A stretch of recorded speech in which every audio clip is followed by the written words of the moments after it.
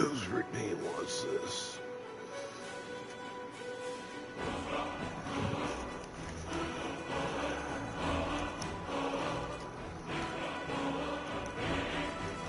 Oh, Blue Daisy.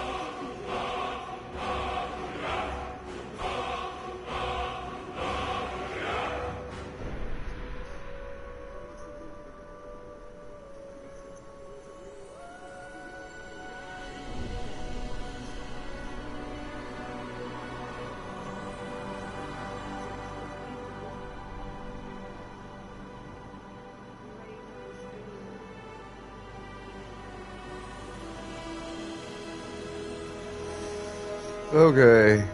Start of stream is going to take a little bit longer than anticipated. I find myself in kind of an unusual role for me.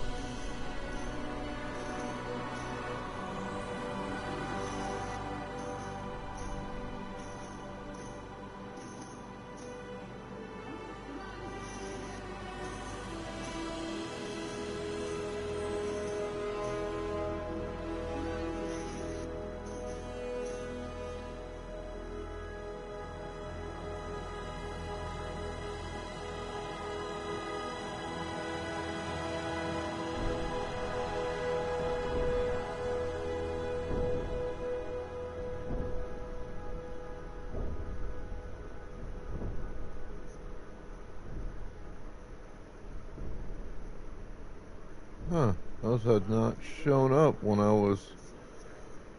Huh. I hate it how Twitch does that sometimes. It's really super fucking annoying.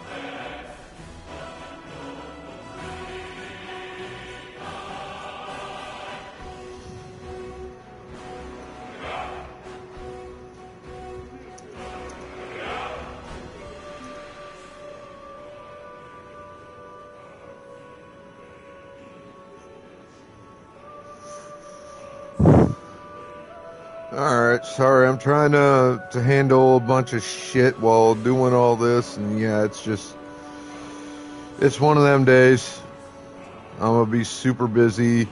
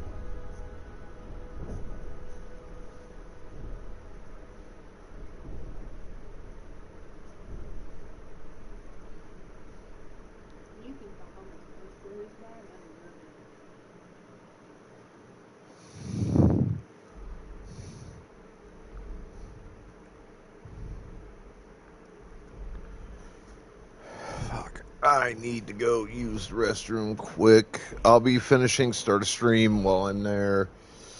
Let me, just a case. There we go. That's handled. Alright, I'll be back shortly. Bathroom break, start a stream stuff while I'm there, and coffee run. Y'all hang tight.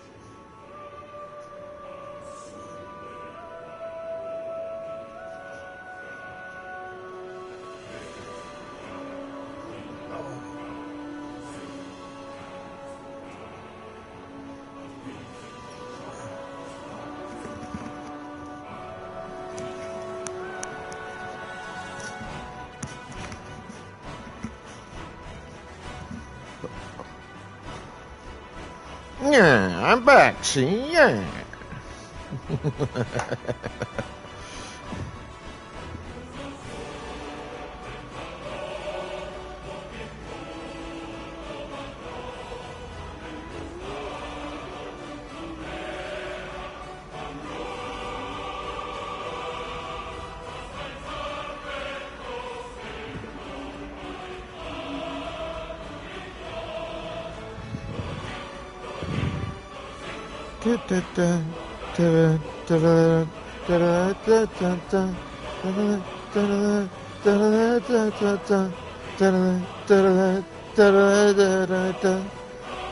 As operatic as this music is,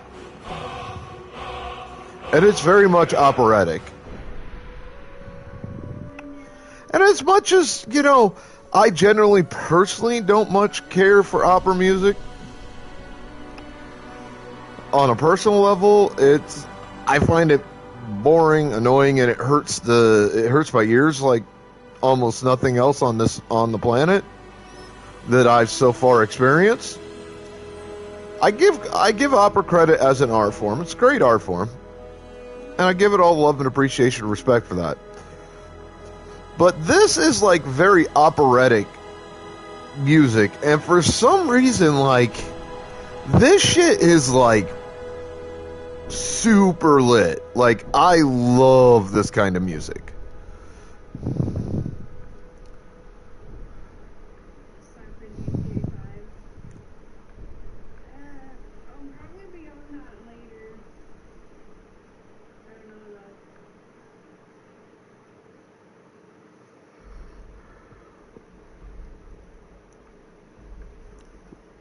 Like, if I had a soundtrack, like an IRL soundtrack for this game, that I could, like, pop into my CD player and shit, and listen to every now and then, I'd fucking do it in a heartbeat. The music in this game is pretty good. And y'all know why I enjoy this kind of music, the way it's done here. I grew up on Star Wars, bitches. Gen X kid.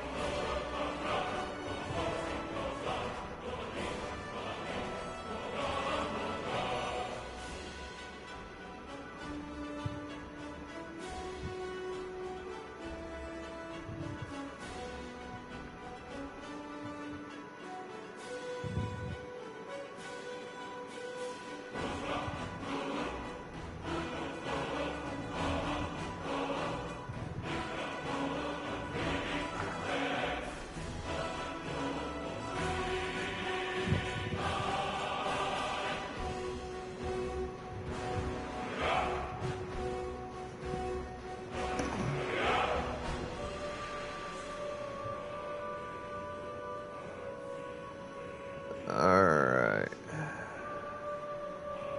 Something I need to do really quickly, or I can get started.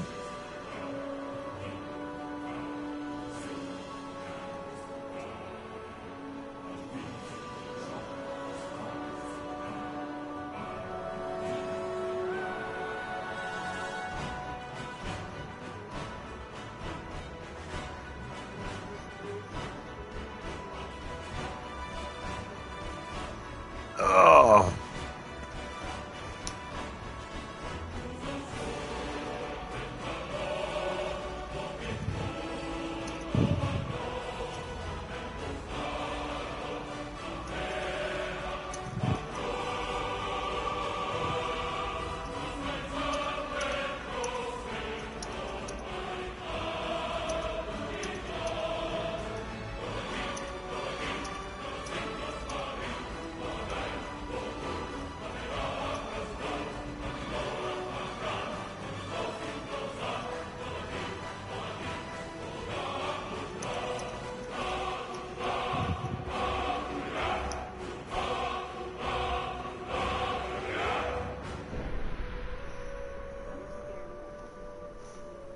Oh, that was one last thing I need to do.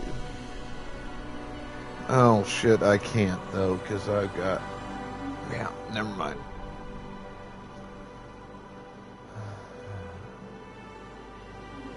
I don't really have the 1999 for that. I'm probably gonna try to do that next month though.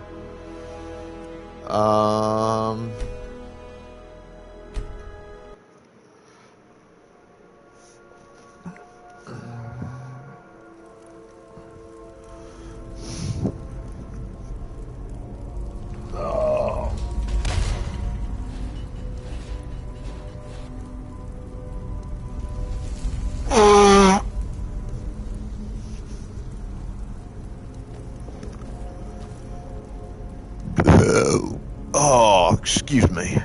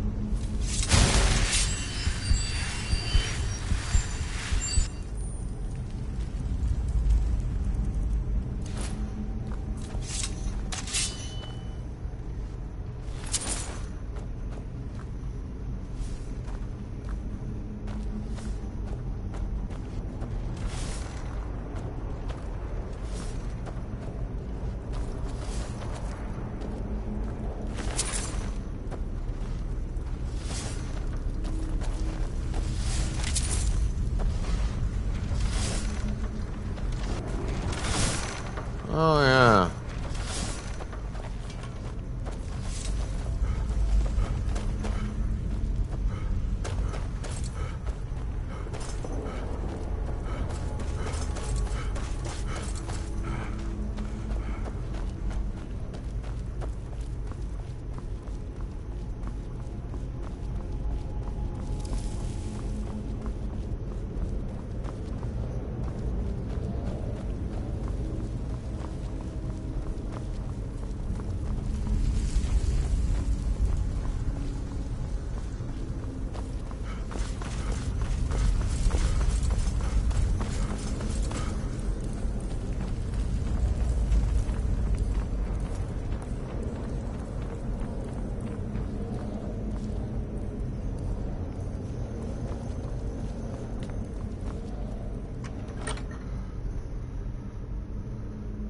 What do you mean, no song? Oh, give me a minute.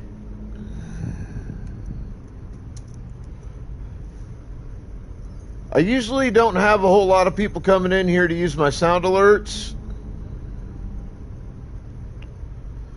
And because my laptop's a piece of shit,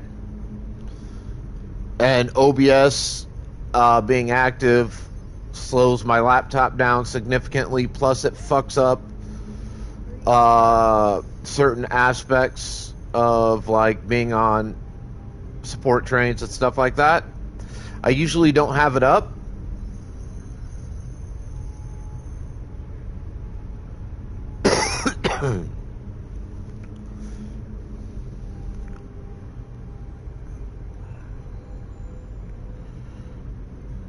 I need to get my desktop tower up to fucking speed.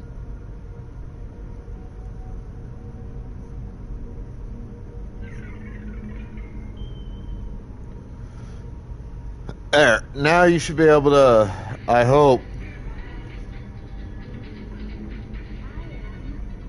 hear the sound alert.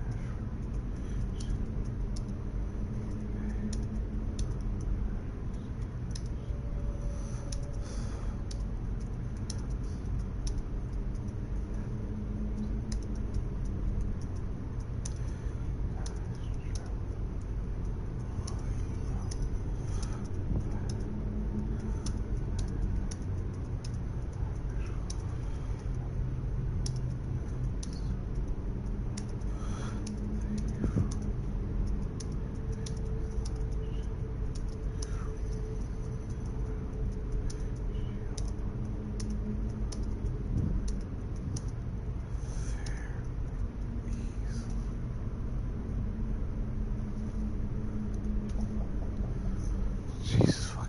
Hang on a minute.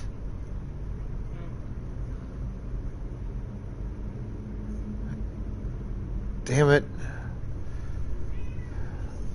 Alright, give me a minute, people. I've got a knock at my door.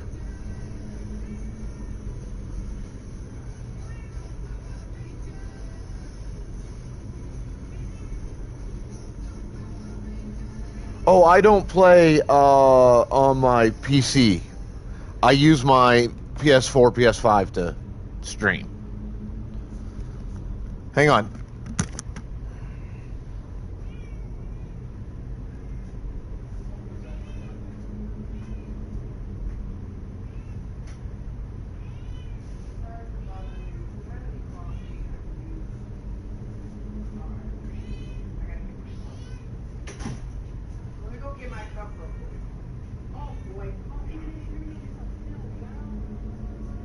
Which damn shit?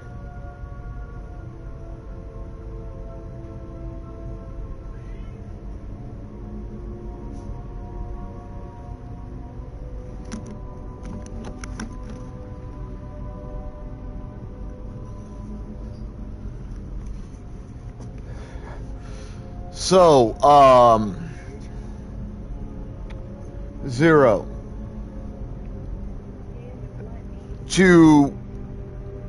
And I'm going to take some time away from my stream itself to do this. I want to kind of continue the educational conversation I was having with you in a DM. All right?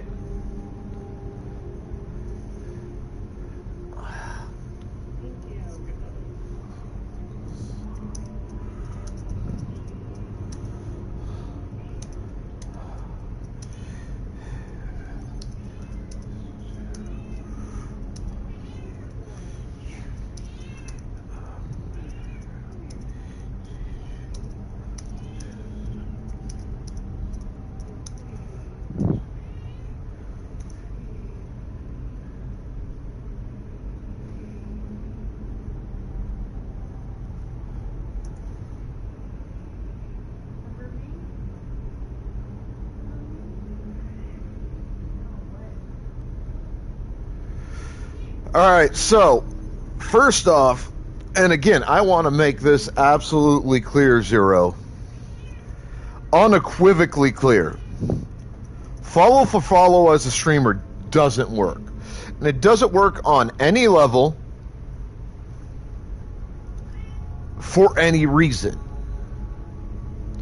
And one of the major reasons, as I told you in that DM, that it does not work is it's not an organic thing. When you stream, your streaming needs to be organic. You gain followers on an organic level.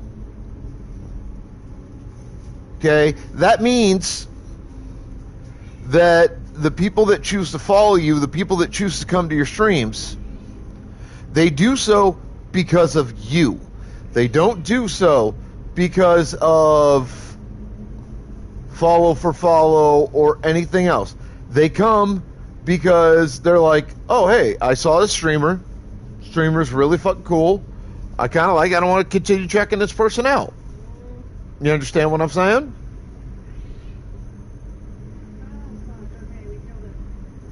You don't get that with follow for follow. Again, I reiterate to you, I'm on my way to 1,500 followers. I'm at like 1,400 and like 30 or 20, somewhere around there. It's around about 1,420 is what I have. 95% of those followers have either A, only been to my streams once, or B, have never been in my streams. Now, out of that 5% that have been in my streams, about 50 to 75% don't ever interact. And I don't have anything against lurking in a stream. I do it all the time. It's a great way to show support because you're actually fucking there. But I do prefer interaction. I'm trying to be as interactive with my streams and my chat as I can manage.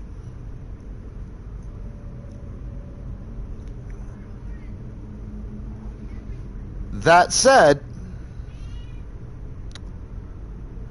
it can get annoying when 95% of the time you end up with these people who consistently show but never interact. That can be really, really annoying. I mean, it does get on my nerves from time to time. Because I want people in my streams, but I want them to be here and I want them to interact while they're here. Because it's a great way to get to know me. It's a great way for me to get to know you. It shows that you're enjoying the content. And that's important. I need to know that you're here and you're enjoying the content. So there's that. Now, here's another thing. We were talking about sweating the numbers. So, I'm going to give you a bit of a history lesson with me. All right? For the first, what was it? About 8 months, I was a streamer. I was like you. I sweated the numbers. And I wasn't getting hardly anybody in my chats. I was streaming, what was it? About 8 to 10 hours a day, every single day, pretty much, without getting more than maybe 5 people into my chat during the course of that day, of that stream. I wasn't even making that one, out of 3 viewers per stream average. Not even fuck close. I was lucky to get 50, like 0.50 on that every week. Until I learned, because I met a bunch of people and I talked to them about the stress I was under and, my concerns and everything else. And, with all these people. And I was taught, don't worry about the numbers, dude. The numbers, they're going to come and they're going to go. That's the thing. Numbers in this game are never consistent. Never consistent. And you have to remember that. Some weeks, I get over 3 average viewers per stream. Some weeks, I'm lucky to get 0.50 average viewers per stream. Some months, I make the minimum payout number. Some months, I don't. I don't sweat any of that. Ever. Anymore. I haven't sweated it for over 2 years now. Around about 2.5 years. Because I learned those numbers come and they go. They're never consistent. Especially if you're rarely, if ever, one of the promoted streamers on the front page of Twitch. Those numbers don't remain consistent. Unless you get, on average, 50 to 75 people in your stream every time you stream, and it's that minimum of a number all the time, numbers don't matter. And even when you do get that many, you still can't sweat the numbers. Even if you do, by a miracle, streaming the way you do and for the reasons that you do now, if by some miracle you ever became a truly big-time streamer on Twitch, you have to remember, numbers do not matter. Never sweat the numbers. Ever. Period. Nothing else to say on that. No ifs, no ands, no buts, no in between. Never sweat the numbers. It's not worth the amount of stress and worry. Because that's all you're going to do to yourself. You're going to make yourself sick with stress and worry. Don't fucking sweat the numbers. Next thing. You want to know the best method that I've learned for a new streamer to become affiliated very quickly? Because there are two ways to do it. And one way requires that you follow the first way, the rules of the first way. So I'm going to lay out the rules first and then explain the second way, or the second part here. 1, don't stream more than twice a week when you're first starting out, and keep your streams to no longer than 2 hours at most. Your preferred number is 1 to 1.5 hours. So 60 to 90 minute long streams is your preferred range.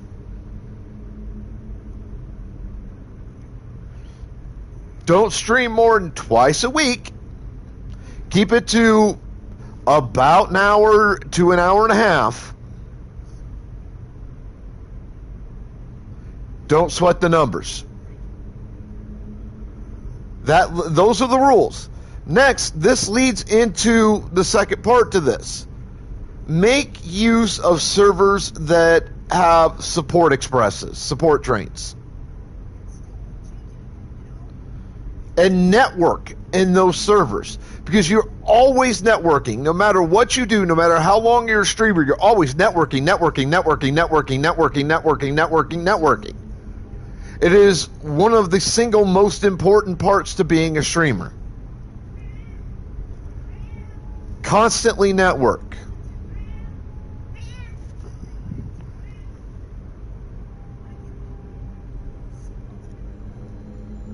All right? Like, that's how that goes.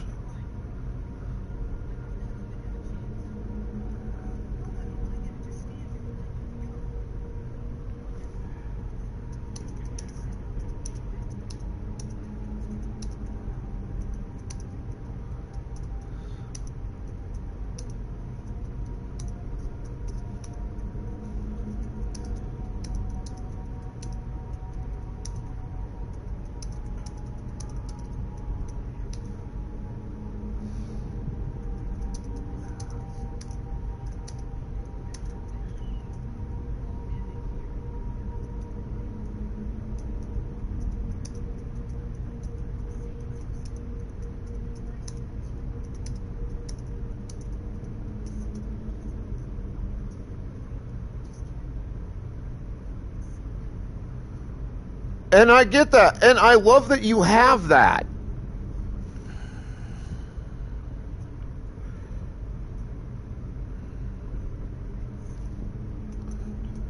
I've got my own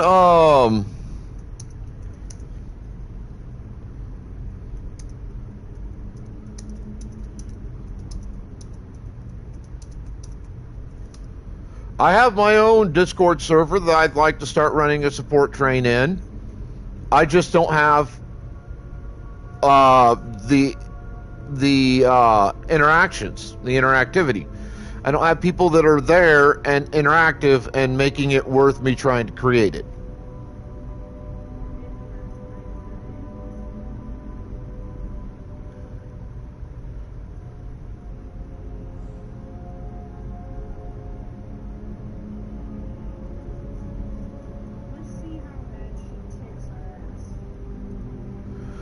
Now, here's the thing. And I encourage every new streamer to do this. Decide how far up that food chain with streaming you want to go on Twitch. Do you care about being affiliated? If so, then make your moves to do that, which involves networking, involves all these things. All right? If you want to be partner, that's a whole nother fucking ball and chain. That's a whole nother kettle of tea. And it requires so much more effort to reach and to maintain. Because they don't give a shit how low your numbers fall every so often when you're an affiliate.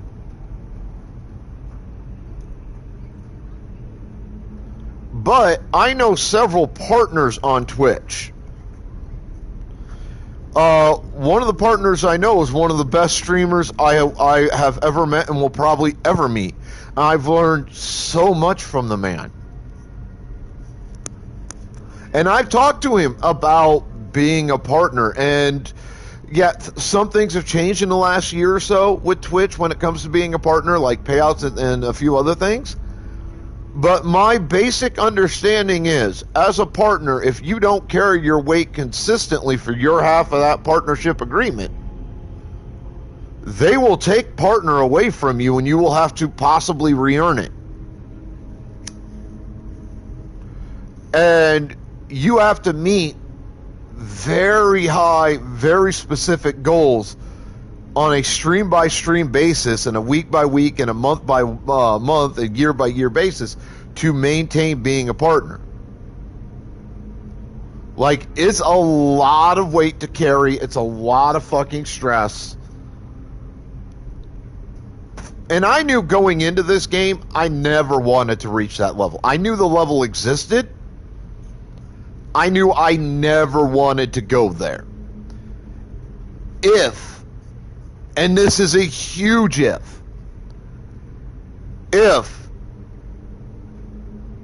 by some miracle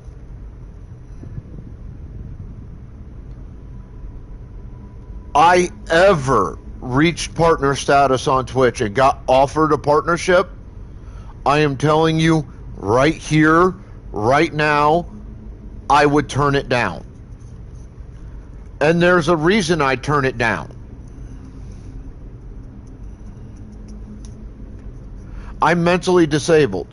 I struggle every moment of every day, sleeping or awake, to maintain a certain level of functionability. Being affiliated comes with more than enough stress for me to deal with, along with everything else I have to deal with on a daily basis.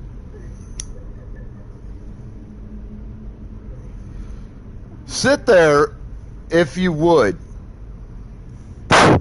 and try to imagine how much worse my level of stress would get if I reached partnership level and accepted the partnership. I'm not willing to put myself in that position. I'm not willing to take that risk. So if a partnership was ever offered to me, regardless of whatever additional benefits I'd gain from it, I would say no. Absolutely fucking not. Because I am not in a position mentally and emotionally, being a mentally disabled individual, to be willing to place myself under that magnitude of stress. I am perfectly happy exactly where I am. I knew that all I ever wanted was to reach affiliate and then just to grow organically. And that's what I'm doing. And that's what I recommend every streamer do. Now, getting to some of the other comments. So, you're constantly talking about being monetized, about monetization. Like, monetization seems to be really the only goal you have. Your only focus. And I've told you, time after time, streamers who stream only to make money should not stream.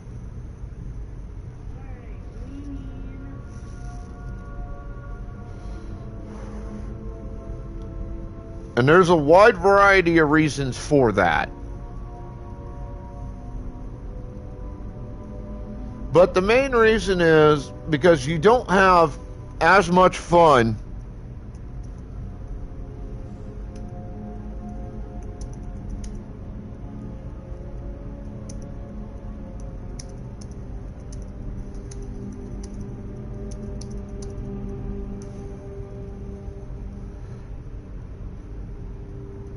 being a streamer who streams just to make money. You just don't. And viewers are going to sense that. And that's going to narrow your potential viewership by a significant amount. Again, I reiterate, one of the things I'm a big believer in is that you need to have fun.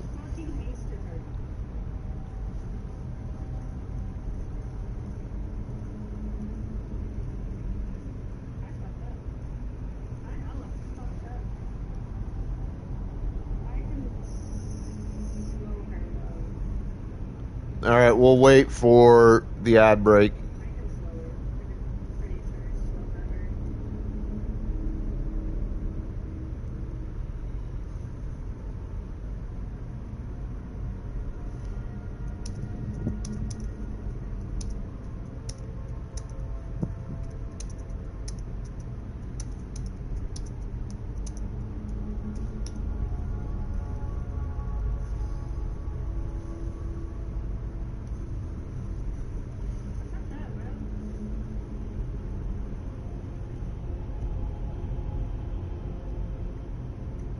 Oh, I wasn't sure if you were or not.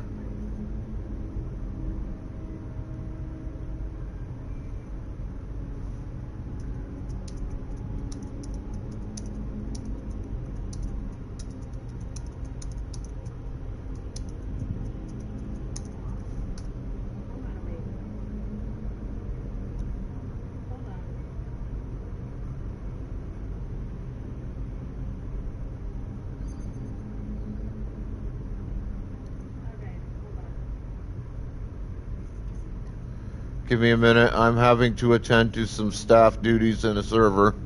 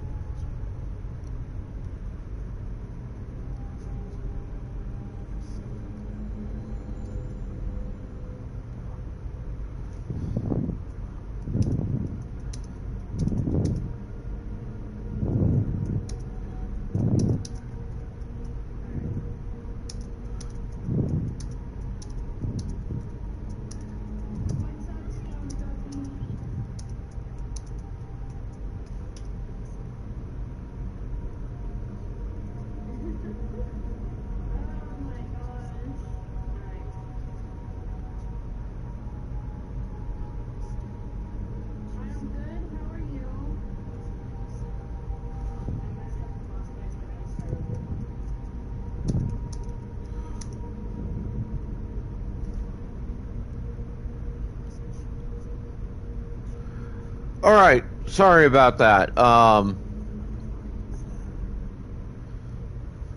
Back to the education.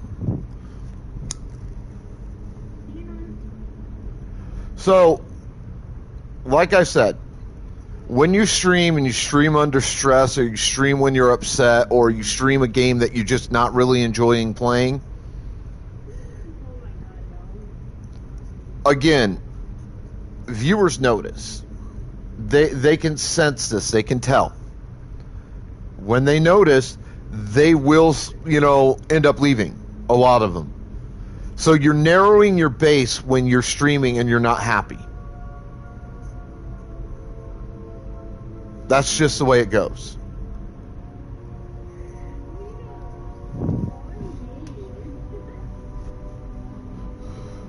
And when you stream just to make money, you're already starting your stream every single time not in the happiest state.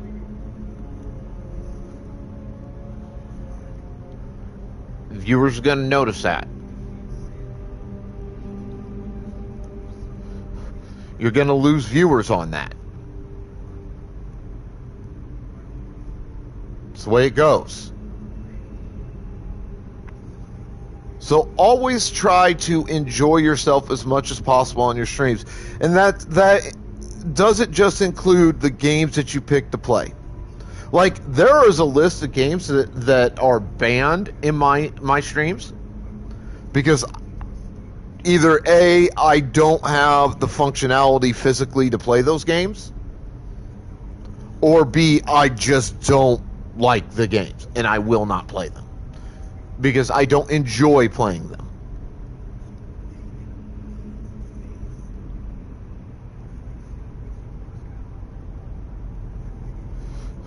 And my viewers are aware of this. They know this. So, one of the biggest pieces of advice I can give to a streamer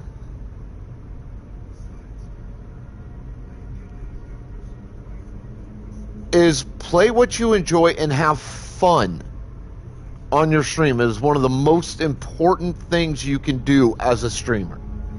Another huge piece of advice, and I've been saying it this whole time, never sweat the numbers. You're always going to get upset. It's going to stress you out. People are going to tell. Another huge piece of advice is always be yourself. Do not in any way, shape, or form craft or manipulate who you are and present a false image to people in any aspect of your life.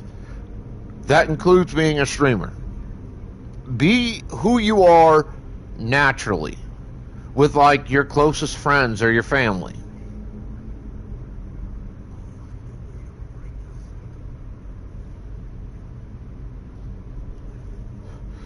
Again, as blind as the new generations are to so many things that we Gen Xers know, that we grew up learning, one thing I find that they are surprisingly good at catching is when a streamer is being false. When a person is being false to them. They're very good at that. And that kind of falsehood isn't nearly as tolerated these days as it was, 10 or 15 years ago. People right now are really big into everybody being honest about who and what they are. If you understand what I mean by that.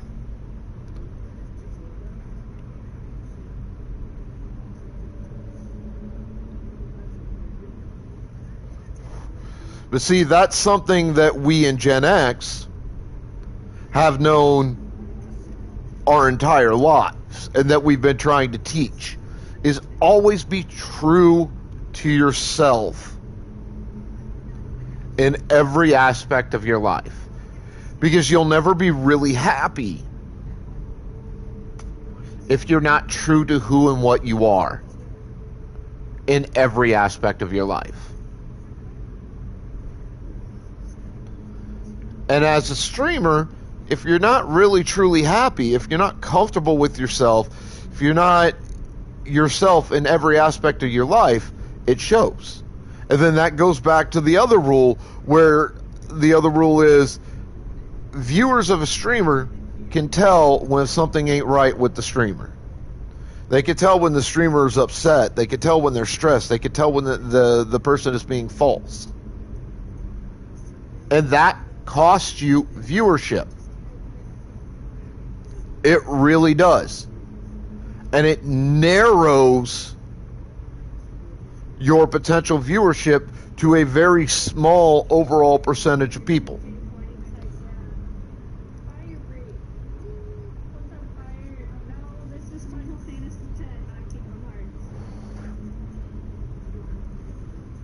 And if you're in this to make money, that's not good for you. But again, I reiterate, if you're into streaming to make money, stop streaming. Don't do it, because you're taking away potential viewers from other streamers who are in this to stream and entertain and have fun. It's really that simple. Also, if you're in this to present a false front to gain, viewers and then fuck over other people, stop fucking streaming. And if I find out that that's you, better believe I will post your name all over everything. I will make sure that it is known that's what you do. There's already one guy that's done that to me. And he's a piece of fucking... Well, two people who have done it, and they're pieces of fucking shit. There's a streamer by the name of Lord Ing that's done it. And CPX Trey, who's done it to me. Pretended to be a friend. Stabbed me in the back for no fucking reason. Fuck them. If you're ever in a stream for either one of these sons of bitches, I want you to let them know I said hello, you sons of bitches, you fucking pieces of shit. And explain why they're pieces of shit. Ink just out of the blue one day, after I've been coming into this stream off and on for months, banned me. No reason. When I asked why the hell he banned me on an on-ban request, he fucking ignored it, denied the request, and that's been it since then. That's been for like 2 years now. CPX Trey, on the other hand, what he did was worse. What he did was a magnitude worse. I went to bat for this guy in the server where that runs a support express. He was a member, claimed he had cancer, told me that. I went to bat for this guy because of that.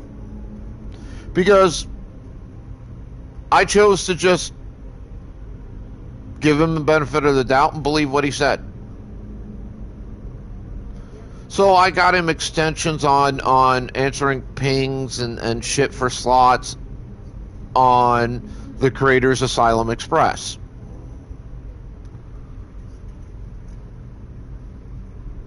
Did that for over a month after he told me he had cancer.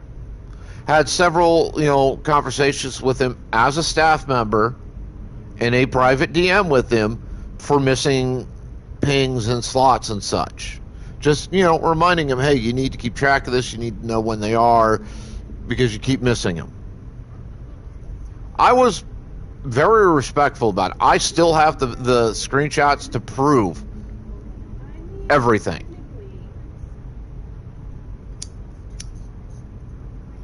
Then this guy goes to another server where apparently he was either a staff in the server or at least had access to staff chat in that server.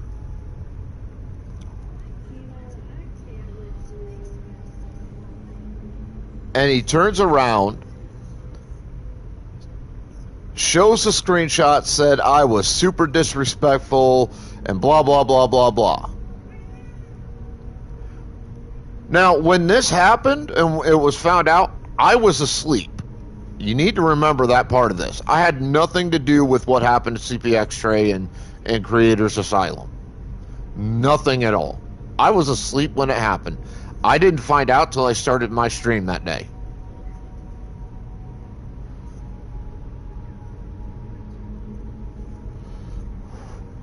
So he goes, he shows these screenshots, makes the false claim I was being rude and all this other bullshit, and that I was trying to get him kicked out or whatever for his medical issues and blah, blah, blah, blah, blah. None of which is true. And I have the screenshots to prove it. My fellow staff members in Creators Asylum found out, and they kicked him out because he went to another server, into their staff chat, ran his mouth about me, made a bunch of false accusations, and didn't think we'd find out. Guy's not the brightest bulb in the box, to put it nicely. Not very fucking intelligent.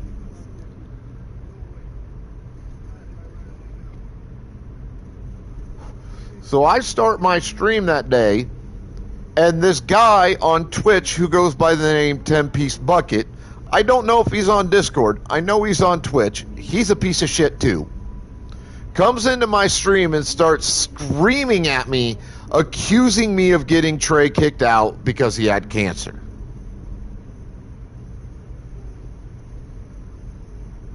That's how I found out Trey had been kicked from Creators Asylum. So I'm getting ready to play. I had actually started playing. I'd finished like my start of stream stuff where I promote myself in the various Discords I'm in, that I'm allowed to do so. And then I read my chat and I see this shit. And I'm like, what the fuck? And I'm yelling at this guy like, the fuck you talking about? But like most bullies and cowards, he'd already fucking left. Came in, ran his mouth, ran away.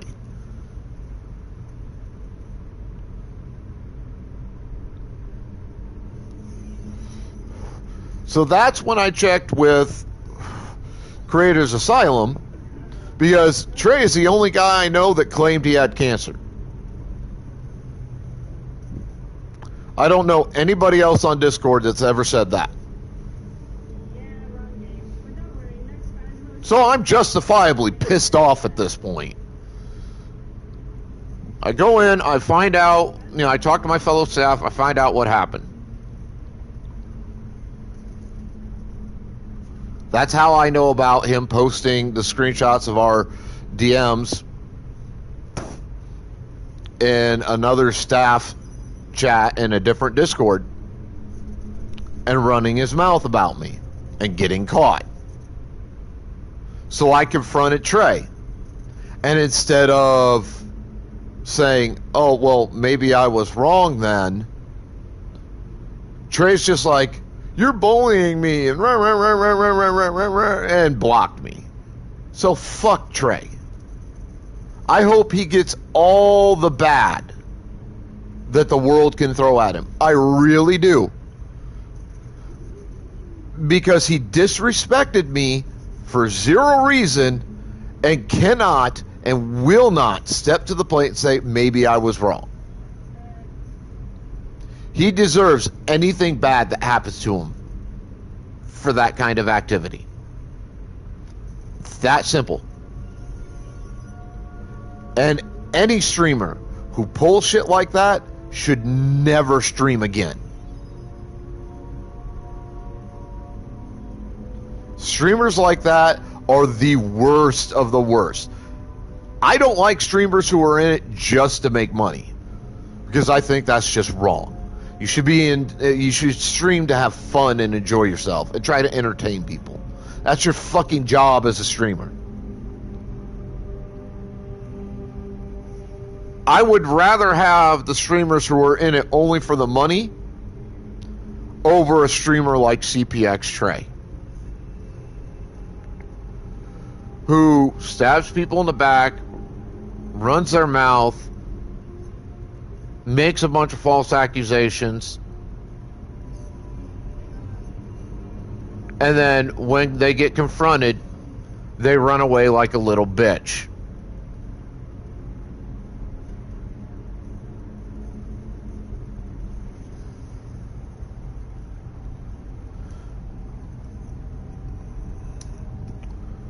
So yeah, fuck Trey. He deserves anything negative that's going to happen to him. He really fucking does. Just for that behavior alone. So don't be Trey. Don't be that kind of piece of shit. And this goes back to what I was saying about being the real you in every aspect of your life.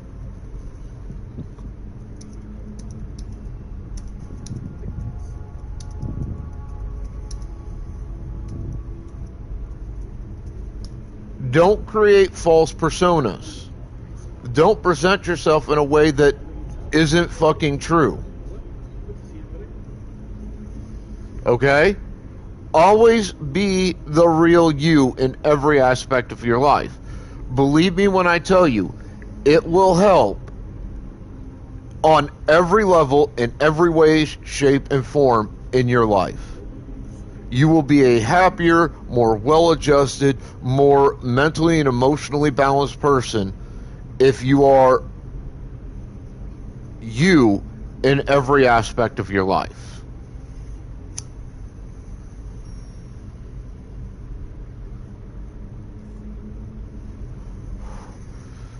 Now, getting back to the follow for follow thing, again, I reiterate, for all the reasons I've expressed, all the things I've talked about here, Zero, follow for follow doesn't work.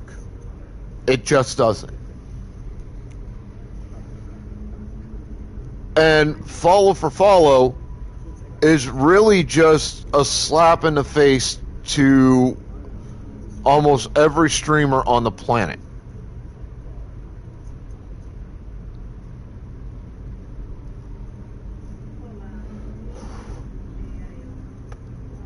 It is. It is a slap in the face to each and every single one of us. Because it doesn't work, and it's promoting a variation of streaming that fails to get the desired results.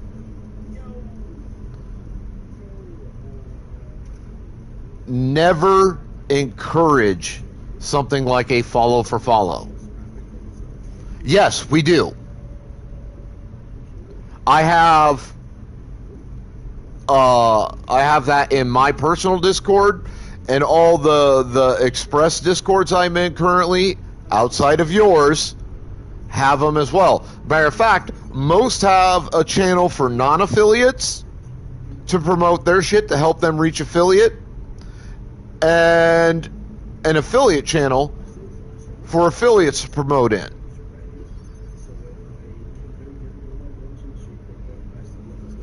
That way we know who is who.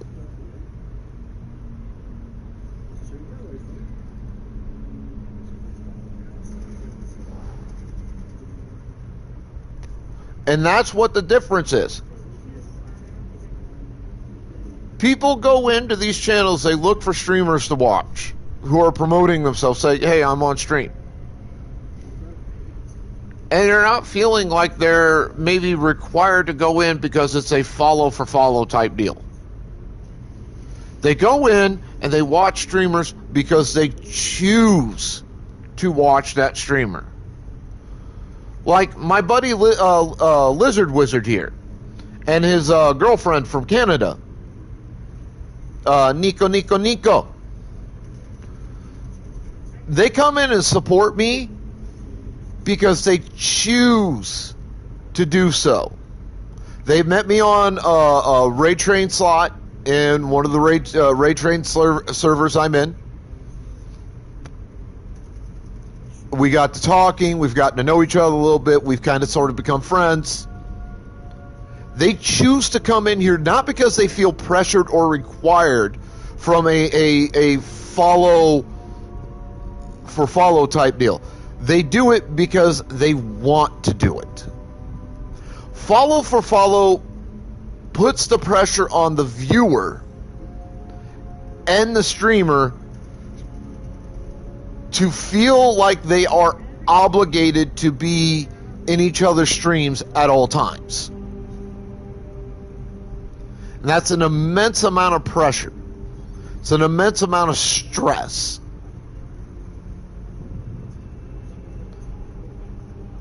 Whereas when you're just going, hey, look, I'm here. If you want to come in, come in. That stress, that pressure doesn't fucking exist. It gives you an option that is free of pressure and free of stress.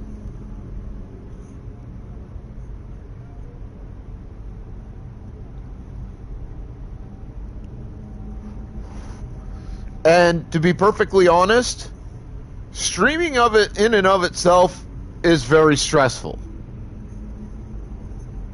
Or at least it can be. You're putting yourself out there into the world saying, hey, this is me. Why don't you come check me out? I hope you like me. That's already an immense amount of pressure and stress to do anything underneath of. You double or even triple that with a follow for follow. It doesn't matter if it's self-induced or not. That's a non-issue. The fact is, follow for follow carries that particular stigma.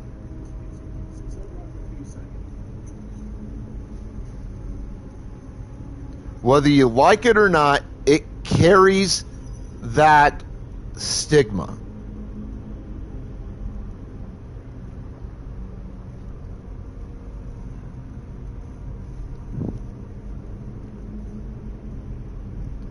And more so than any of the other reasons I've given why a follow for follow doesn't work, that's perhaps the largest reason follow for follow doesn't work. Because whether it's intended to or not, follow for follow carries with it the innate stigma that if I'm going to follow this guy, if I'm going to follow this person, then they expect me and require me to be in their streams.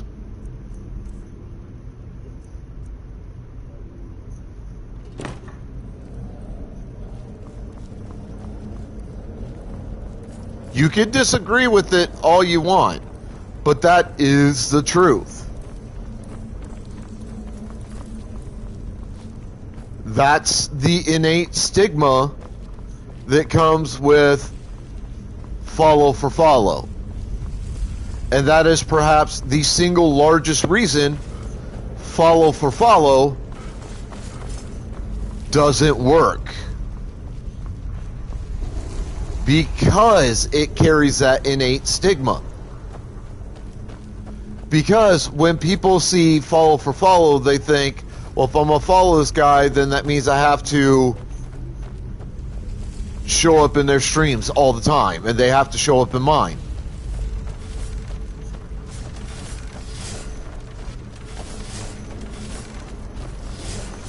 You get what I'm saying? Do you understand where I'm coming from?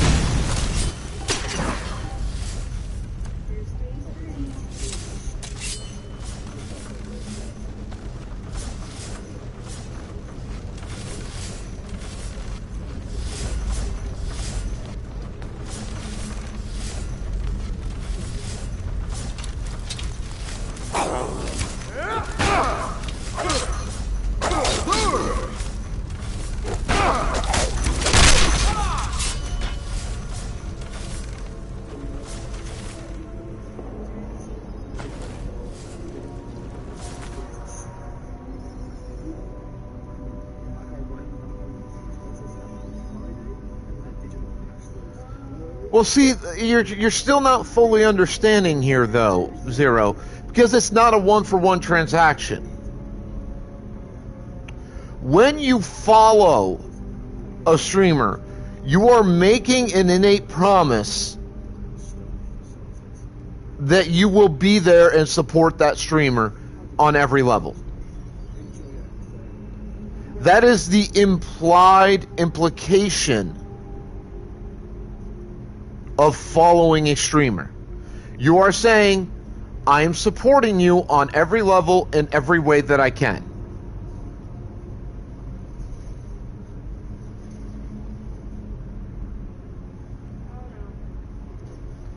That may not be the intention behind following.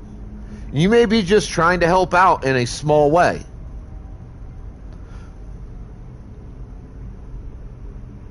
But the implied implication of following a streamer, no, not even self-imposed. Okay? This is just a general implied implication of following a streamer. It is making a verbal contract, a promise, that is you saying, I follow you because I want to support you in every way. Then, when you don't, you are breaking that verbal contract, that promise that you make by following. This is why I wish I could get rid of the majority of the people on my follow list. Because every one of them has made that promise. Very few of them follow through. That's one of the biggest keys to networking. Don't just follow, but follow through. And what that means is, if you're going to make that verbal contract, as far as I know, no, I can't. I have not yet found a way to go into my list and remove people from following me. I could stop following other people that I don't watch and that I don't support. That's one thing. But I cannot go into my list and remove people who follow me because they never fucking show up or do anything. And again, this is going back to the don't just follow, but follow through. Probably the most important rule for streaming and supporting at the same time.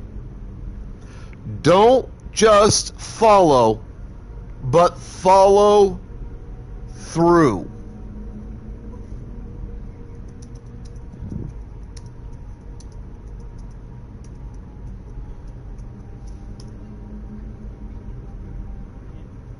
Because again, when you follow somebody, you are making a contract, a verbal contract between that person and yourself. And you are telling that person, I'm going to support you on every level, as often as I can do so. I hope you will do the same for me. I'm expecting the same back. It's reciprocation. That's what the promise is about, reciprocation. But way too many people on Twitch, I've noticed, in my 3+ years of streaming, have decided that they're not going to reciprocate. So I don't feel a need to do so with them. Once that promise is broken, I don't expect anything from that person, and I'm not going to give them anything. Because they don't reciprocate. And people I follow, I at least try to go to their streams at least once. Check them out to see if they're the kind of people I want to be involved with. I make an effort. Do I succeed? Maybe 50 to 60% of the time. I at least try.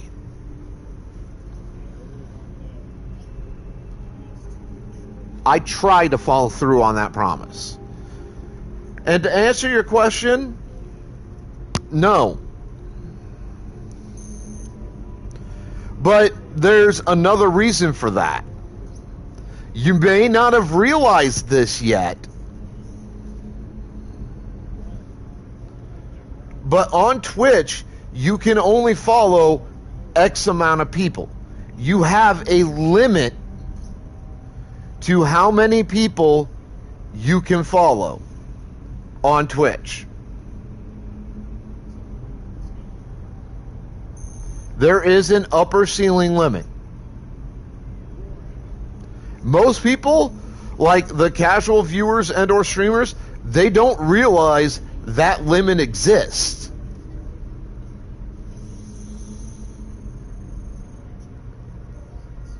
They don't understand it.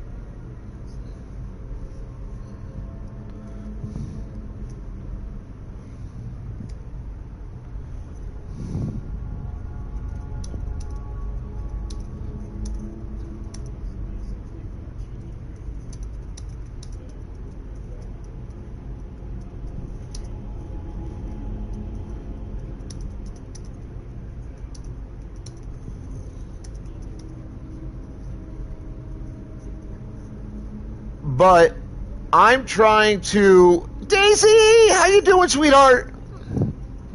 I haven't seen you in a while. How you been? I'm trying to keep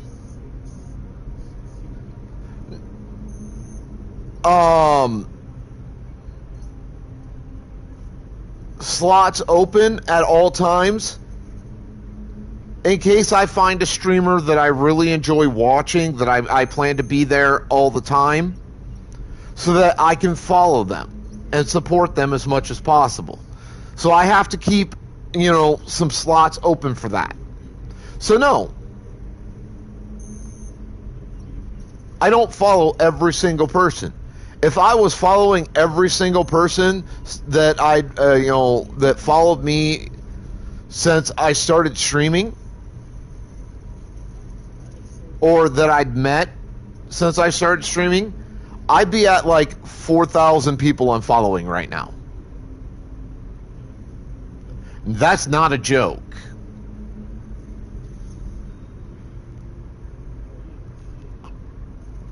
That is just simple truth. I'd be at somewhere around 4,000 people I'm following. Now, I have heard, but I haven't seen evidence to back it up. I have heard that there are algorithms built in that allow you to increase the amount of people you can follow at any given point in time, depending on if you meet specific conditions. I don't know what those conditions are supposed to be. I don't know if these algorithms exist. But I have heard several people in streams I've been in say, yeah, I went from being able to follow this many people to being able to follow this many people to being able to follow this many people, blah, blah, blah, blah, blah.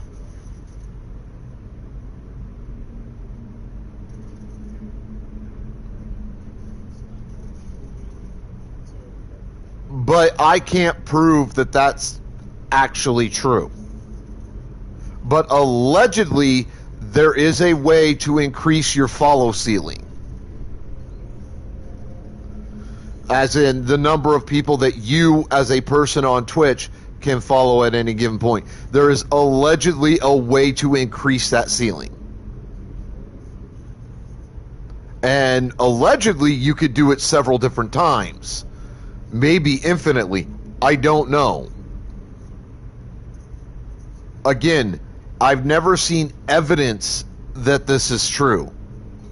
I've just heard people say off and on every so often that it is.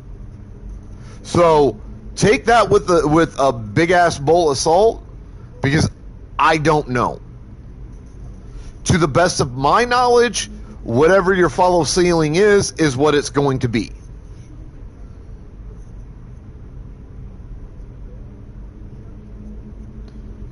Pretty plain and simple. May not be that plain and simple. I don't fucking know.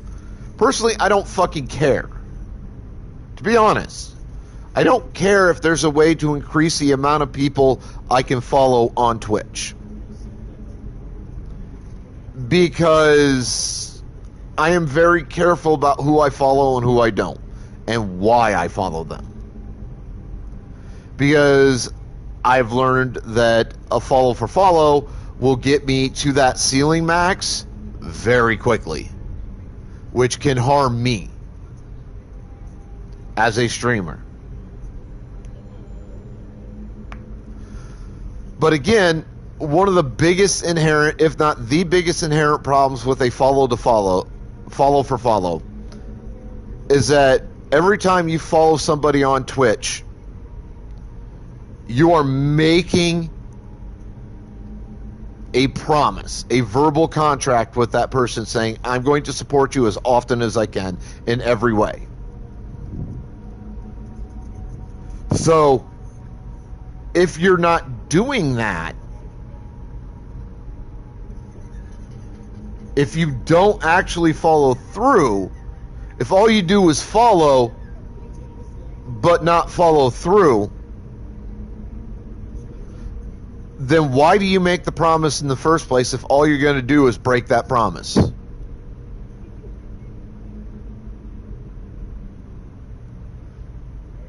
So I will follow a person primarily only if I enjoy being in that person's streams and I think that person is a good person. Now, the rule exception,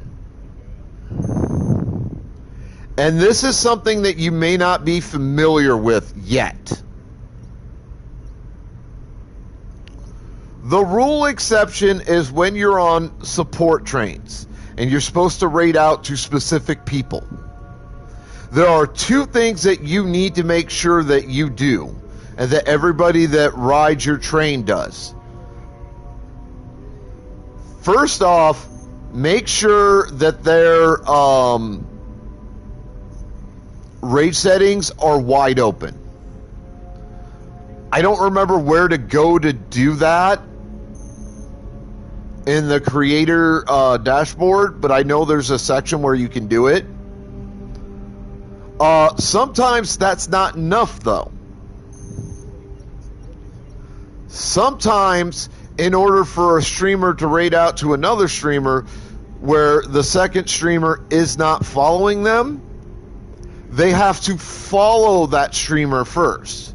The person attempting to do the raid has to be followed by the person they are attempting to raid into sometimes in order for the raid to be successful. That's on top of making sure that their raid settings are wide open, that they're not restricted in the least, or as few restrictions as can possibly be managed in the section in the creator dashboard where you can deal with that shit. Again, I don't remember exactly where the fuck it is. I just know it's there. I've had my raid settings wide open for years now, and there are very, very few people I can't raid into. And the only reason I can't raid into those few is because they've blocked being able to raid into them. They don't allow it. Like, there's a D&D crew that plays D&D live on stream on Twitch called Critical Role. I really enjoy watching them. They're really, really good. They're a lot of fun. I tried to raid into them last Thursday. Could not do it. Because they've blocked the ability of streamers to raid into their channel. But that's the exception to the rule here when it comes to raiding on express trains. Or raiding into anybody. But especially express trains. The two rules to follow are make sure everybody's raid settings are wide open who participate in the train. And sometimes the person being raided into will have to follow the person raiding into them in order for the raid to be successful.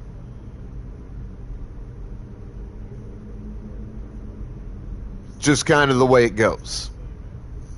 So that's just something that you're going to want to know trying to run your train.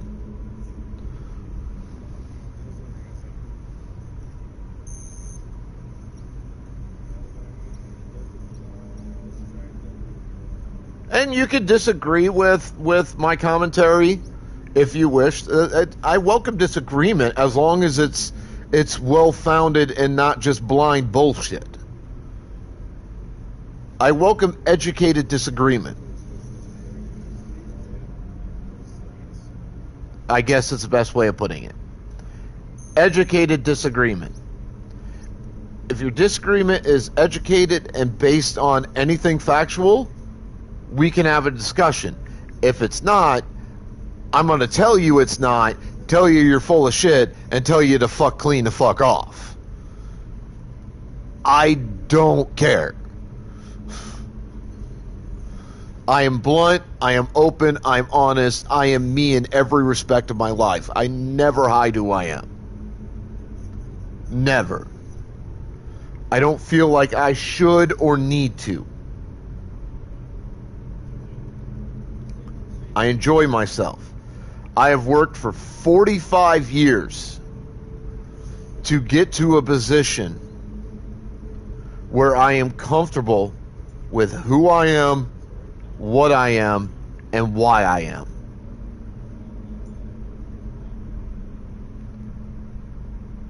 Now, I don't know how old you are, Zero. I'm going to guess probably somewhere in your mid to late 20s based on this conversation. But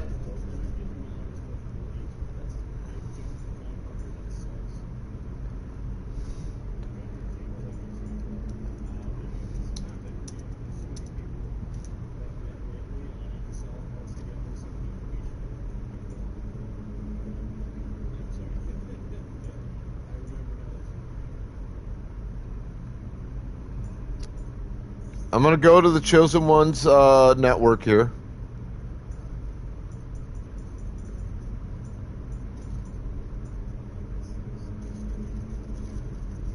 Or wait, no, you're the raid train. That's what you are.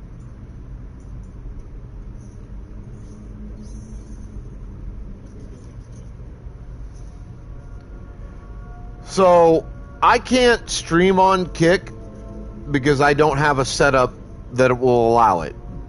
Not like I do for Twitch. So I don't know much about how Kick works. I don't know Rumble. I don't know Trovo. I don't know Dive. I don't know Beam. I don't know Nemo TV, whatever the fuck that is. I sort of know TikTok, but I don't know enough about TikTok to speak on it. I can speak on Twitch. I've got enough experience now on Twitch. I could speak on Twitch. Two things I would change in the Raid Train server. First off, I would take the overall set of channels called Follow for Follow and remove Twitch out of there and give it its own channel.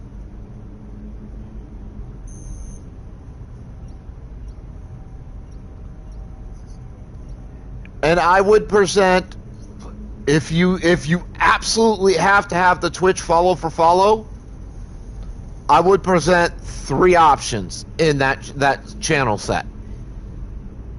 Just name it Twitch and go Twitch follow for follow, but make it clear that is optional. You don't have to do follow for follow. Then do Twitch affiliate live and Twitch non-affiliate live.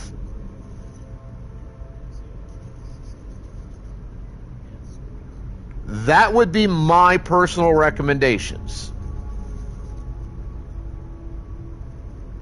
As someone who helps run a raid trade server, who knows what it takes, and it's not my first rodeo with running a raid trade server or helping run one, I've got enough experience at this point that I can confidently say that the way you have it set up right now is going to be very discouraging to a lot of people.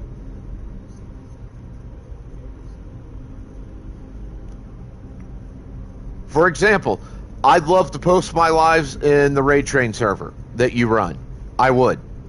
I will never post my live in a channel titled Twitch follow for follow, because I know it doesn't work.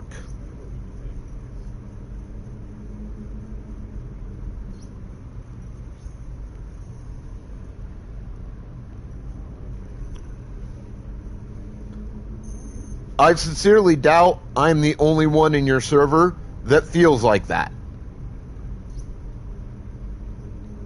Matter of fact, I'm willing to bet that at least 10% of your members, 5 to 10% of your members, feel the same way I do. I'd love to network in your server. I will not network in a server where everything in the server says we are only about follow the follow on all these platforms. We don't care about anything else. I won't do it. I will not support. I will not help. I will not post. Because I know from personal experience, follow the follow doesn't work. I know from listening to other people's experiences, follow for follow doesn't work.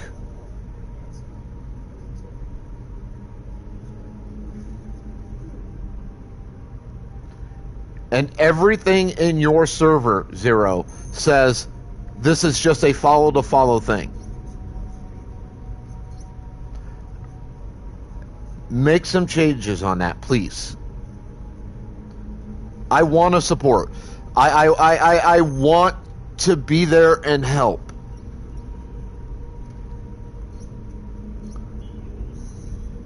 But knowing that follow for follow doesn't work,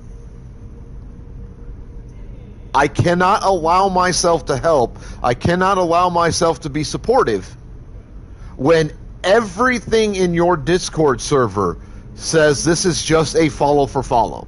That's all we are. That's all we care about.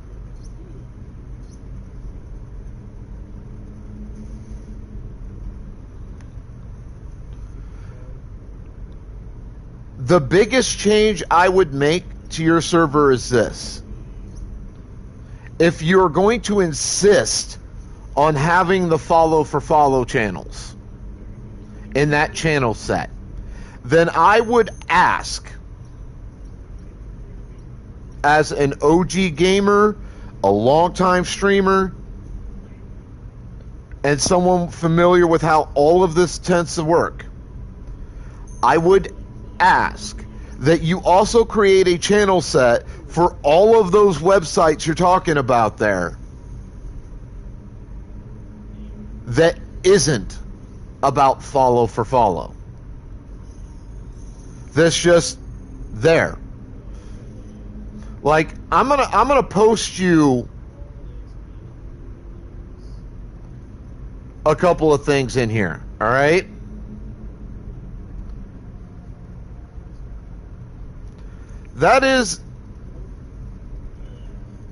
That server is the gaming camp out.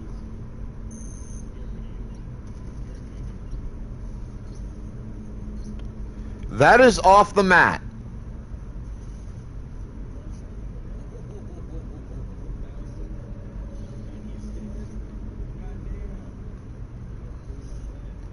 This is the Pirates Cove.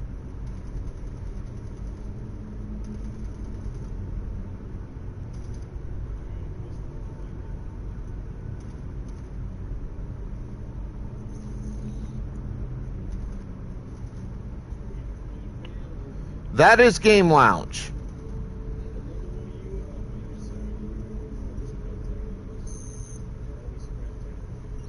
This is the server I'm a staff member in, Creators Asylum.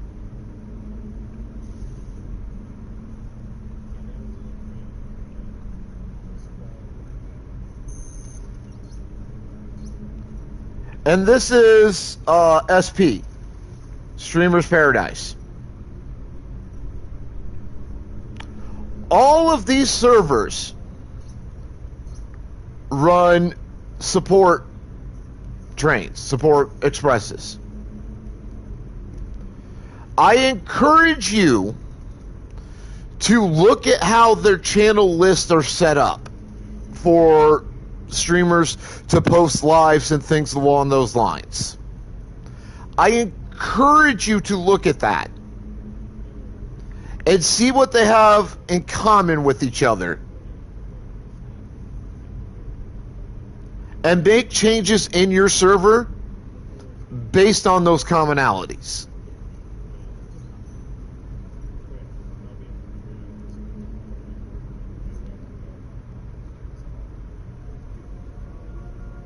Now, this is my personal Discord.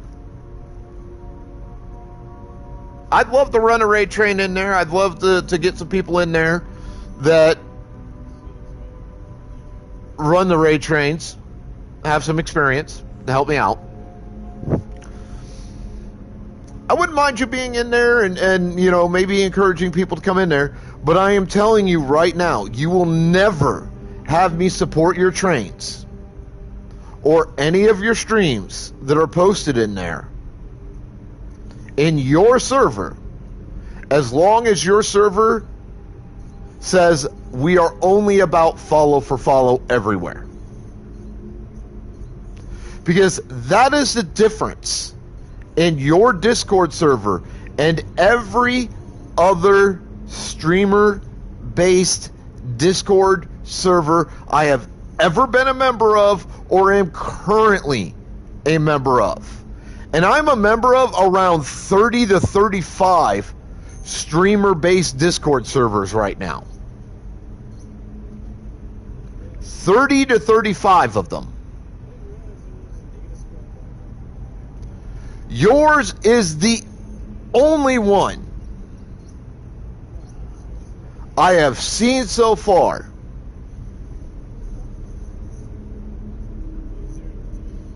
that has all that follow for follow nonsense in it.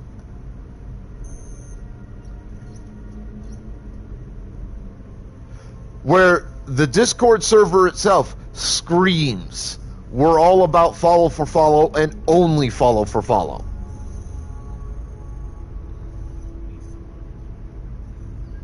This is why I'm telling you, my personal recommendation to you,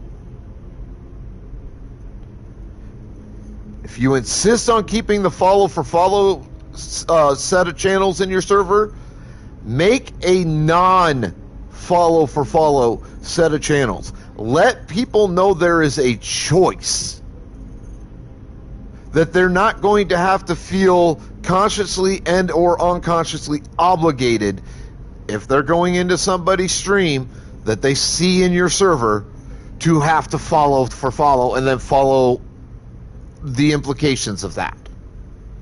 Let them know there's a choice.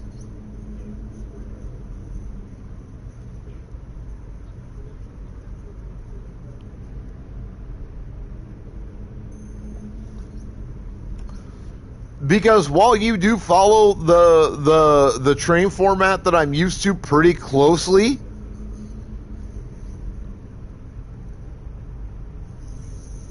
you don't do the exact or close enough to it to make a difference. So, again, And the final time I'm going to say this, I encourage you to create a series of separate channels under one channel heading. Something like streamer promotion or something along those lines, where it has nothing to fucking do with follow for follow. Follow for follow will not be indicated or implicated in any way, shape, or form in any of those channels under that channel heading.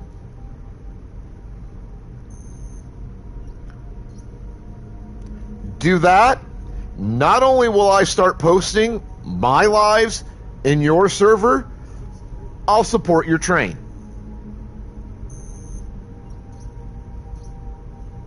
But you need to make it clear that your server is not only about monetization and is not only about follow for follow.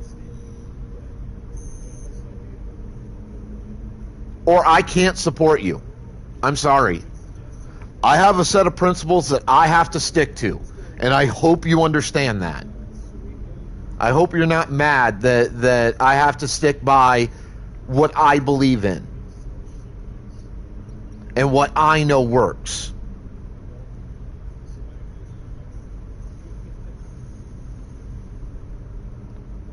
So you make that change, I will follow through on my promise.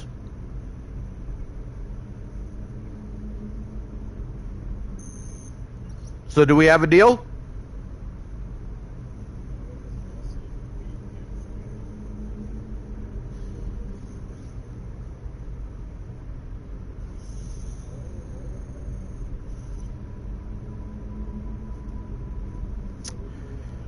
While you think on that, Zero, I really want to get through this fucking dungeon, get some more work done in here.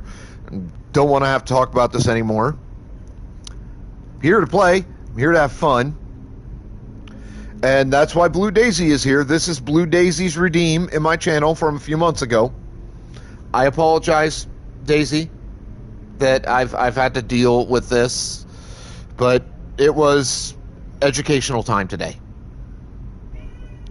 So I need to run to the restroom and get some coffee. I'll be back in a couple minutes. When I get back, Streamer's education is over. It's game time, motherfuckers. Y'all motherfuckers hang tight.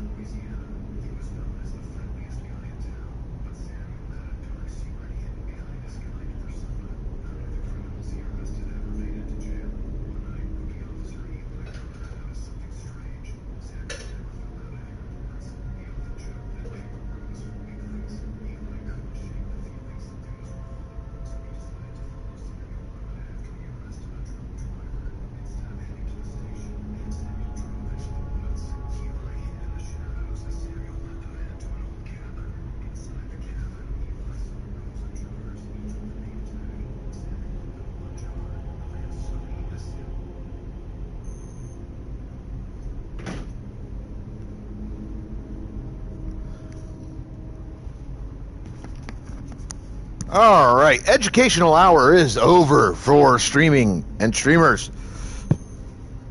I've said what needs to be said on the subject, and that's about the long short of it.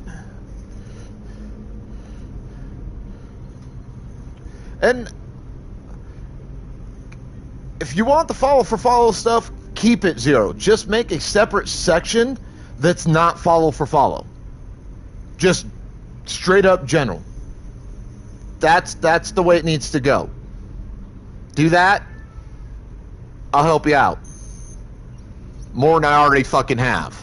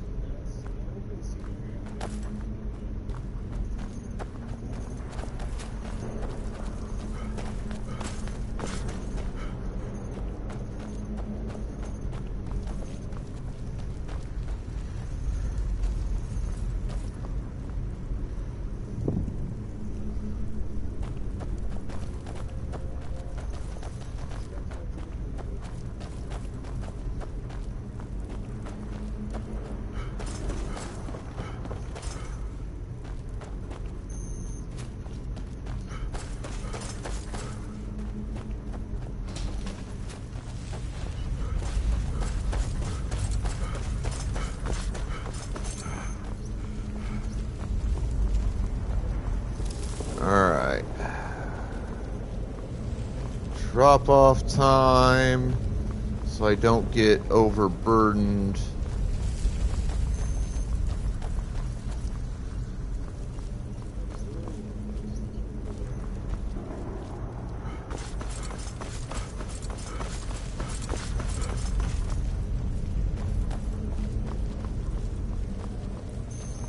Damn, I forgot how far fucking back this is.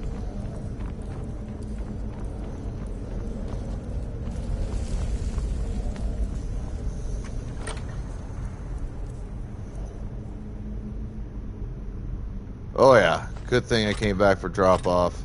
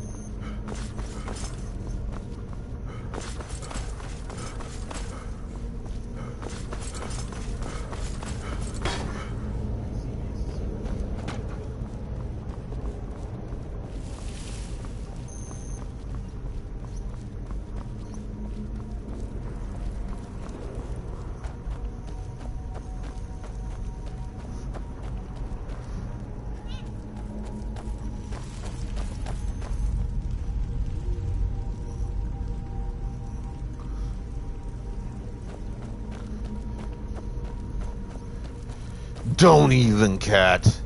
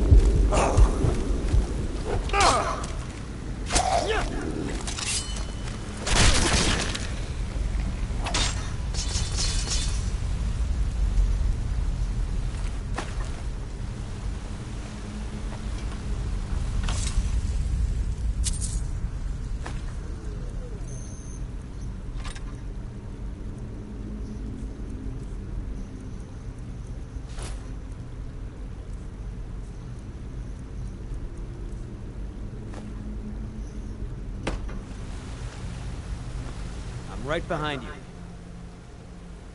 What do you want me to carry?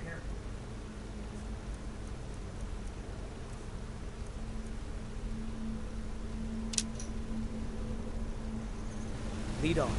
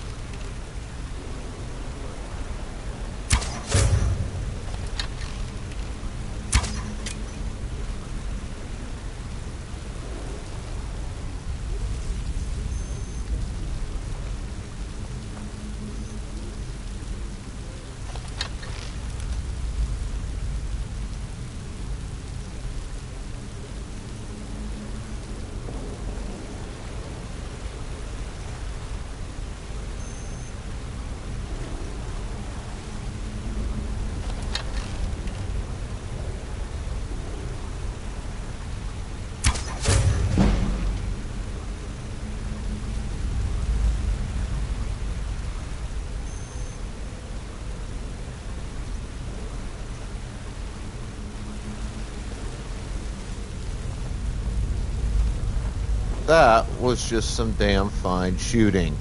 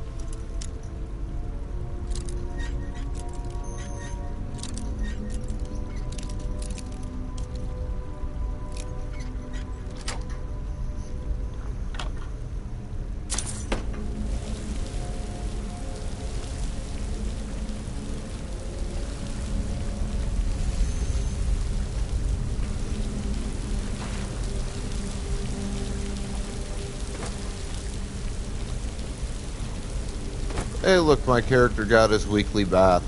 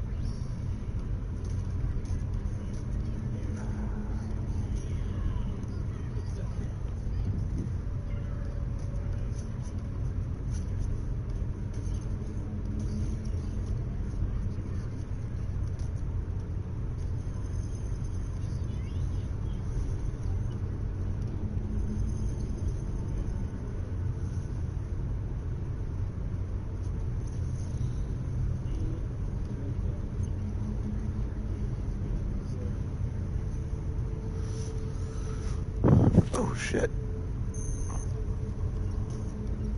Time for me to light up.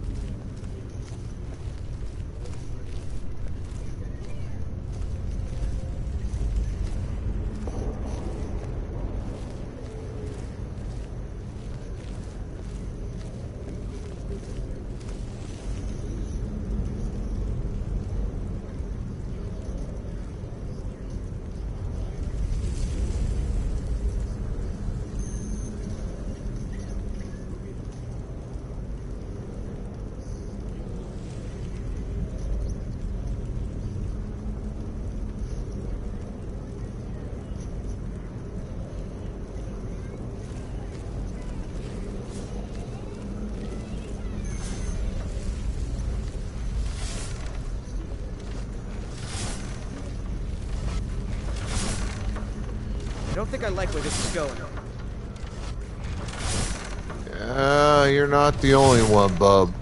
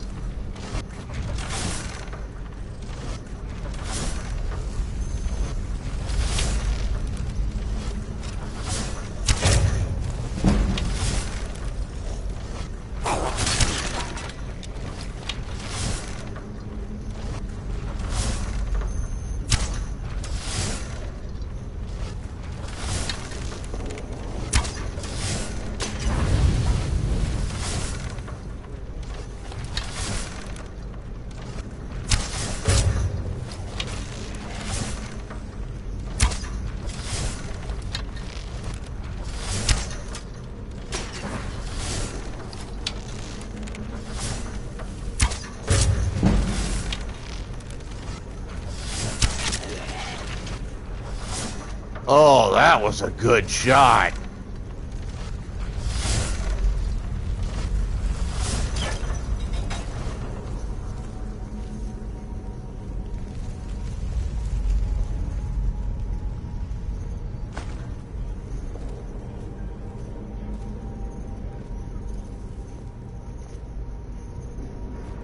The only reason I'm doing all the sneaking around I'm doing right now is I'm trying to set up for the Thieves Guild stuff later, and a little bit, because honestly, you need it for the Nightingale quests.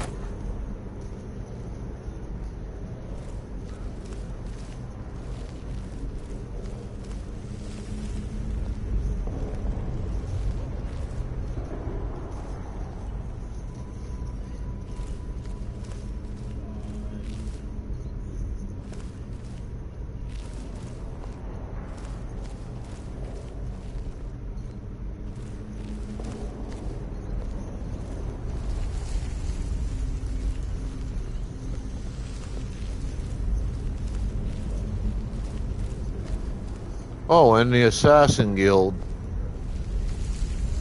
Definitely need some good sneaking shit for that, too.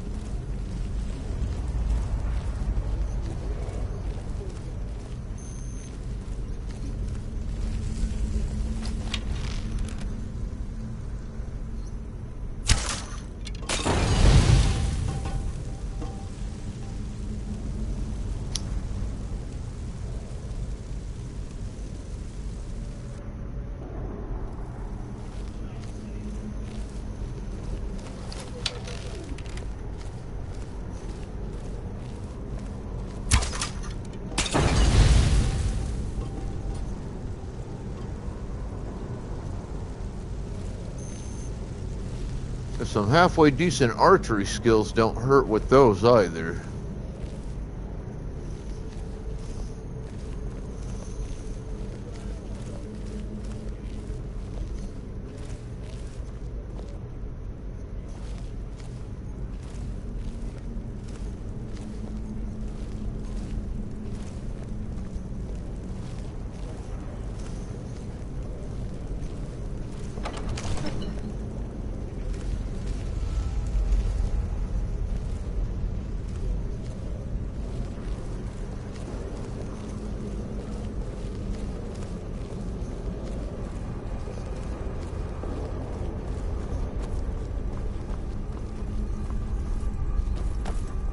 Alright, now we need to do this.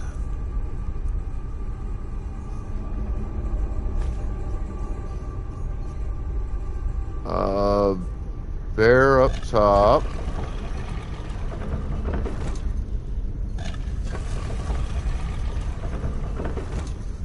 Little wasp looking fucking thing down here.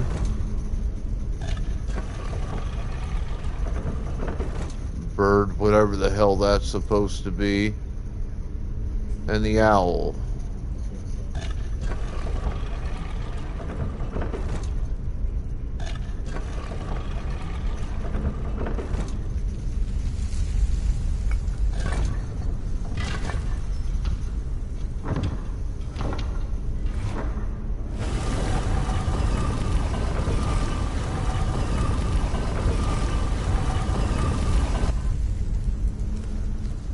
Alright, now we've gotten into here. I do have a tough battle coming up.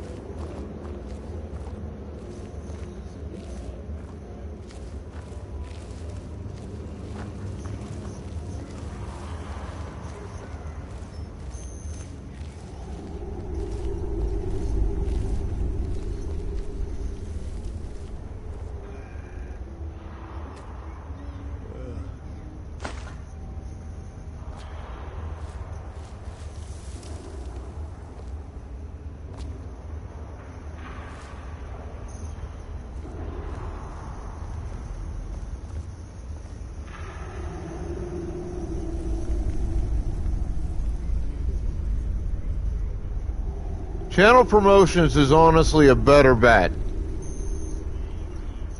Because channel promotions, like I said, doesn't imply an inherent obligation to go in there and do shit. It gives, even if it's illusory to some degree, it gives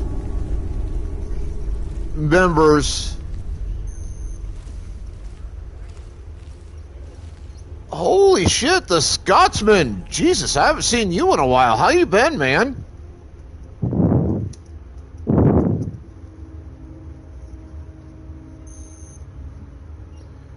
Like I was saying, it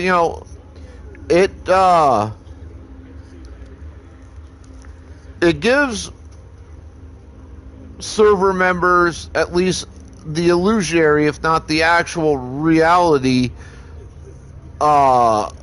of a freedom of choice.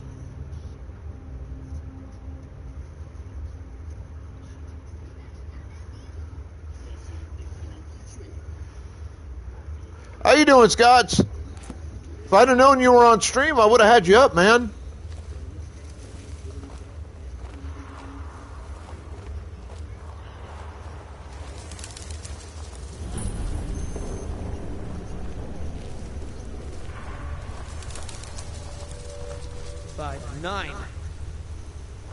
Well, the first hour or two of it was an educational experience on my end, teaching a young Twitch streamer who's brand new to the game some of the rules and mores and everything else that go with streaming. Especially if you're going to run a server where they run a support train.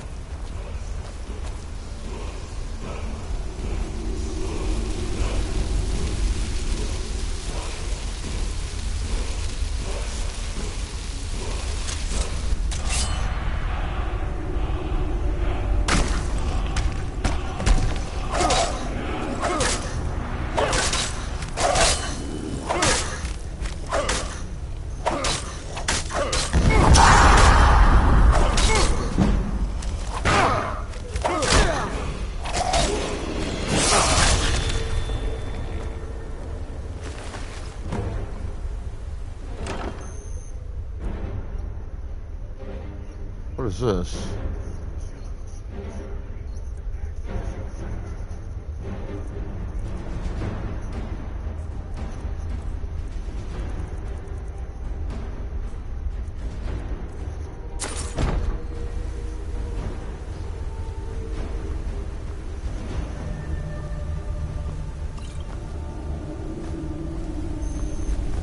That is literally the fastest I've ever done that fight.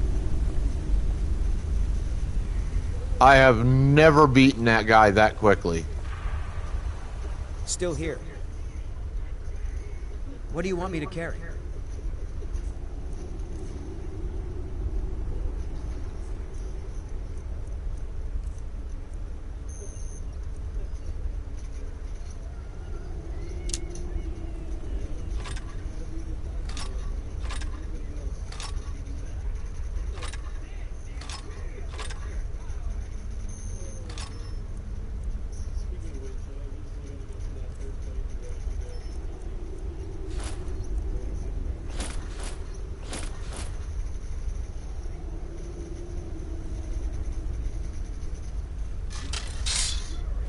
Lead on. That was actually super impressive.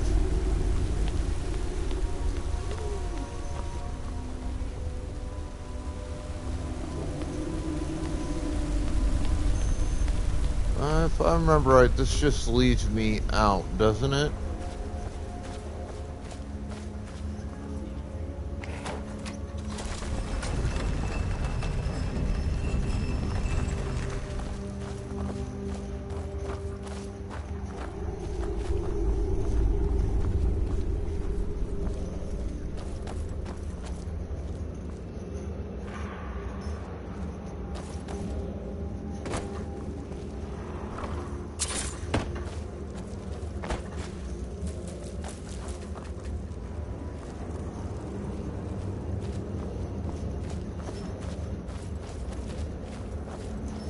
Yep, that just leaves me out. So,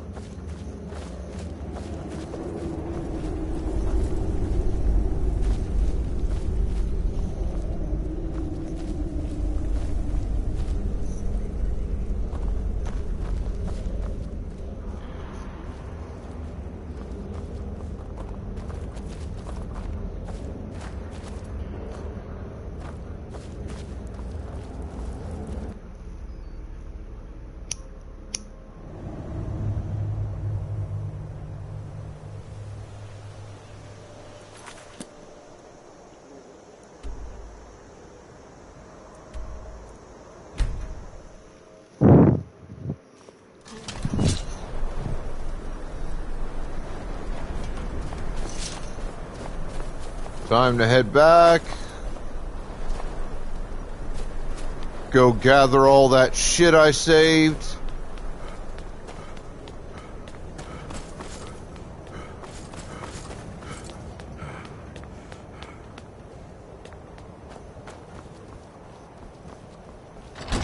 I'm not losing out on all that fucking money.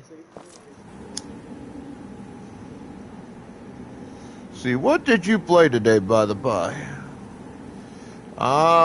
Ragnarok.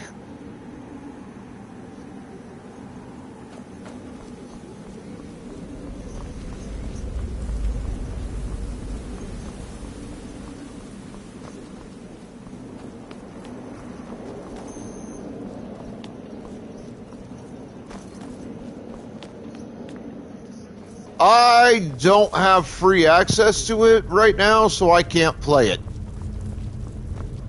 I need to buy it.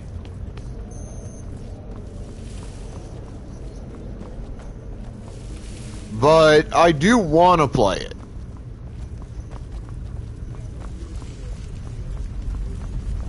It's not for free on PS Plus, Scots. I've checked.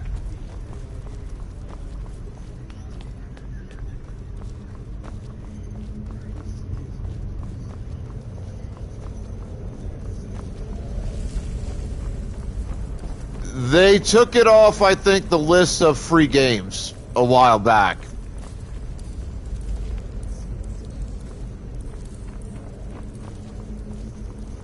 Remember, they do occasionally change that shit up.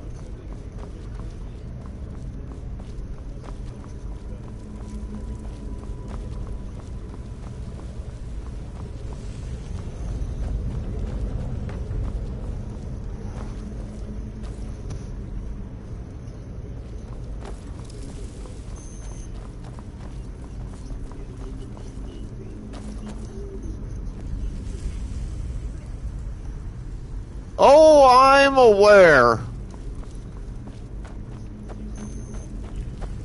I'm aware it's worth buying. I know that. I wouldn't have said I want to play it if I wasn't already aware that it's worth the play. Kind of goes hand in hand a little bit there, doesn't it?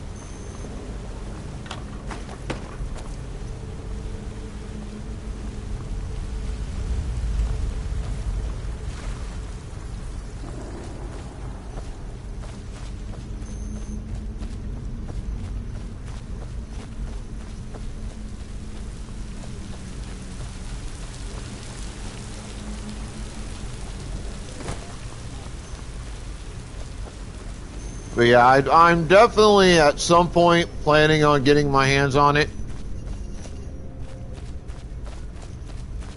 But I have like a ton of games I'm trying to get my hands on or in the middle of getting my hands on. Like this month I have that Yu-Gi-Oh! Game Boy games bundle coming out on the Switch that I've pre-ordered. Last month I got the new, or a couple months ago I got the new Power Rangers game, Rita's Rewind. Last month I got, God, I can't remember what the title was, but there's a game that came out last month that I got my hands onto that I was super happy to get.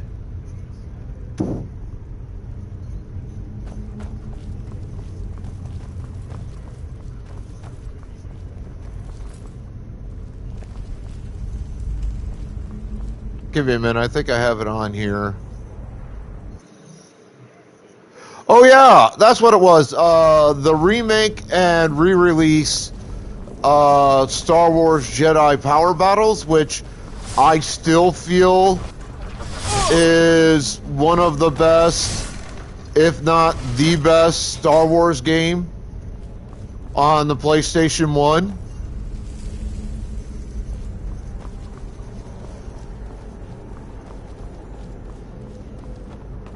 That came out last month, and I've barely begun to scratch the surface of playing it and making an effort to actually beat it. Sometime later this year, the new Digimon game is supposed to be due out,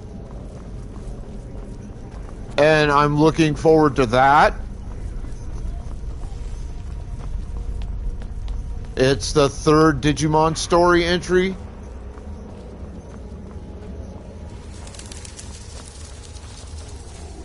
So far this year has been pretty good to me when it comes to games.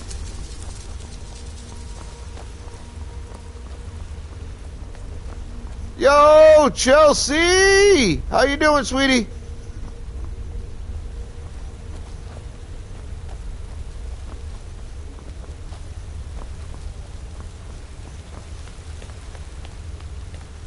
On this, right now, no.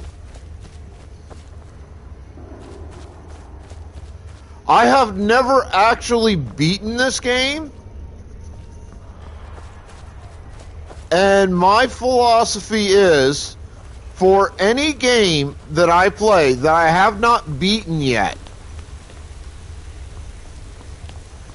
I will not use any mods that may be available because I don't want to change the gameplay experience on my first playthrough to actually beat it. If you understand what I'm saying.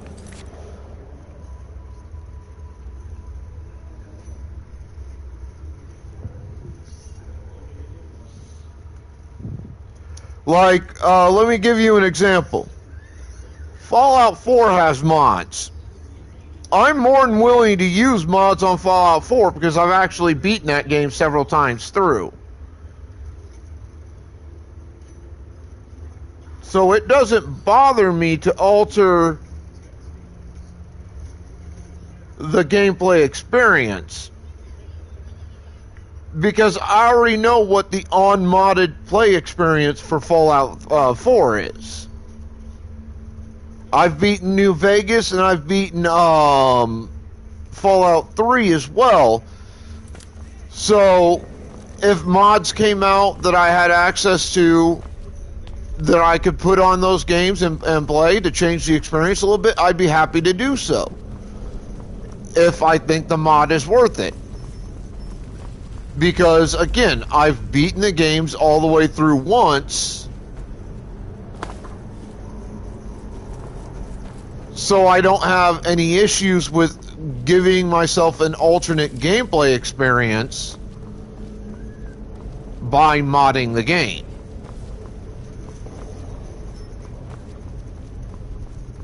This I have yet to beat once through.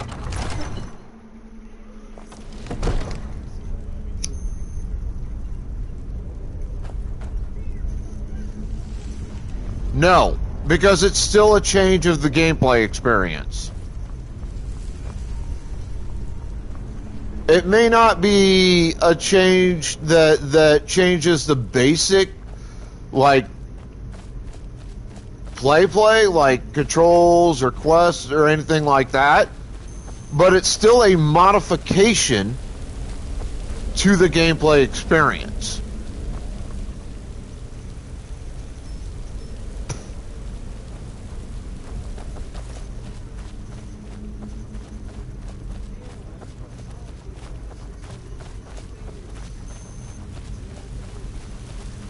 And that I don't want to do until I beat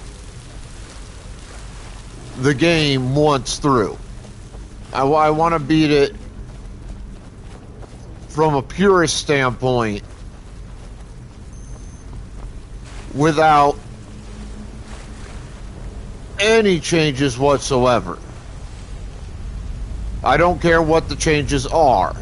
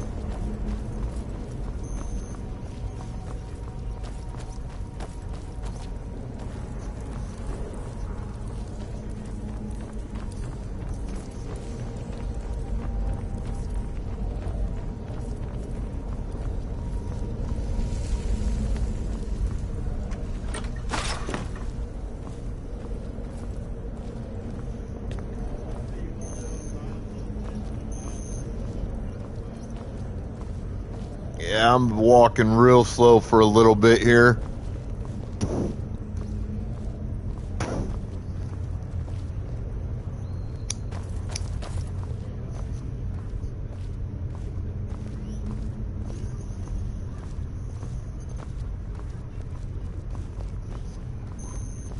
When I get to town, though, I'll be able to make a ton of money.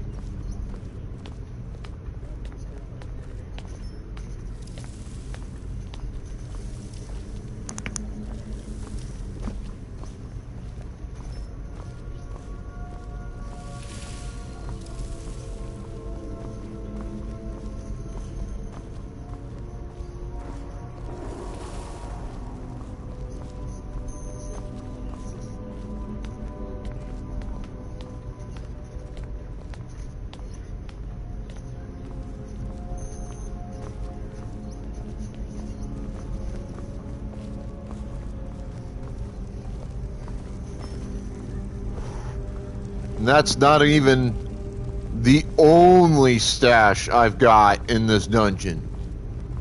Oh, no. See, I'm kind of a loot goblin, just so you guys are aware.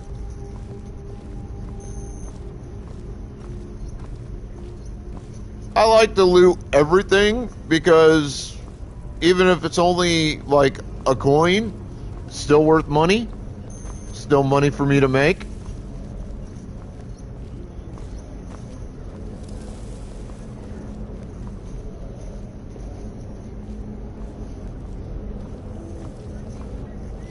And in RPG games, I understand exactly how important it is to make as much money as you can, as often as you can. I'm 45 years old. I've been playing RPG games most of my life. I started on the fucking Atari. Gives you an idea of how far back I go as a gamer. I started on the Atari, the Apple Mac, the Commodore 64, and with D&D version fucking 1.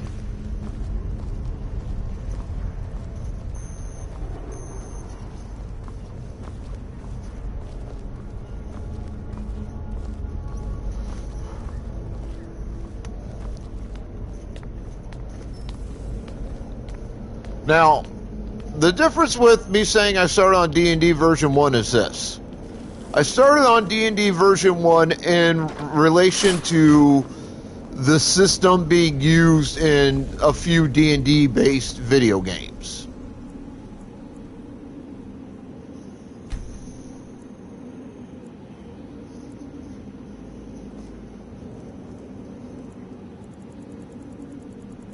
I never actually played the D&D version 1 system. Never had that opportunity because of a variety of reasons. But I did experience the system.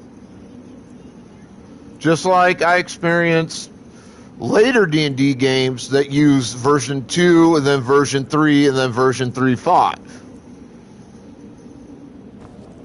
Matter of fact, two of my favorite all-time D&D based games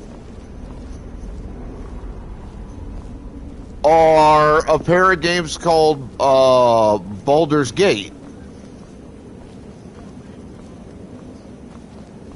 But they're not the ones you think of, okay? They're not the ones that go with the newer Baldur's Gate 3 game, which I own. It's fucking amazing. I love it.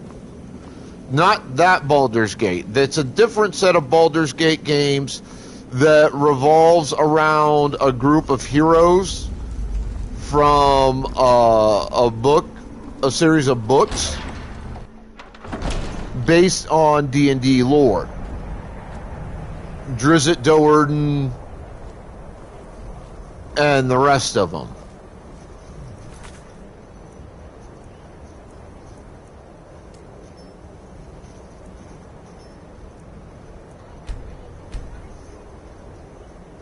I wish I could remember the name of the games off the top of my head, because there are two of them. Because, see, when people think of Baldur's Gate video games, they think of the three. Baldur's Gate 3 and then the two that go with it that came before 3. Those are what they think of. They oftentimes forget that there were two other Baldur's Gate games that came out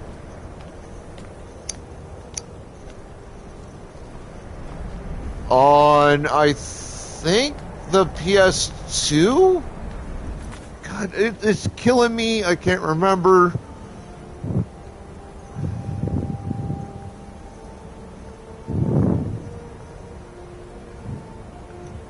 List of Baldur's Gate video games. There are 11 games in the Baldur's Gate series. Here are the first 3: Baldur's Gate 3, Dungeons and Dragons, Dark Alliance, and Baldur's Gate, Siege of Dragonspear. Ah, okay. Those are. I didn't realize there were quite this many in the Baldur's Gate series. But the two I'm talking about are Dark Alliance 1 and Dark Alliance 2. Two of my favorite all-time video games. Baldur's Gate 2, Dark Alliance 2 was PS2.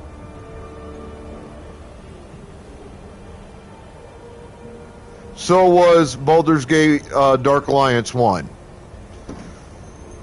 And then, you know, there's apparently a bunch of others other than the 5 that I don't know about, or that I knew about. Yo, Sharky! Welcome in, Creators Asylum.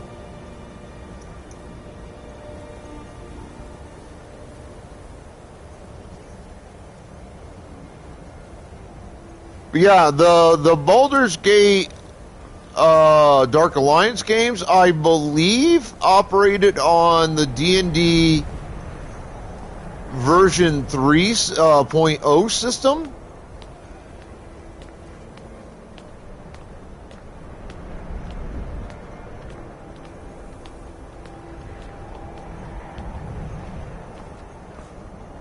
If I remember correctly, I think I'm right on that.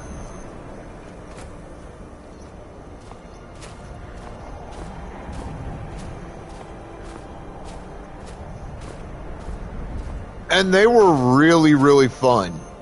I've actually got playthroughs of both of those games that I've started on stream because I bought them on my PS4 when they got re-released. Like, I heard about them getting re-released. I was like, fuck yeah! Got re-released, I think, last year.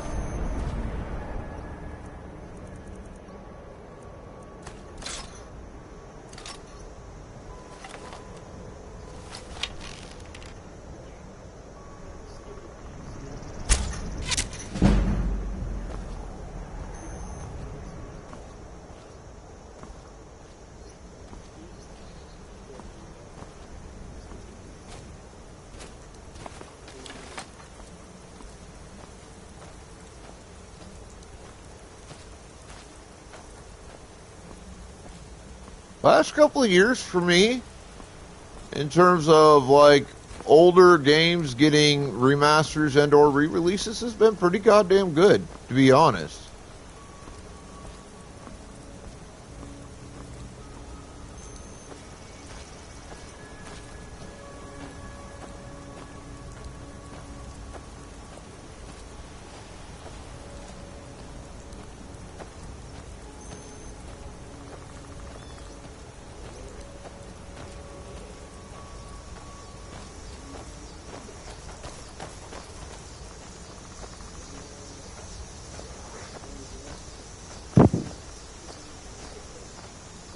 Had a good couple of years.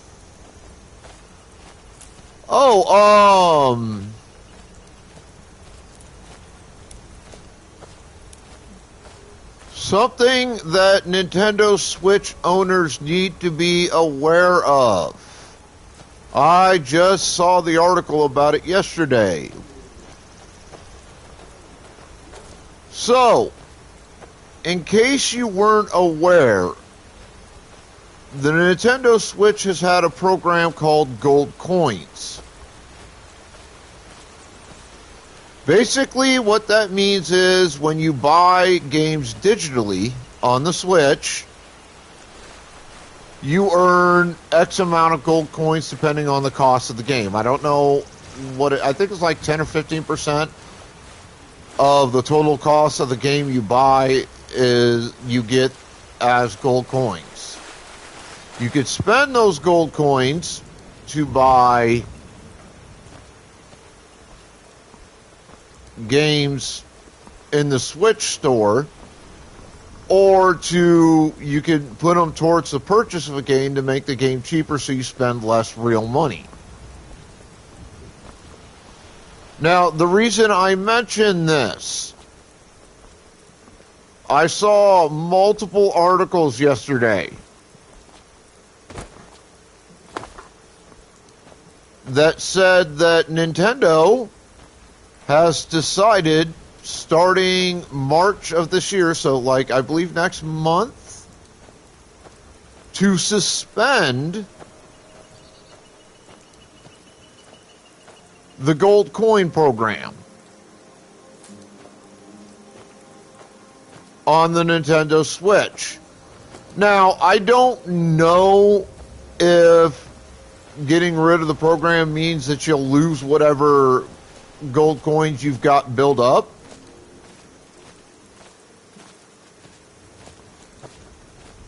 The article didn't really say, but it did say that starting March this year, so I remember how the months go correctly, that would be next month, they are getting rid of that program.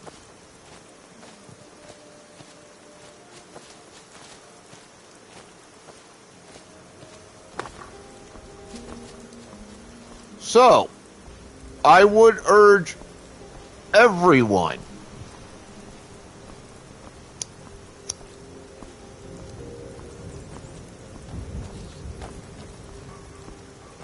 who has a Nintendo Switch Still here. What do you want me to carry? to check the amount of gold coins you have.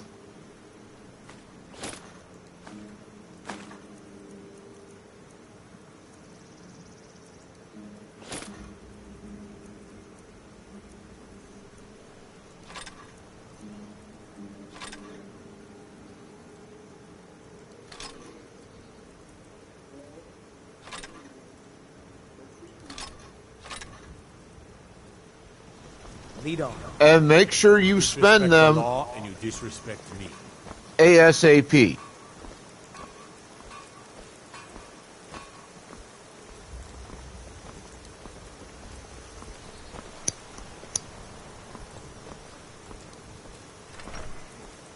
Otherwise, there's a good chance you might lose them in the next month or two. May the god girders, she and Hod run the mill. I make a decent living sharpening axes and fixing the sawmill.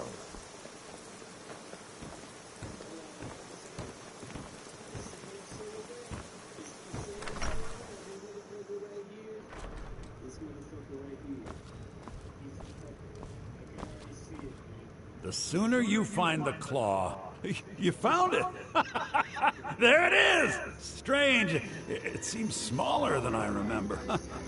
Funny thing, huh? I'm gonna put this back where it belongs. I'll never forget this. You've done a great thing for me and my sister.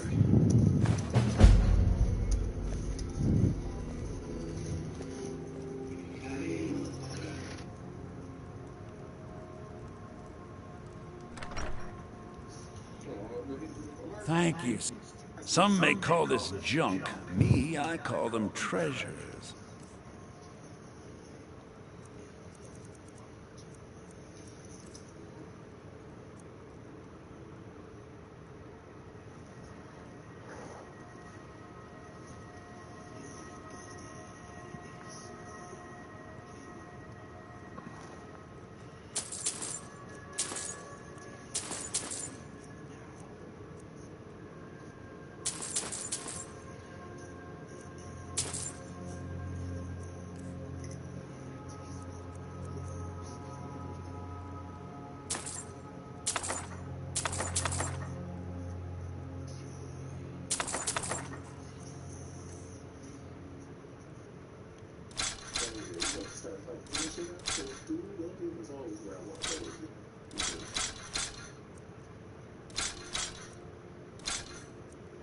I actually want to keep one of those Nord bows for when I build my house and I start displaying.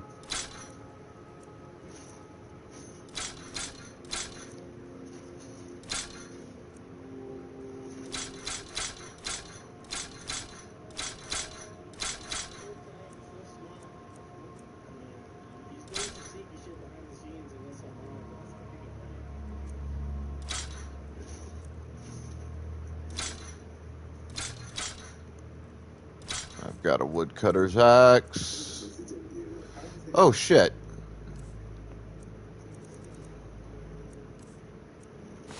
All right, then. You and me. Oh, a bit of this and a bit of that.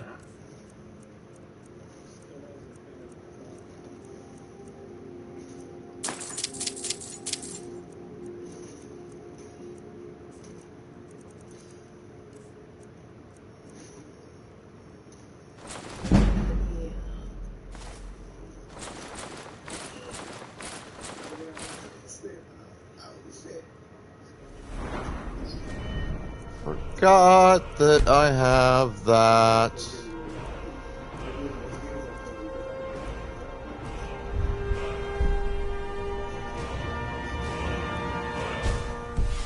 All right, then.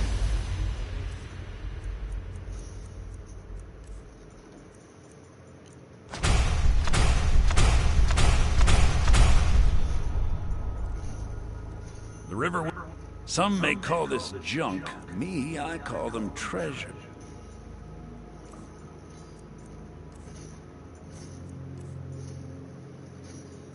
Oh. Right then.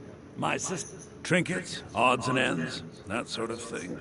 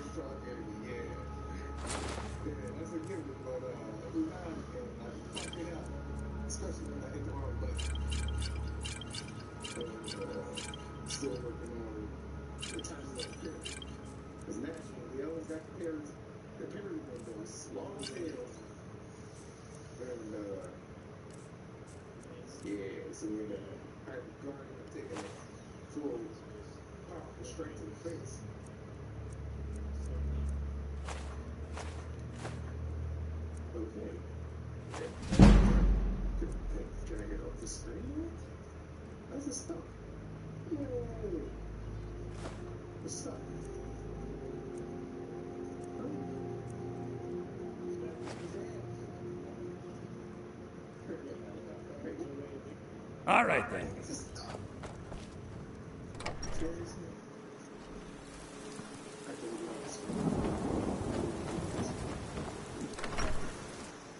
Can I help you?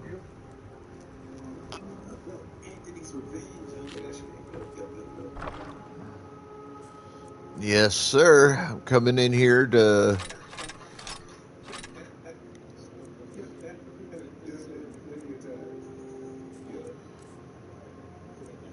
store a few things.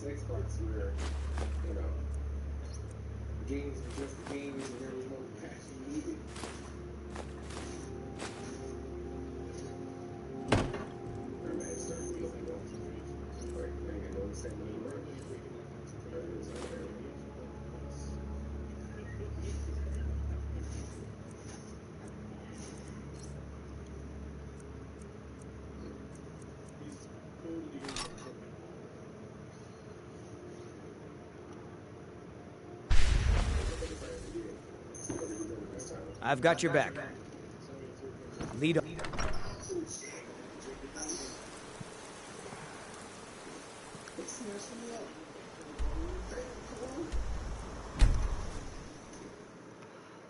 Alright, let's get your Pokeballs out.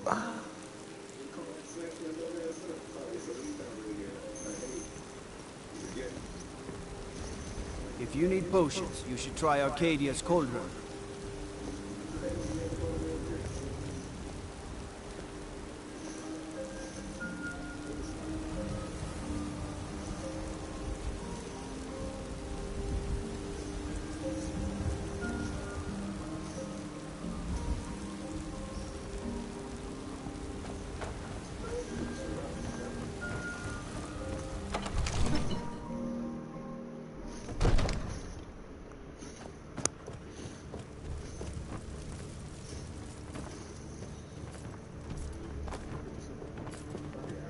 You see? The terminology is clearly First Era or even earlier. I'm convinced this is a copy of a much older text. Perhaps dating to just after the Dragon War. If so, I could use this to cross-reference the names with other later texts. Good. I'm glad you're making progress. My employers are anxious to have some tangible answers. Oh, have no fear. The Jarl himself has finally taken an interest, so I'm now able to devote most of my time to this research. Time is running, Farengar, don't forget. This isn't some theoretical question. Dragons have come back. Yes, don't worry. Although the chance to see a living dragon up close would be tremendously valuable. Now, let me show you something else I found. Very intriguing. I think your employers may be interested as well. Ah, yes, the Jarl's protege. Back from Bleak Falls Barrow. You didn't die, it seems. We've got nothing. The Dragon Stone of Bleak Falls Barrow. Seems you are a cut above the usual brutes the Jarl sends my way.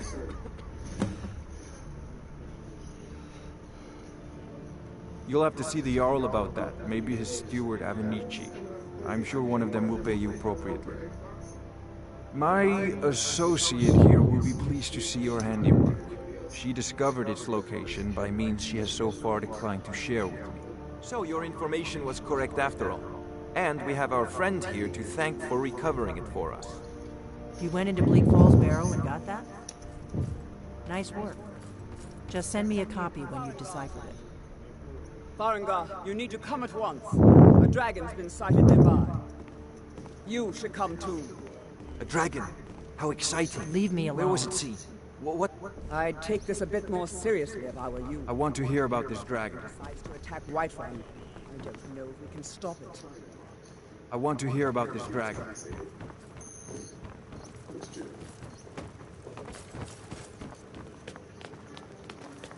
So, Irileth tells me you came from the Western Watchtower? Yes, my lord. Tell him what you told me about the dragon. Oh, that's right. We saw it coming from the south. It was fast. Faster than anything I've ever seen. What did it do? Is it attacking the Watchtower? No, my lord. It was just circling overhead when I left. I never ran so fast in my life. I thought it would have come after me, for sure. Good work, son. We'll take it from here. Head down to the barracks for some food and rest. Verdict. Irileth, you'd better gather some guardsmen and get down there. I've already ordered my men to muster near the main gate. Good. Don't fail me. There's no time to stand on ceremony, my friend. I need your help again. I want you to go with Irileth and help her fight this dragon. You survived Helgen, so you have more experience with dragons than anyone else here. But I haven't forgotten the service you did for me in retrieving the Dragon Stone for Farengar. As a token of my esteem, I have instructed Avenici that you are now permitted to purchase property in the city. And please, accept this gift from my personal armor. I should come along. I would very much like to see this dragon. No, I can't afford to risk both of you. I need you here working on ways to defend the city against these dragons. As you command. One last thing, Irileth. This isn't a death or glory mission. I need to know what we're dealing with. Don't worry, my lord. I'm the very soul of caution.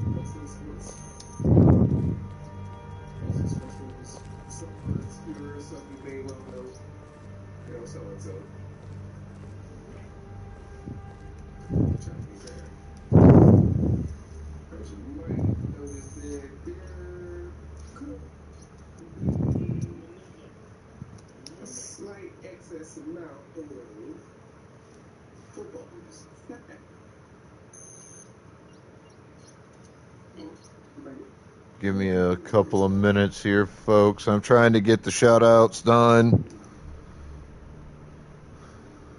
My mods are apparently busy for the ones that are here.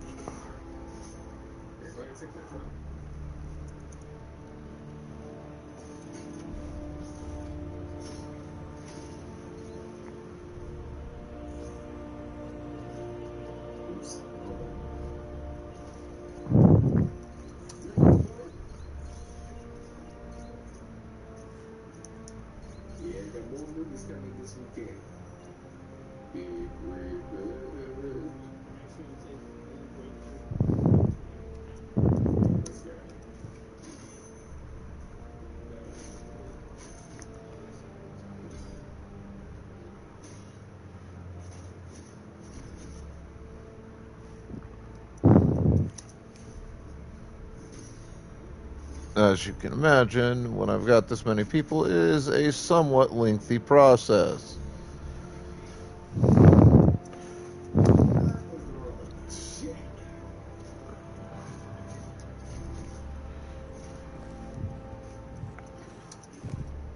I've seen you helping the Jarl. If only all visitors to Whiterun were as noble.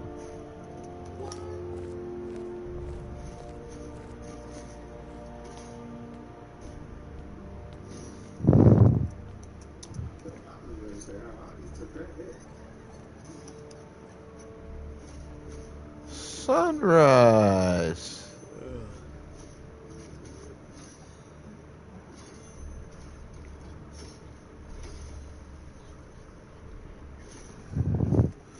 I see you, Sunrise.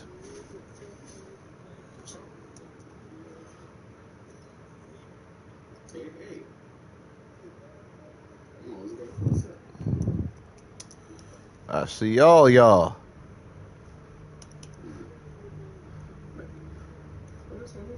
Pixie, Sunrise, the rest of you.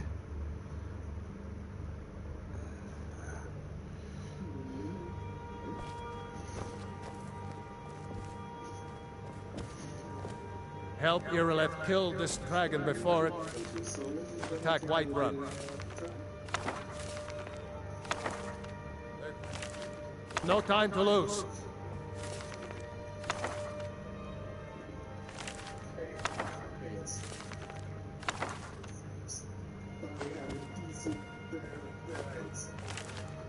What do you think you're doing? The Jarl's justice.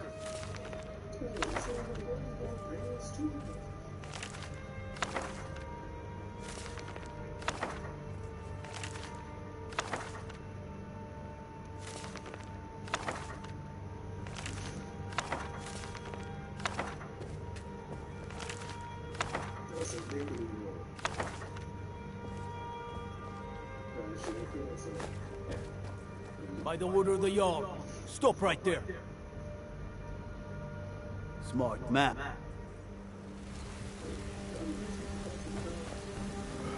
I don't know what they think I fucking stole, but whatever. I don't give a shit. I was doing that mainly to get more items to sell. Oh shit, I still need to be up there though. Damn it.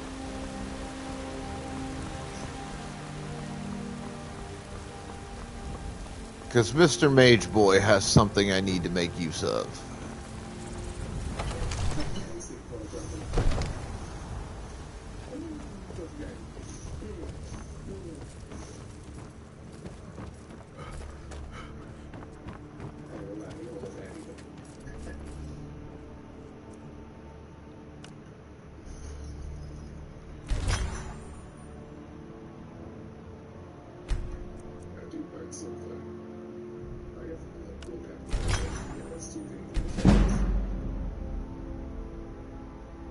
Alright, so I can sell that then. Excellent. That'll make me some extra money.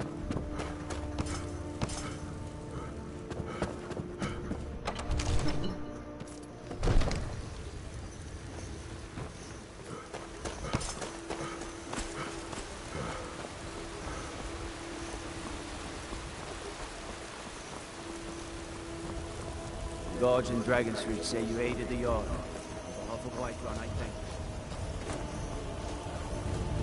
Spare coin for a bull beggar.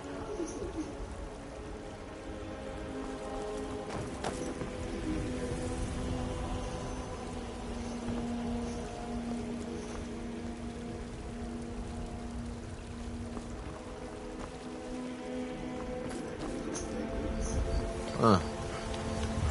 I don't see a fucking beggar. Right, ain't it? Skin from it's just a few sentences.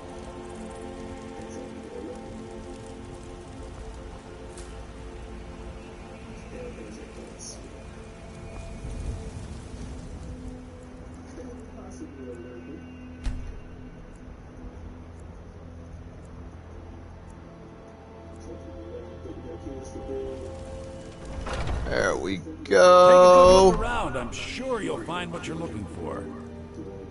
Just make sure I'm still wielding. If Yep. not, everything. Oh, a bit of this and a bit of that.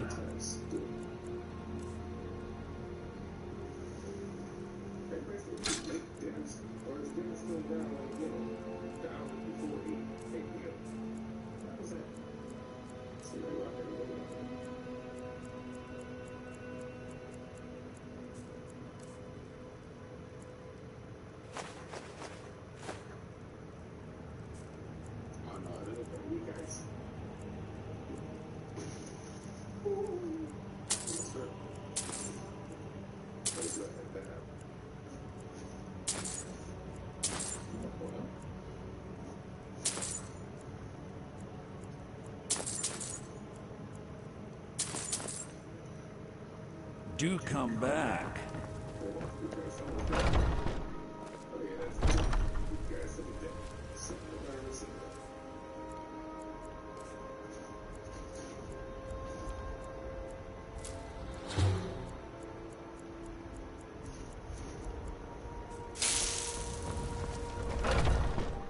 Take a good look around. I'm sure you'll find what you're looking for. If not, let me know. I might have it stored away.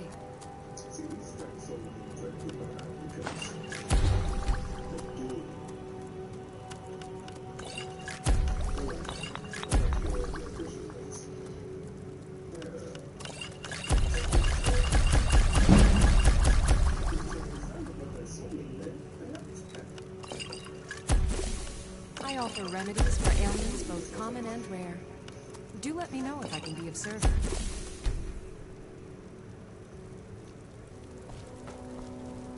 How do you feel? Ah, so you're an alchemist then? Kinda.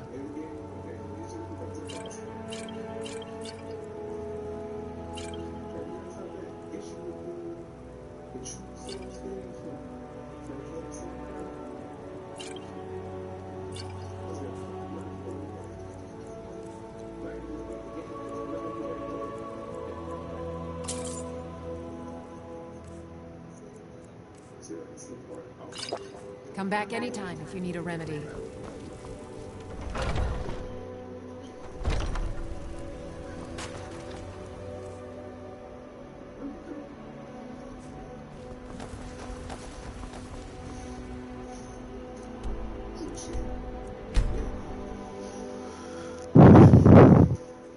All right, time to go face the dragon.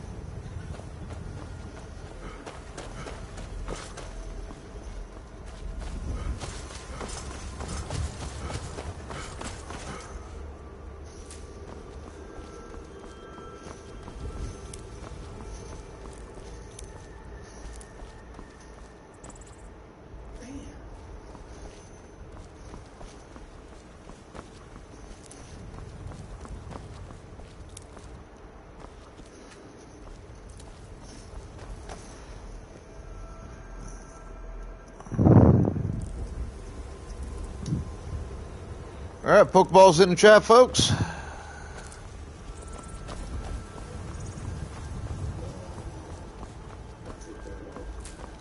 And there are shinies out there today in the Pokemon community game bot.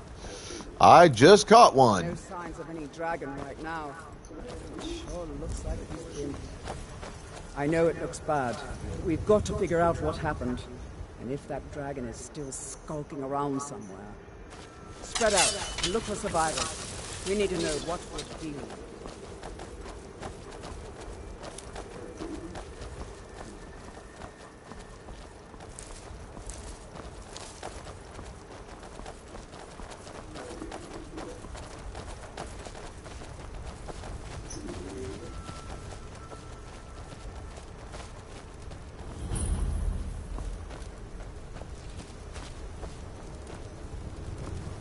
No, get back. It's still here somewhere. Crocky and Todd just got grabbed when they tried to make a run for it. God, what happened here? Where's this dragon? Quickly now! I don't know. Kinneret, save us. Here he comes again. Here he comes! Make every arrow count!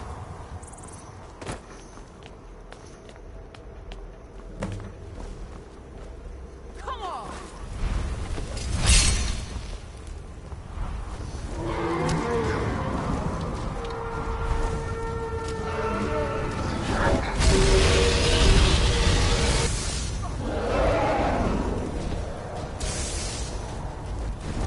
You're outmatched.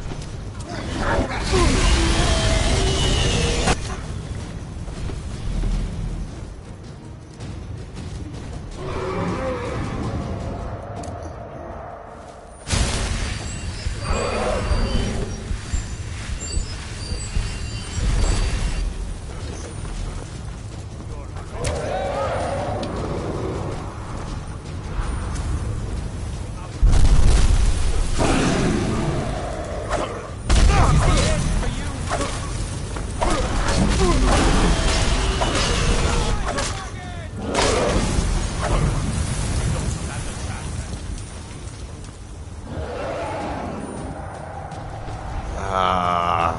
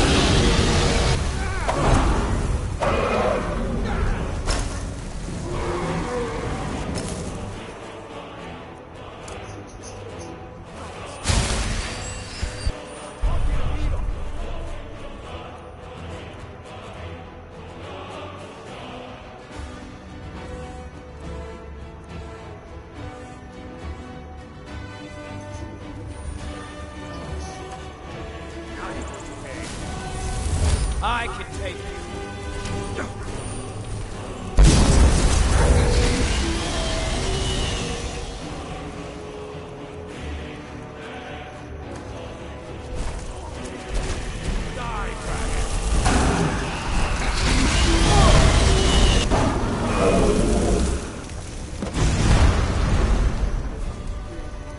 Ah, fuck you!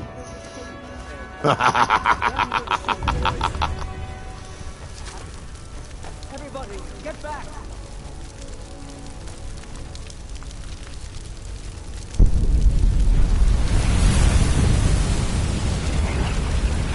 Yo, Shadow, what up?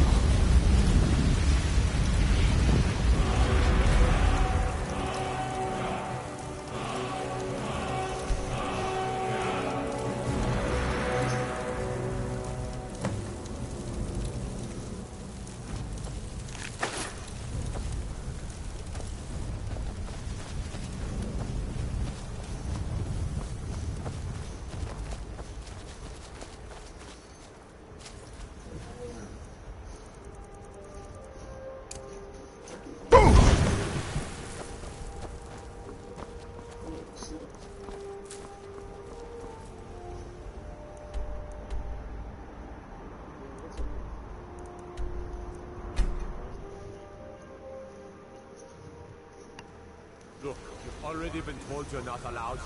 Turn around and go back the way you came. Hmm? A woman. A foreigner. She is likely... We are not welcome here in White. We're looking for a fugitive who comes from Hammerfell. It's none of your concern.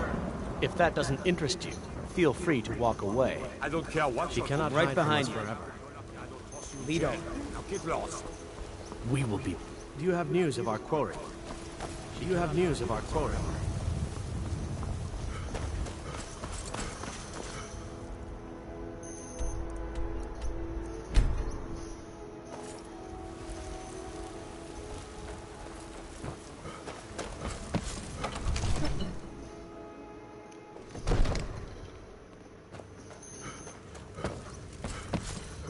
Amulet of Stendar makes me a bunch more money.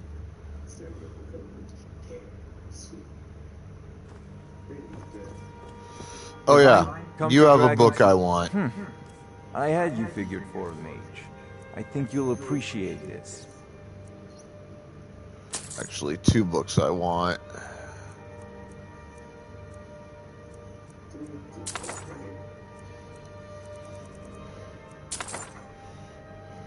You know, if you've got the aptitude, you should...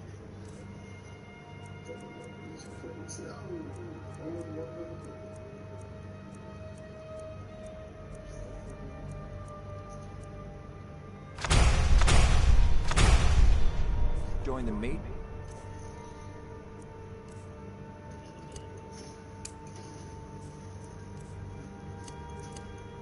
College in Winterhold.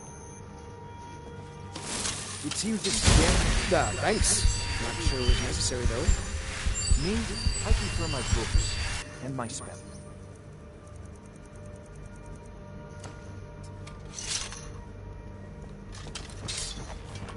Good. You're finally here. The Jarl's been waiting for you. So what happened at the watchtower? Was the dragon there?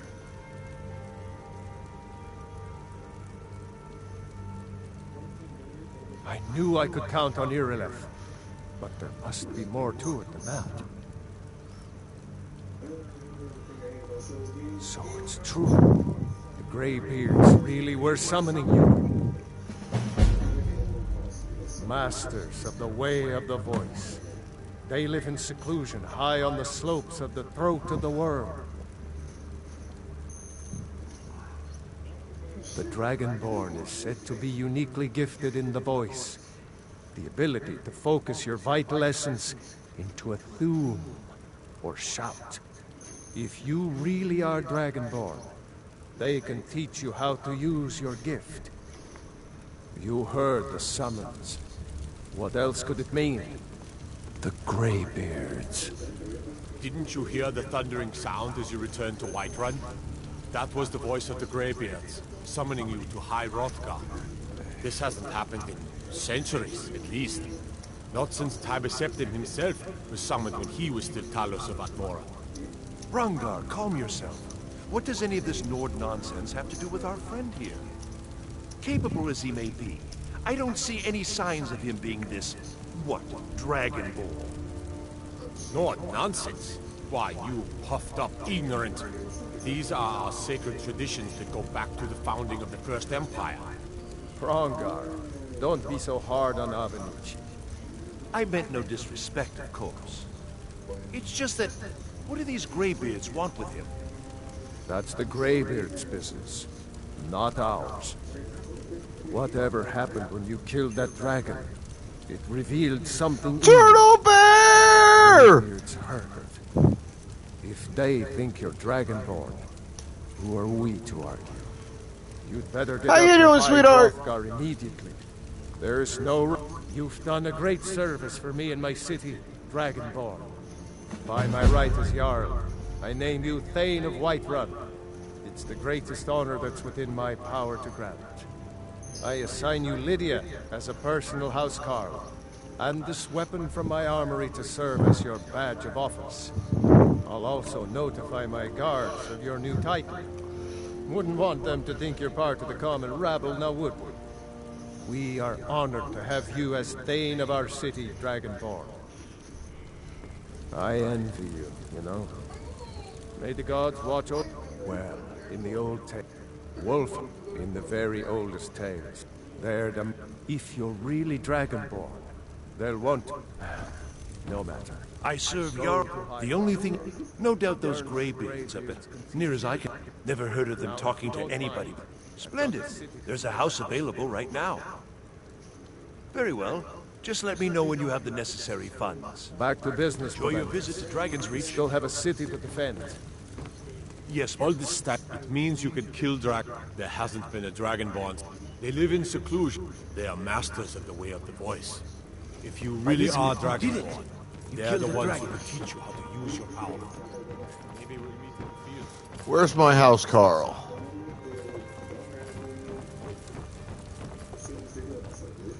Oh well. I grab her later.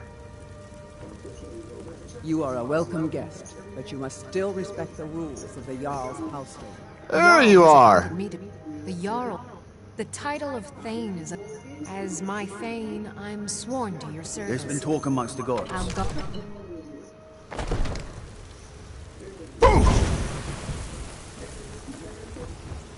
That's just to piss off the citizenry, the guards.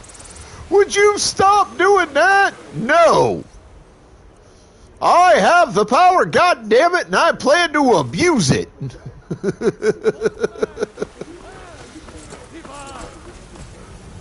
What do you need? You're the best. Can you be my father? Whee! I ain't done nothing. Take a good look around. I'm sure you'll find what you're looking for. Everything. Some may call this junk. Me, I call them treasures.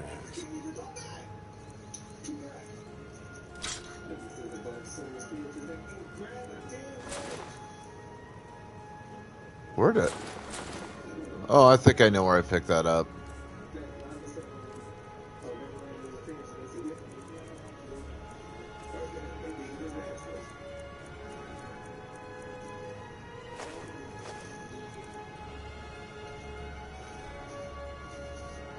Do come back.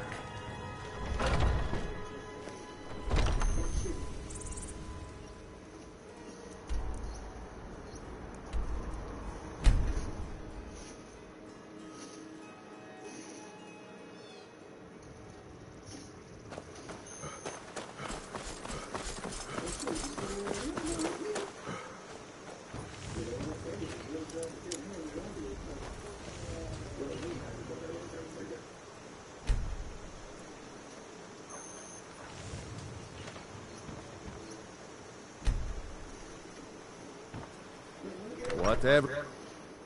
Papa isn't too friendly with strangers, but you seem alright.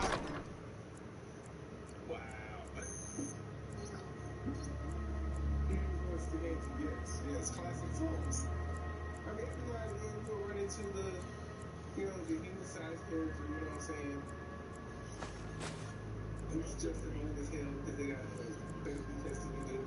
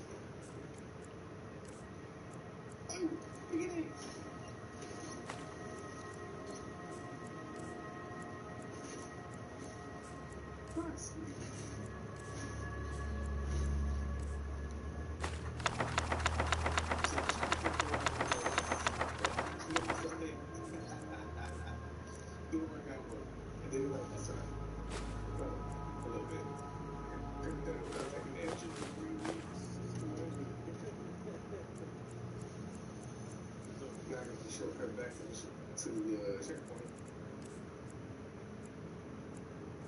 That's somebody's tags. But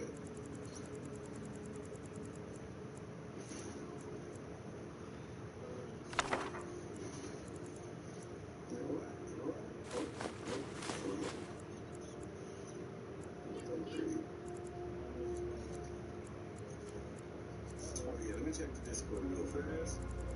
Make sure I got the.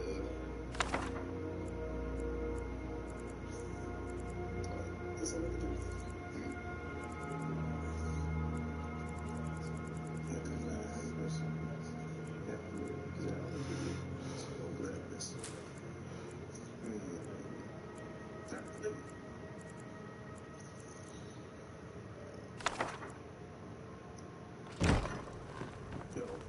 Still plays Marvel Rivals.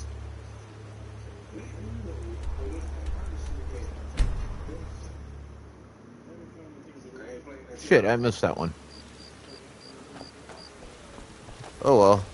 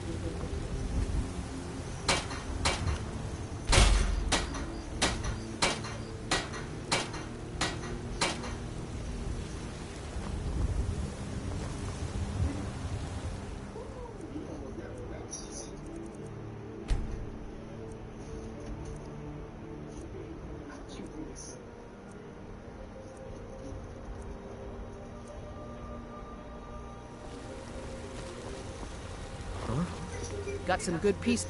Looking to protect yourself or deal some damage?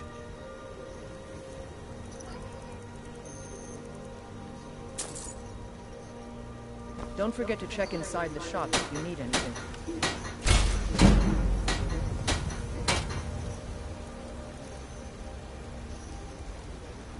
I don't claim to be the best blacksmith in White. How you doing, Sunrise? Got that on.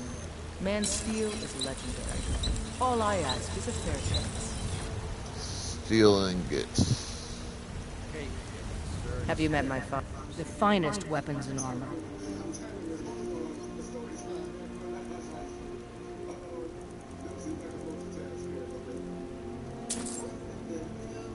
All right then.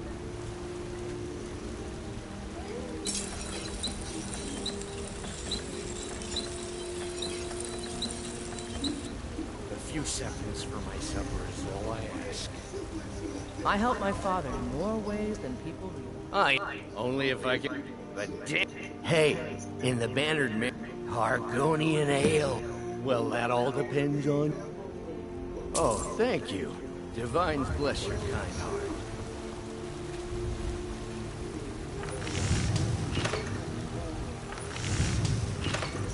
See, 22. And damn if I don't look good in that armor. Let's see. I need to check something with you.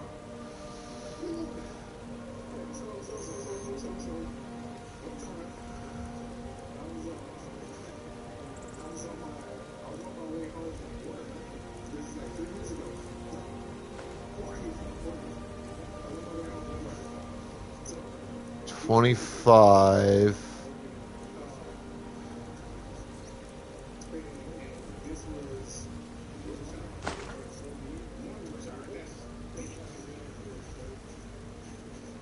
Let's get going then. You think all... Take a look.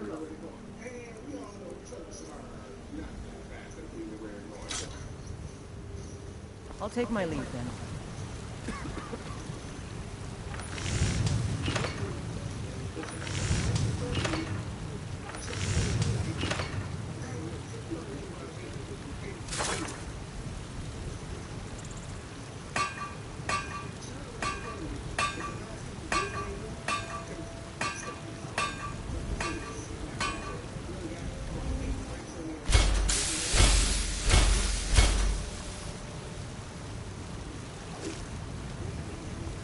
Got some good pieces out here if you're looking to buy. More inside.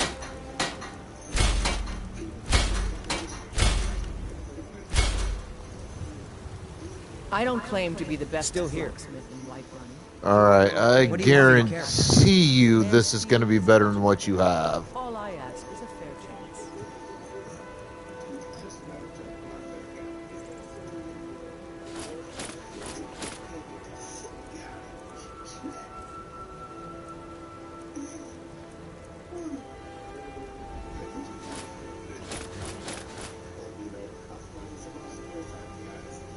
You lead, I'll follow.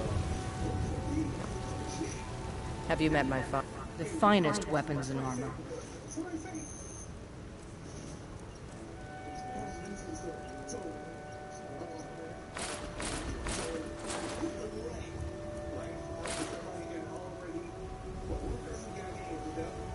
Don't forget to check inside the...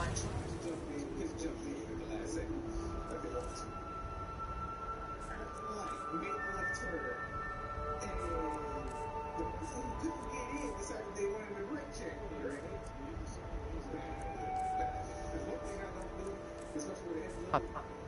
You need anything?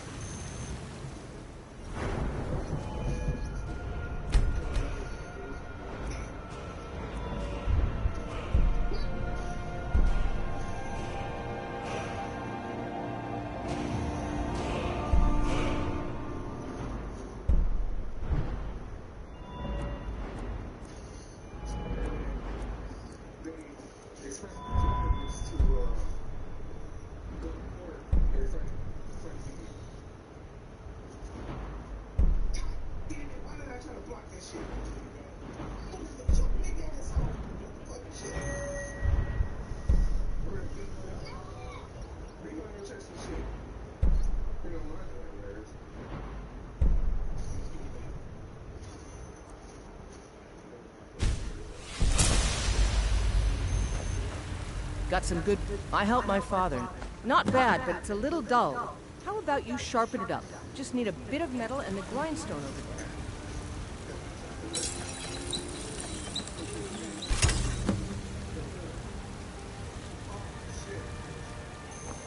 Have you met my friend? This looks good. You want to keep helping? How about you make some armor? Let's start by tanning some leather. You think all the... Take a look.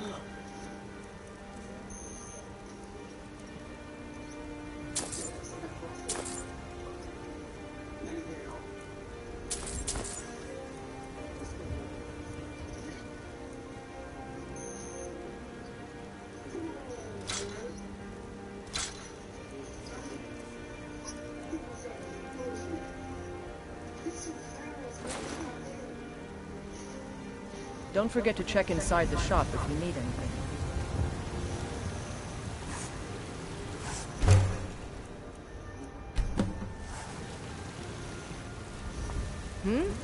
Outward.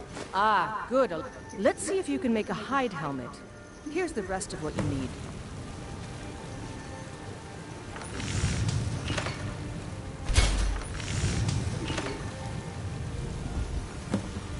Yes?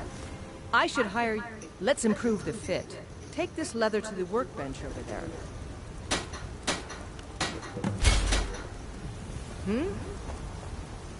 Out. You have talent. Why don't you keep that dagger and helmet? Maybe... It's a sword. Listen, could you take the sword? Thanks. Blades, helmets, pretty much anything to suit your needs.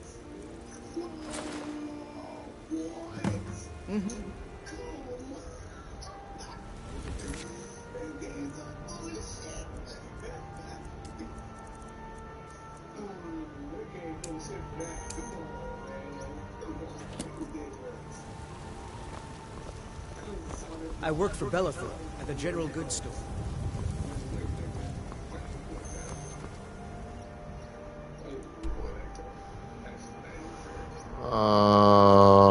Let's local map.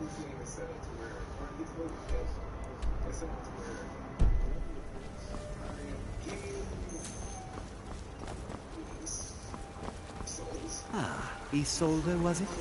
What brings you to the market? Do you get to the Cloud District very often? Once I've made enough money trading with the Khajiit caravans, Only I'm going in to have a Prague, full does it? time.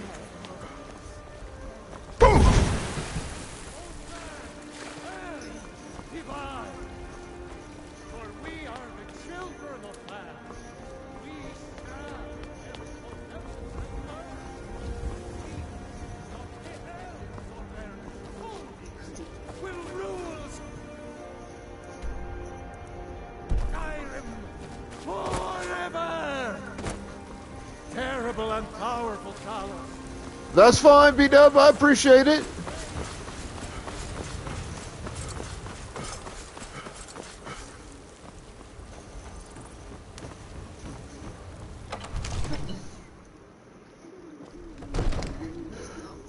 Oh shit.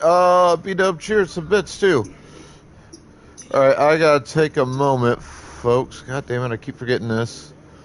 See who's after me. It's Kayla.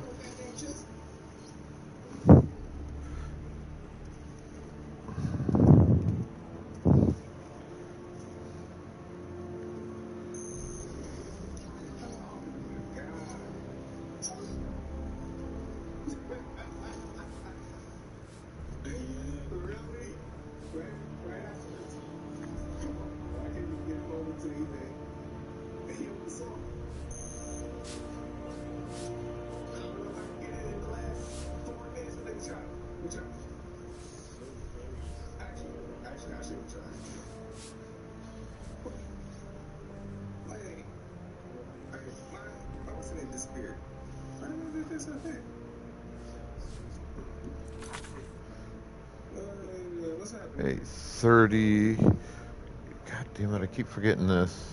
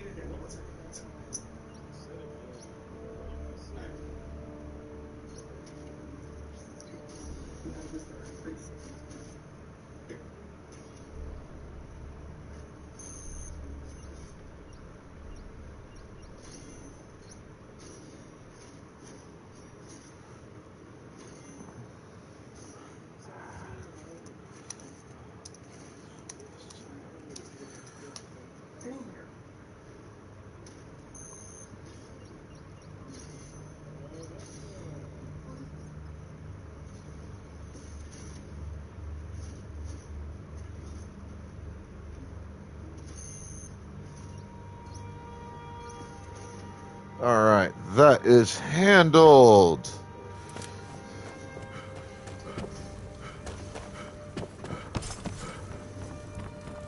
I serve Jarl from Adrian? Ah, thank you. Please, take these few coins. For service rendered.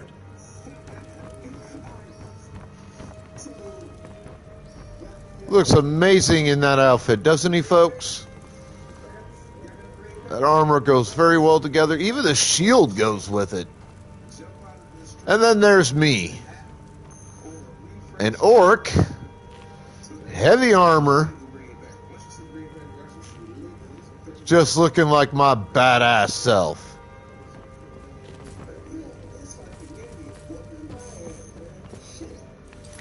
Alright, I need to go to the bathroom real quick. And then grab some coffee. I'll return shortly. Y'all hang tight.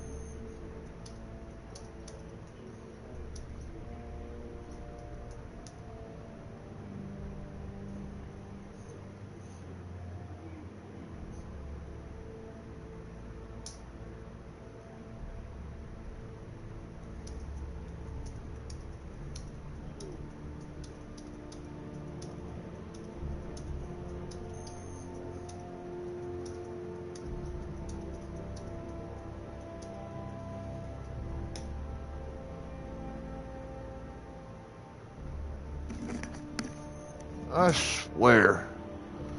Some people ain't got the sense God gave a fucking ant.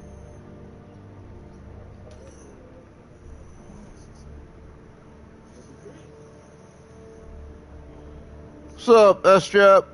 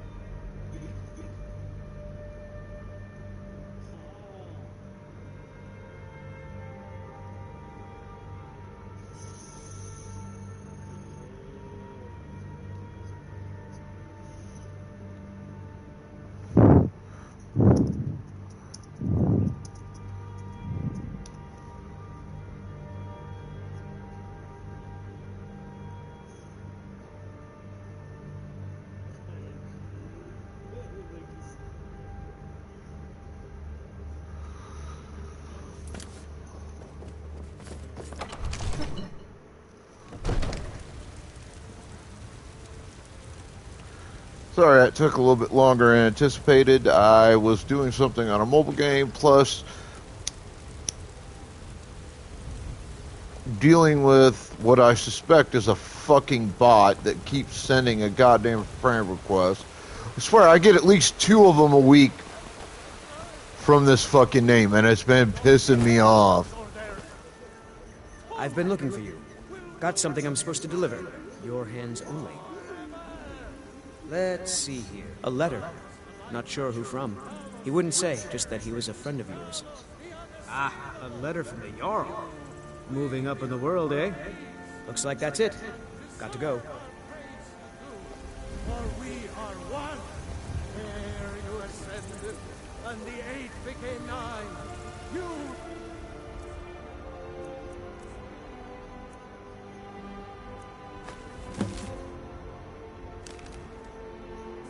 Among us, stray It's a shame. The Gildergreen, yes. To the east of our... Even its name is an echo. I've thought about... I think if... But even if you could get to... If you want to hell, you'll have to deal with... It's called Nettlebane. Your spirit is...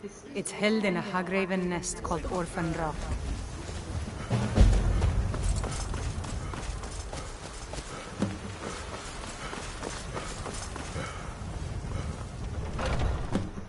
Got something for just about everybody in here. Give a haul. Everything. Trinkets, odds and ends, that sort of thing.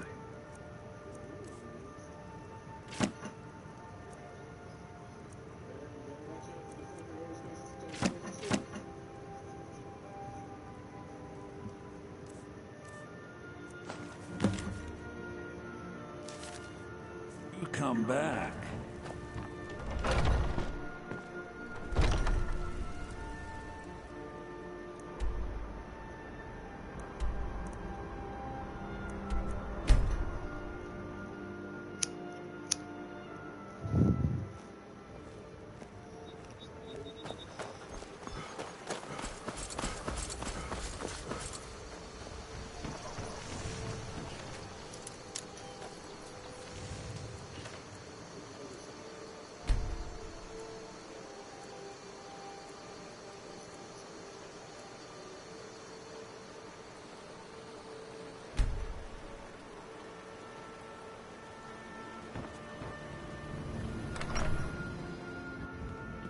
lost?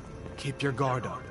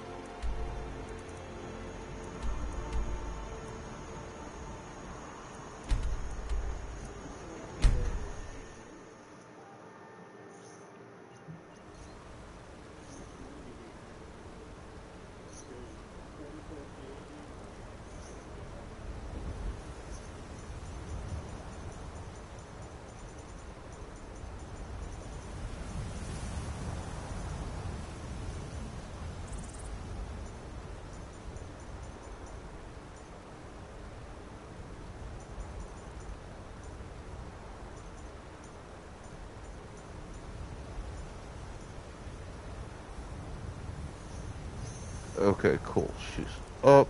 She's running. And it's almost that time.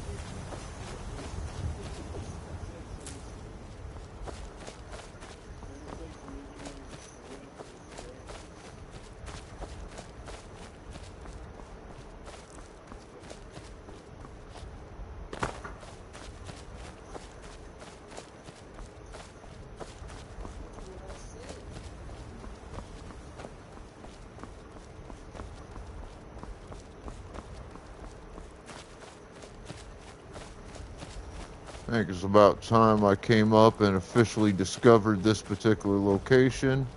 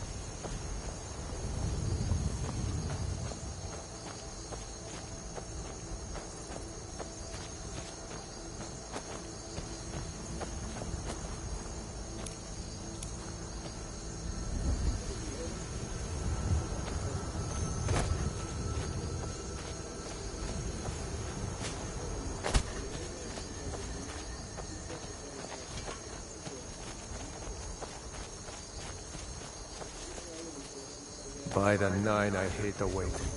The goddamn waiting.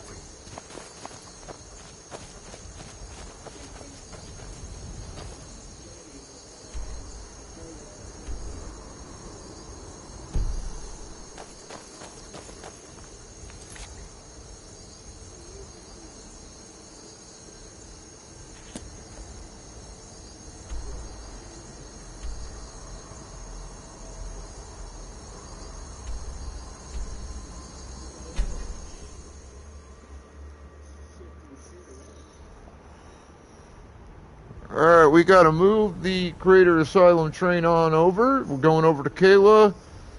She is playing, I think, Fork Knife.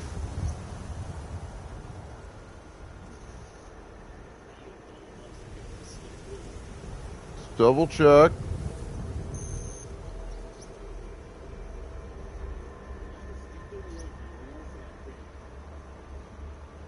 Yeah, she's playing fork knife. I will still be on for another about hour and a half, give or take. So if anybody wants to come on back, you're welcome to do so. But let's show some love and support to Miss Kayla in the best traditions of the Creators Asylum. And I will catch you guys on the flip side.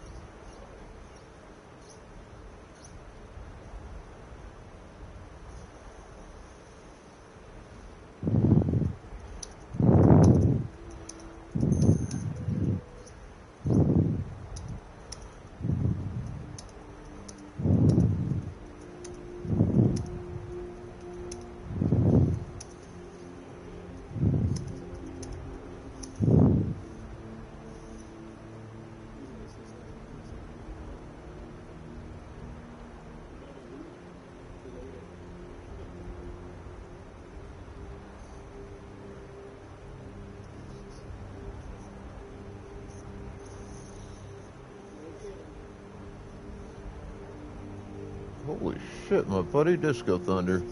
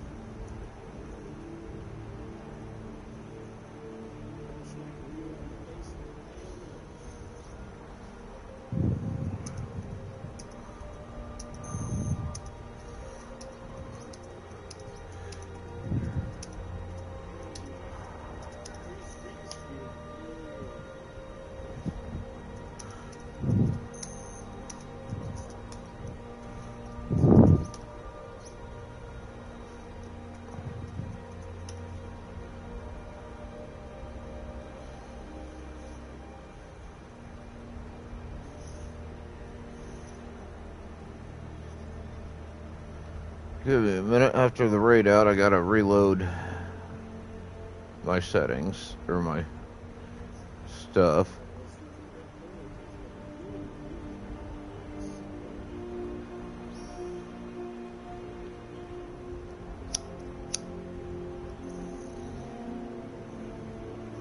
Oh shit. God damn it. Forgot about that.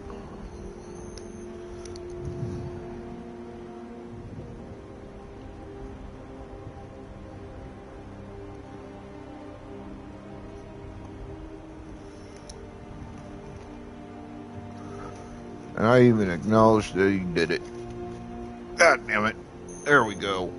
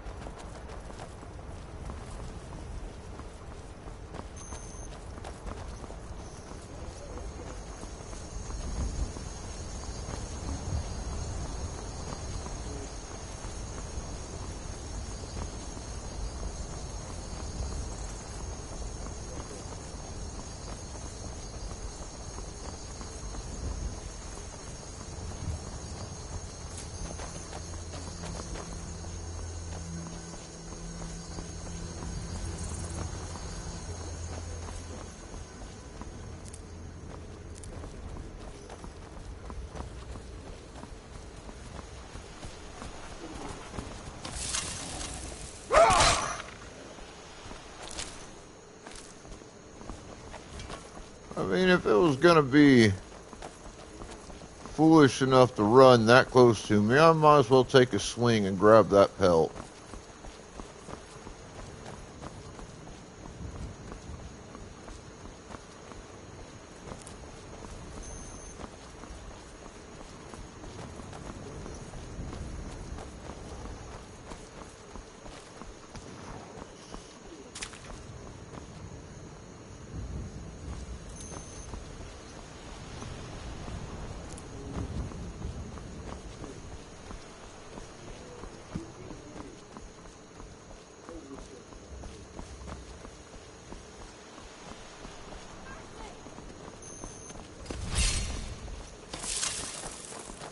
Come on! Come Chauffeur! Last mistake.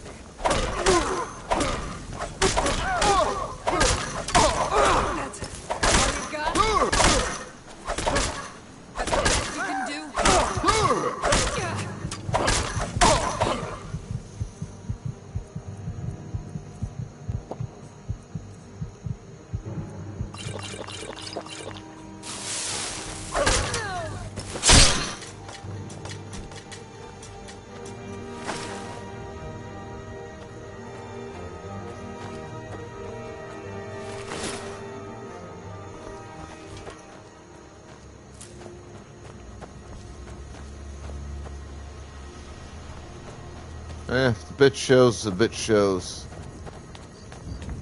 I got gear out of it, so I'm okay.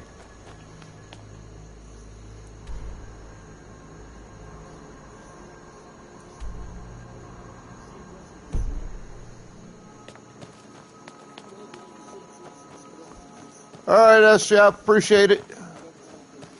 And like I said in the Discord, thank you for doing the thing. Fucking, I was on pings and Oh, my kind, you started. support for a little bit. Romancer around here, so watch yourself. Can you help me? He's in the tomb doing. And then God's know fucking what with I my dead relatives. offloaded fucking support to Kayla. She said she'd take it because Ducky wasn't home. She couldn't do it.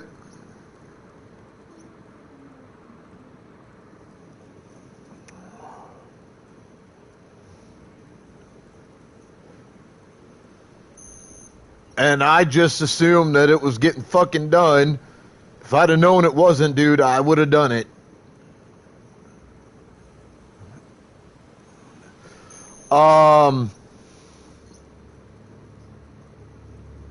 I'll explain the Noah thing to you. Give me a minute.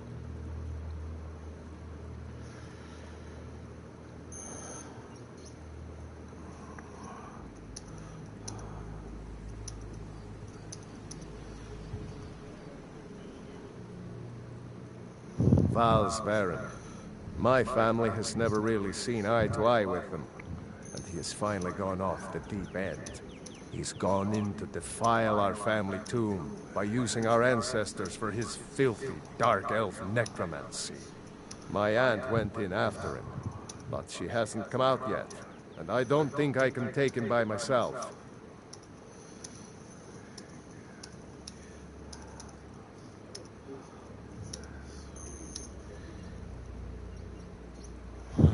I'm not proud of it. I'm terrified of that place, and Aunt Agna knows it.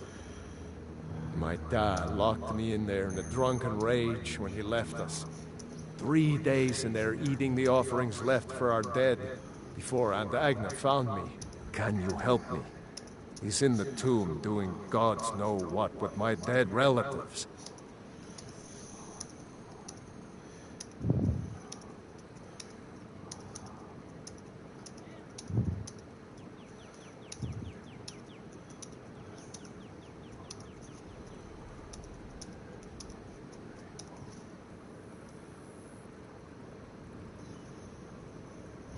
All right, S-Jap. I pinged you in staff chat on Discord. Explain that. Great. I'll unlock the door and meet you inside. Then you can lead the way.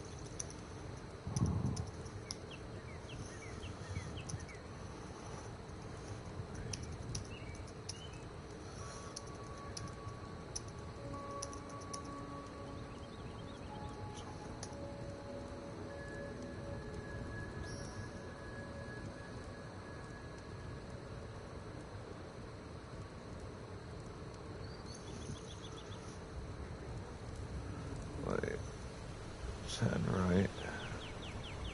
Yes. Okay. All right. Sorry. Staff duties.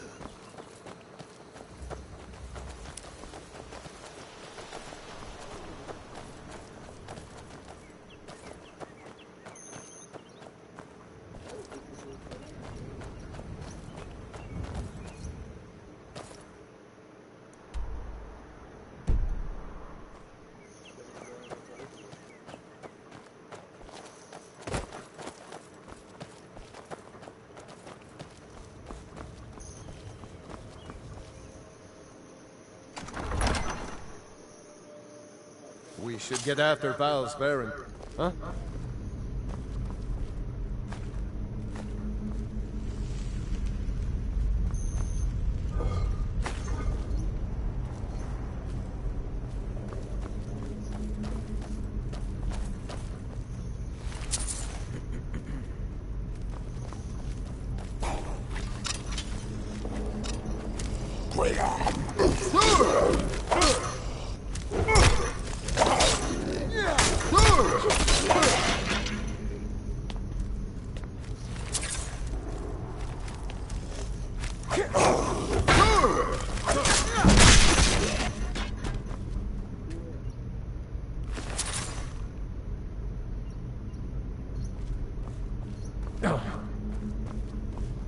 Would you move, jackass?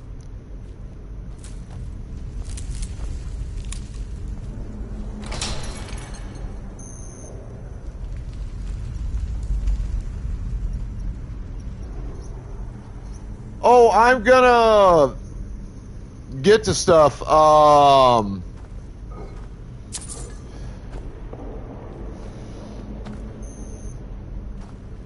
I may not. I only have 90 minutes left on my scheduled stream for tonight, so I'll try to get to that tonight. If not, I will make my way to Solitude first thing on Friday.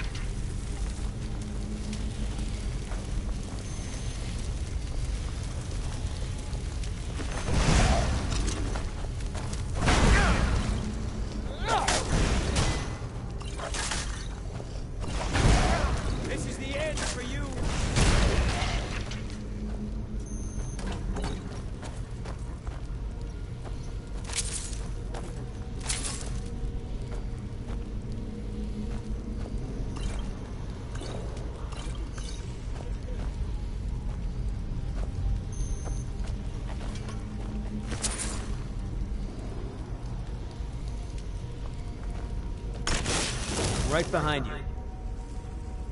What do you want me to carry?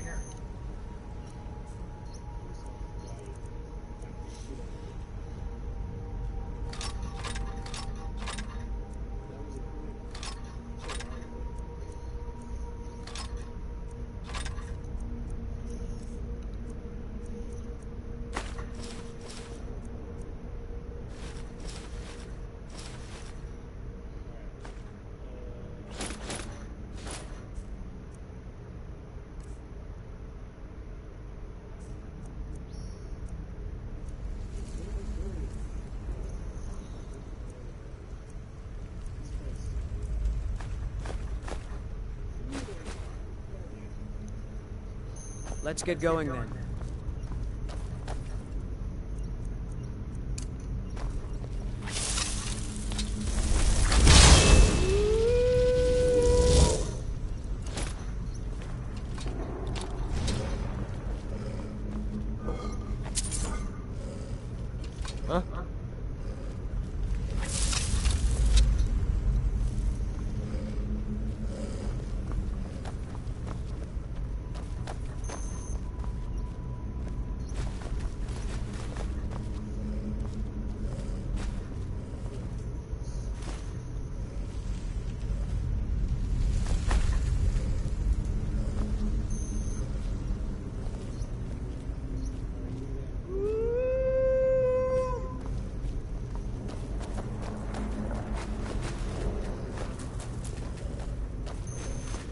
No.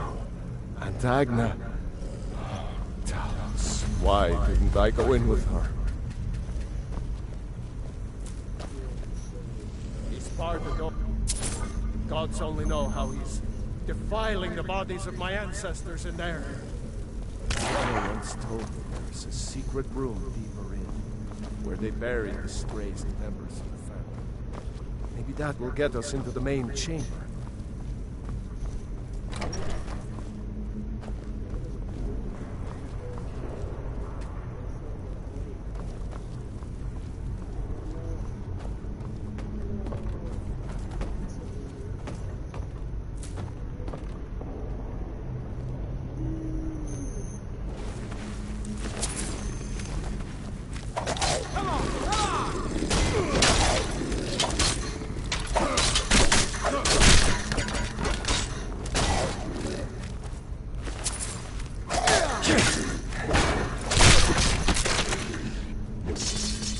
Huh?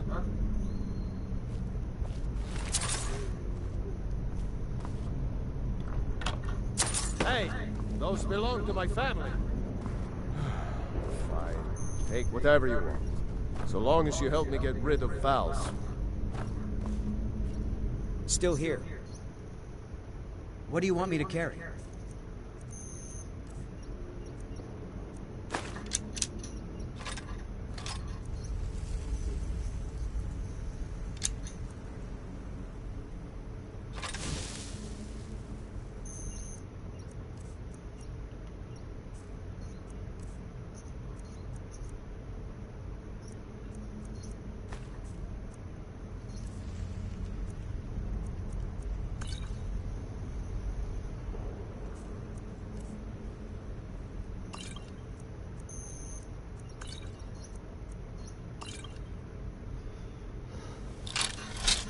Let's get going then.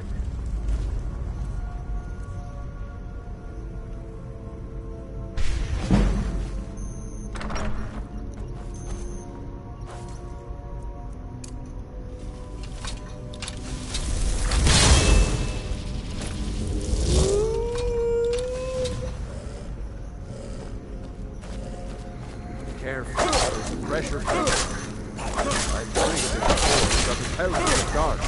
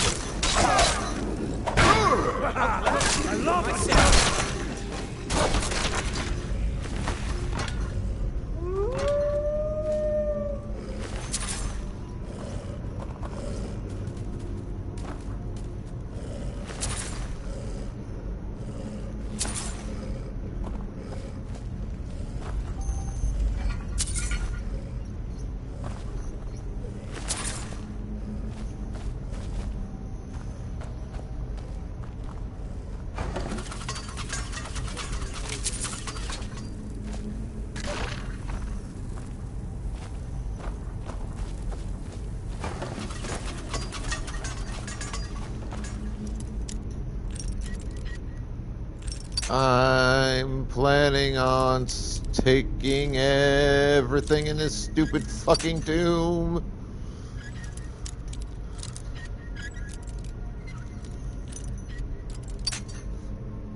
Because I just need the fucking money. Wow, really, bitch? Okay.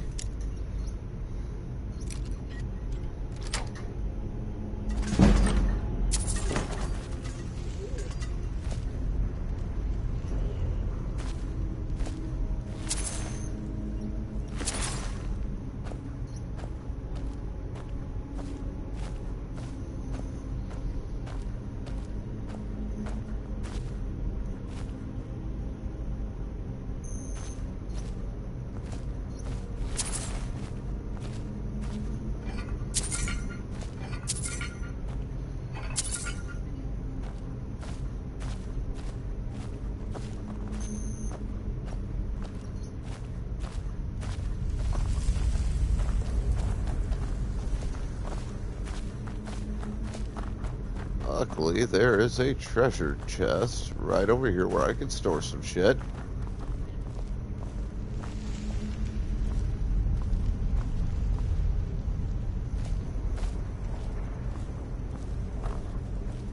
Come back and grab it on my way the fuck out of here.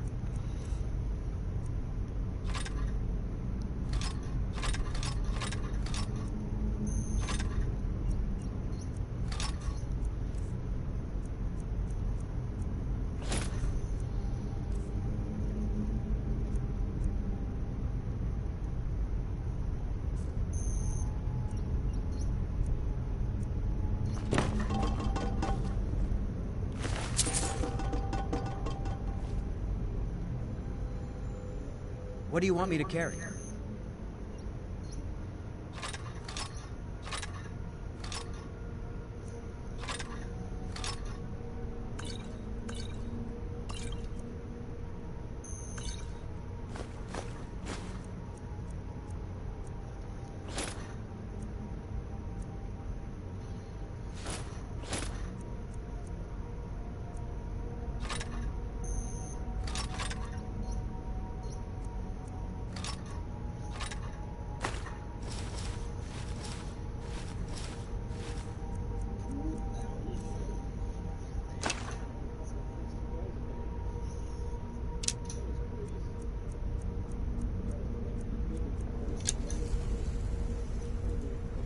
Lead on.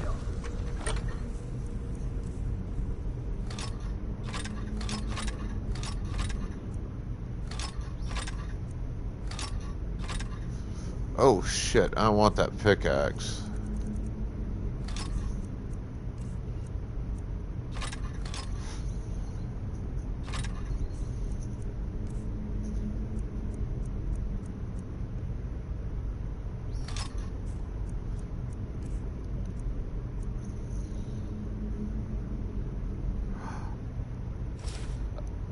Oh, I didn't realize I had another one of those on me.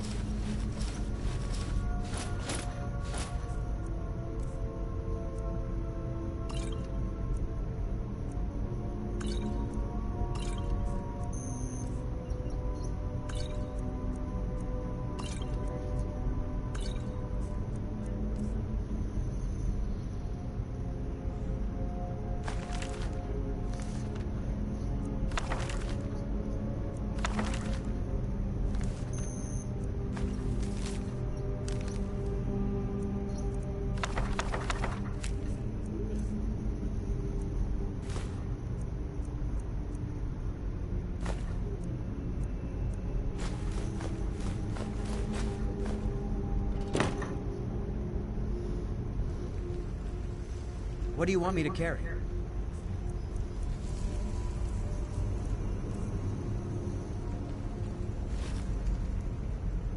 What do you want me to carry?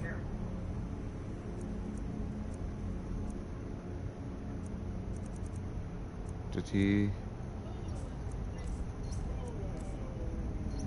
Yes. Excellent. Lead on. Exactly what I needed you to do, bud.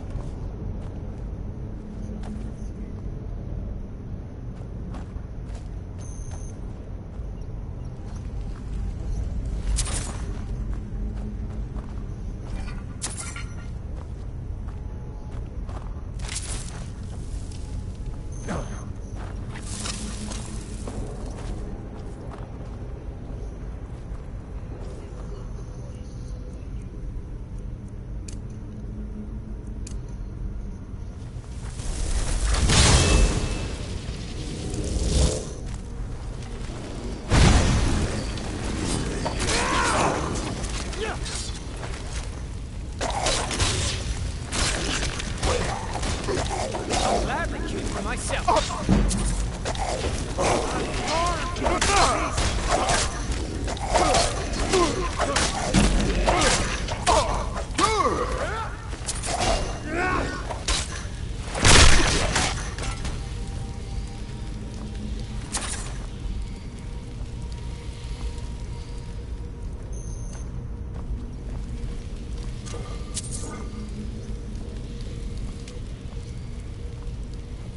That motherfucker had the unmitigated gall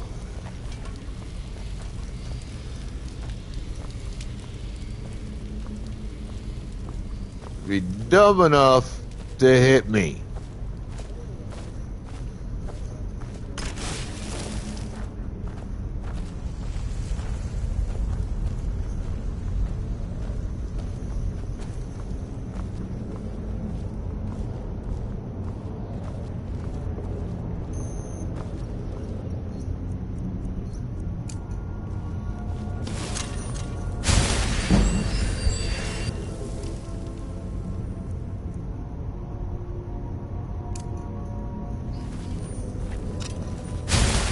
Thanks. Not sure it was necessary, though.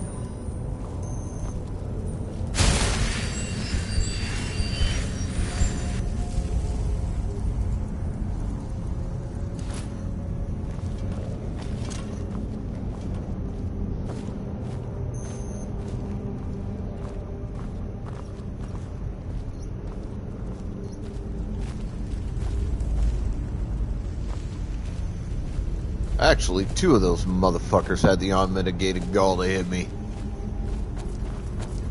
Despite the fact I put out a flame atronac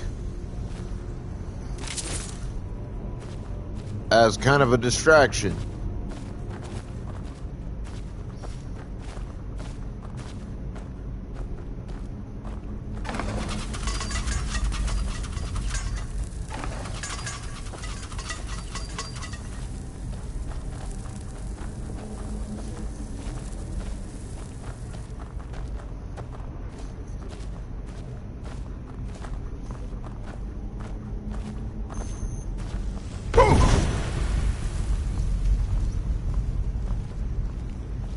Alright, now time to go use that fucking treasure chest.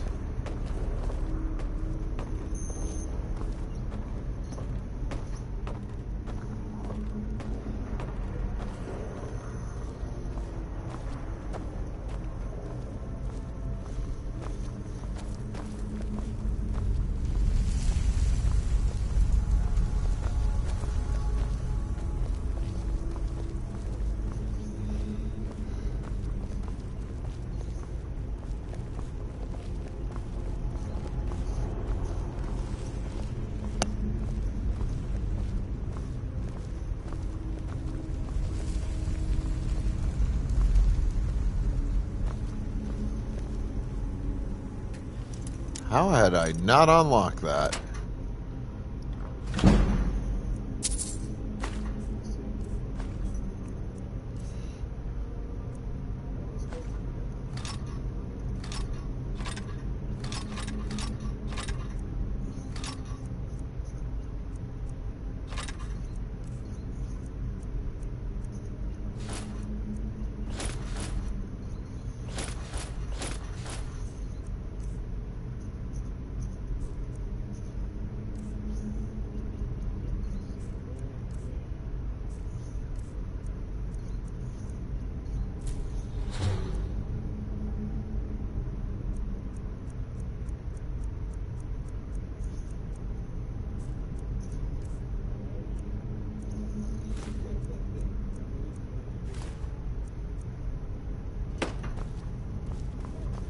There we go.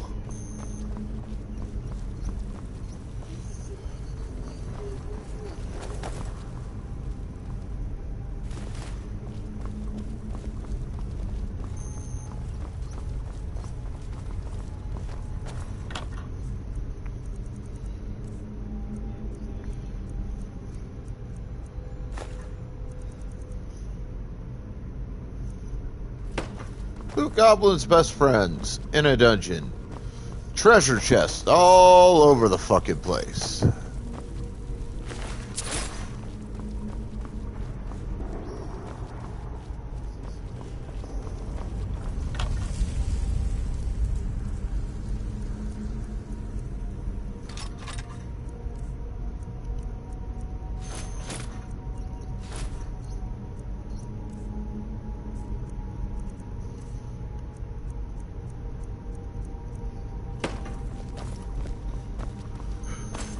This way you can store a bunch of your goods.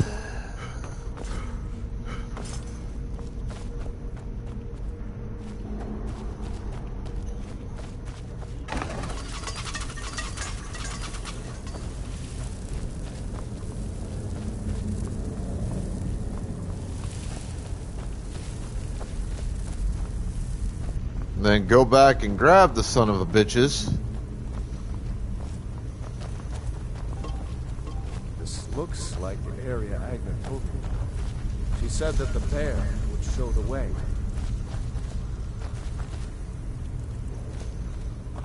Once you finish the dungeon.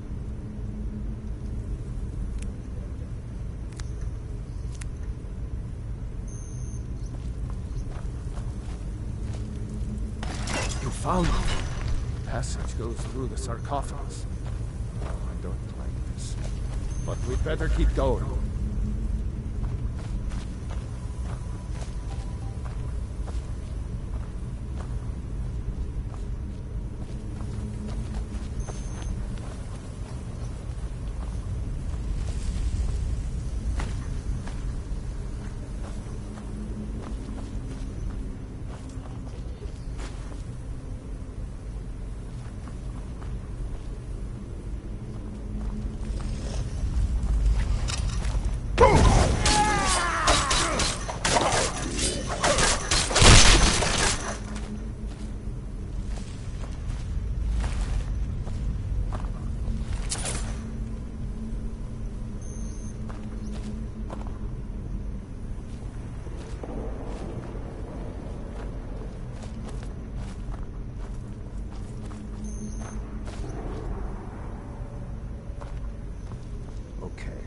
This door should lead to the main burial.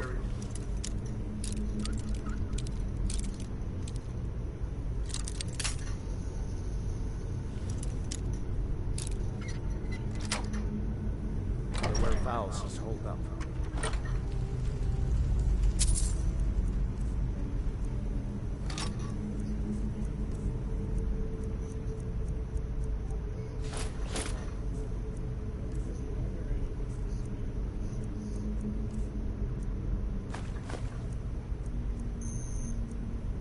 Get in there and put an end to this.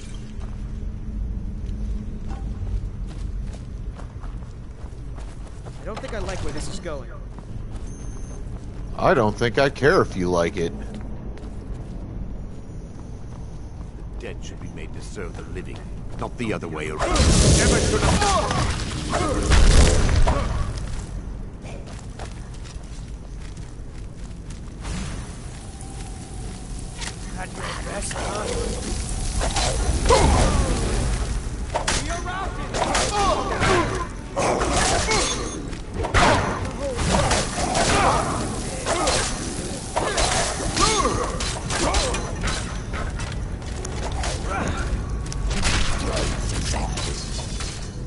Alrighty then.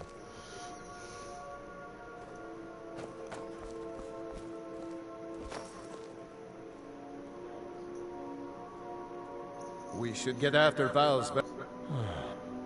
My dad locked me. We're not killing them. They were all. Val's Baron will die.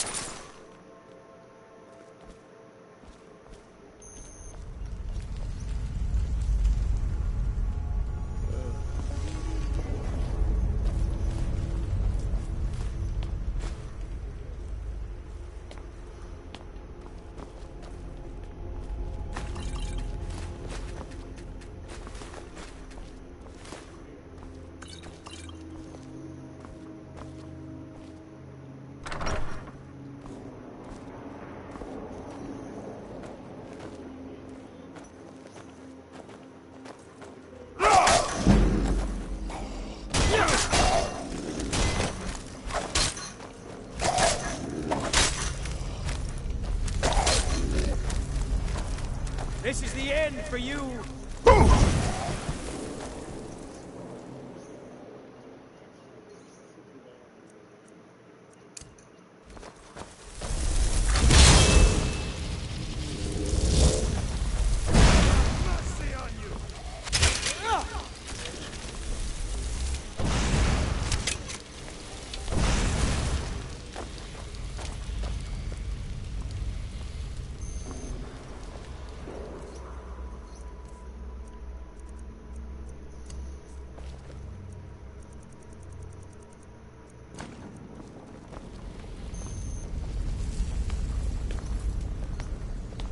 That motherfucker tried to run from me.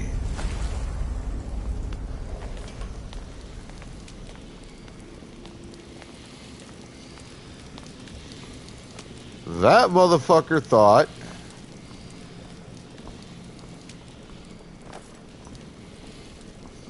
running was gonna save him.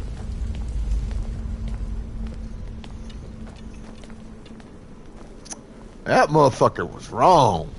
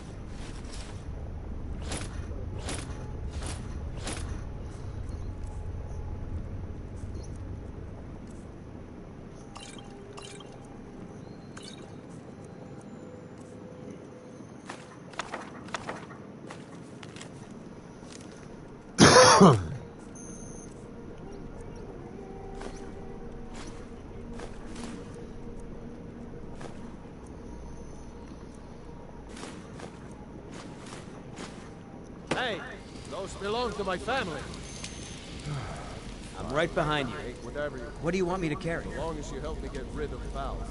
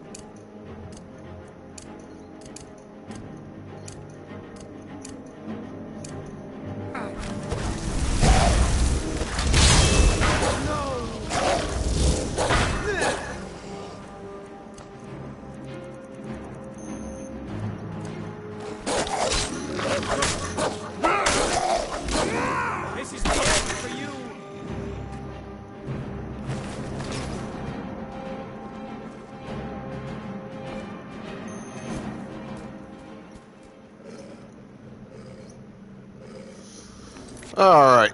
I need to go to the bathroom, grab some coffee. I'll return shortly. You guys just go on ahead and hang tight.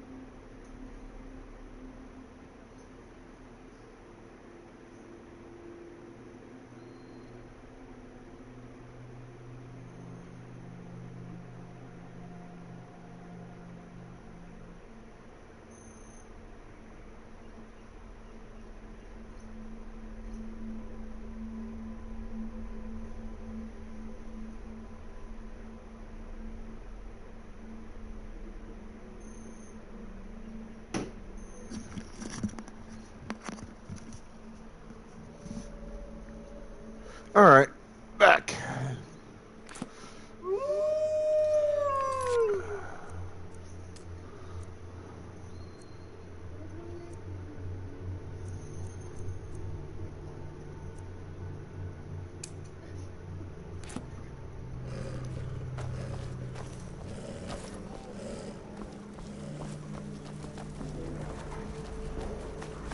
No. And Agna. Talos. Why didn't I go with her?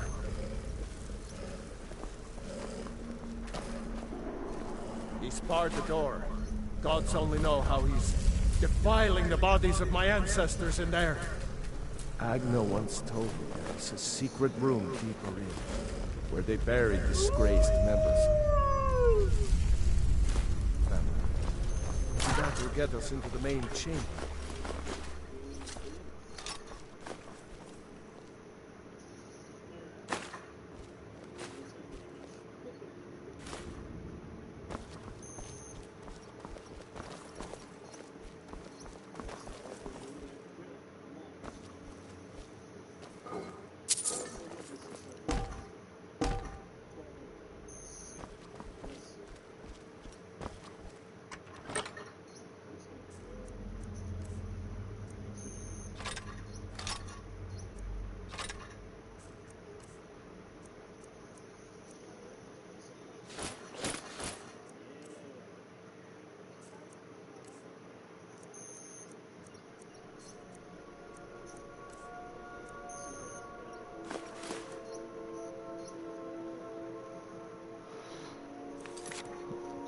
Well, S-Jap, that puts you halfway towards a tier 2 redeem for the month, and like 1/20th of the way towards a tier 3.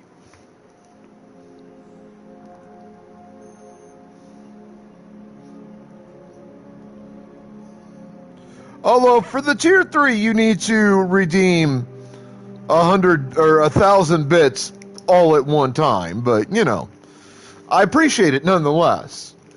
Don't get me wrong.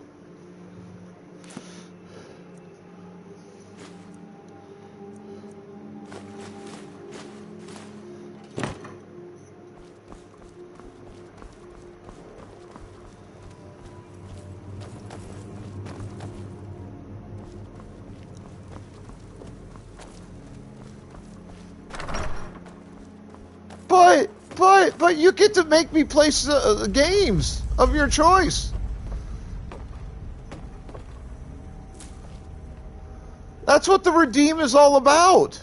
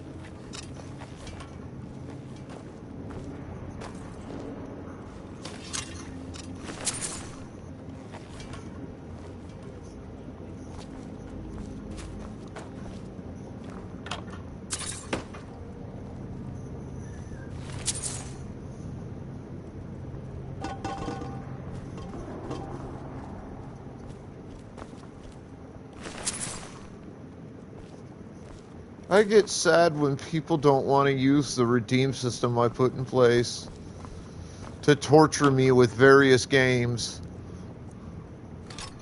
Some of which, actually a lot of which, I probably suck ass at.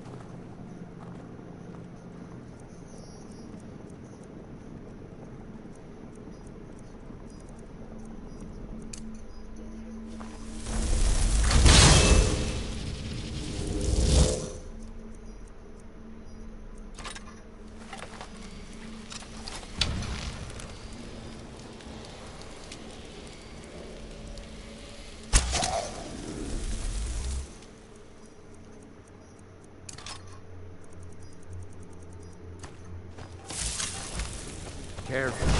Pressure plate ground. I'm afraid of it before, it got pelted with dark.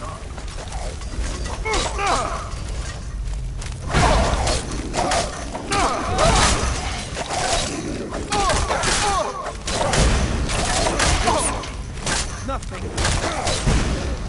How glad.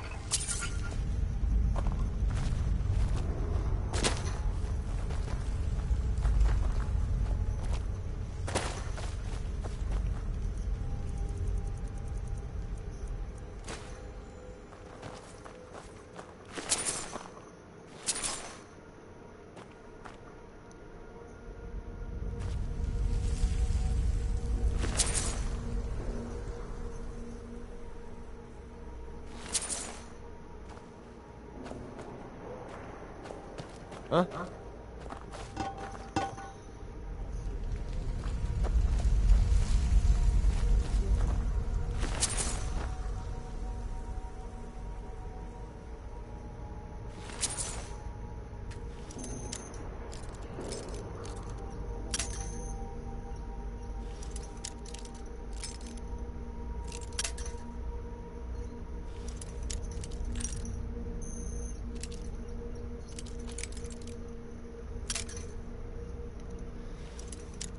Okay.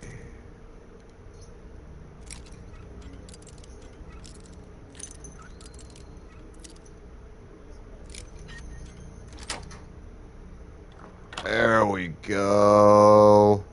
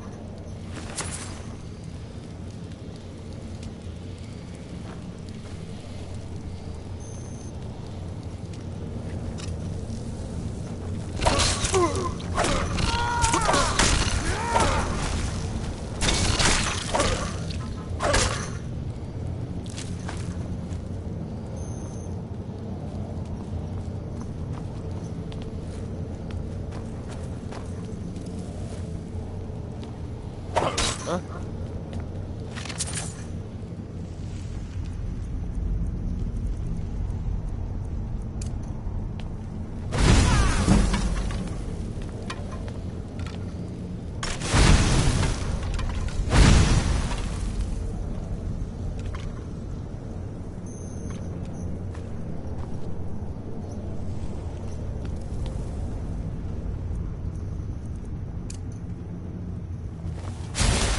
Suddenly, I feel much better.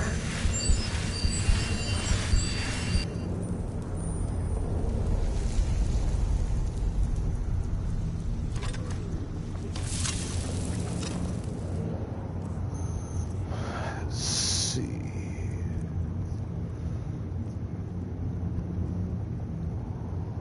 Not bad.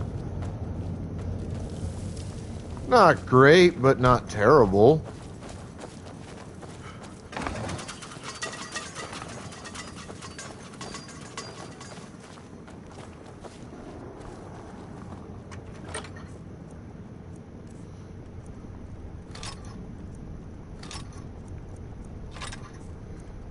I think I've already got the spell that could give me.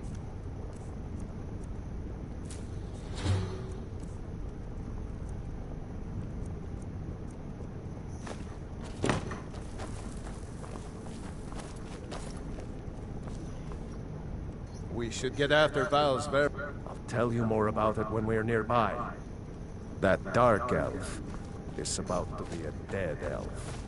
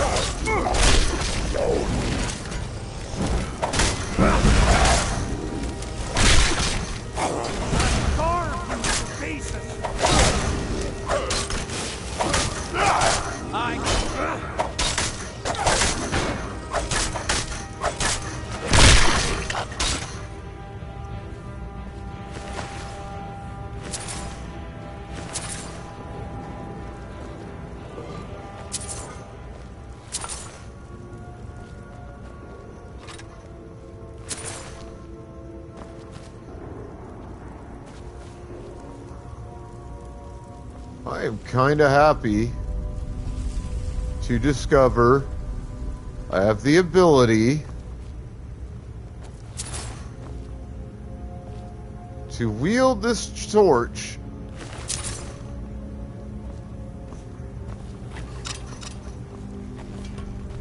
in an offensive manner.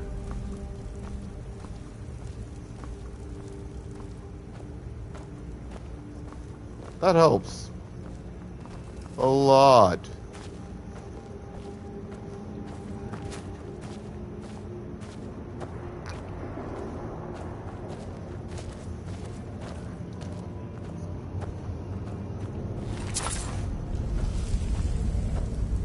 I mean, it's letting me basically light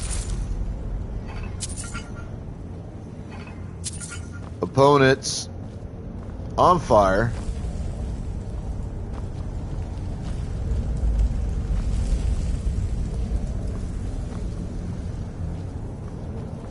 In the middle of combat.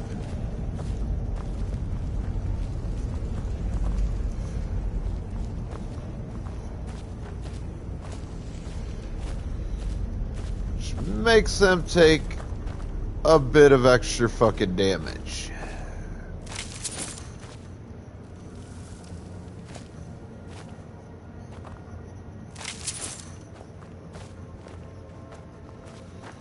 For anybody who's played RPGs or played D&D,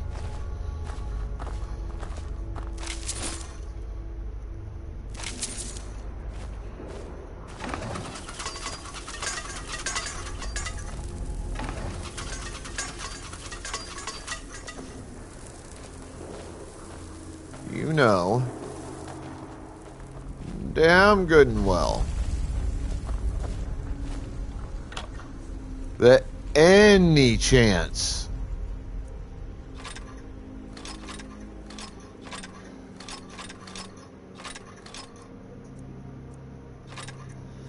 that you get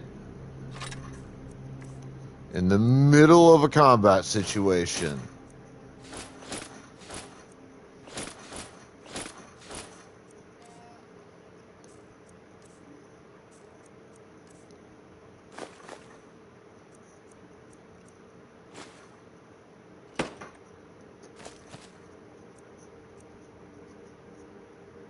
to deal additional combat damage,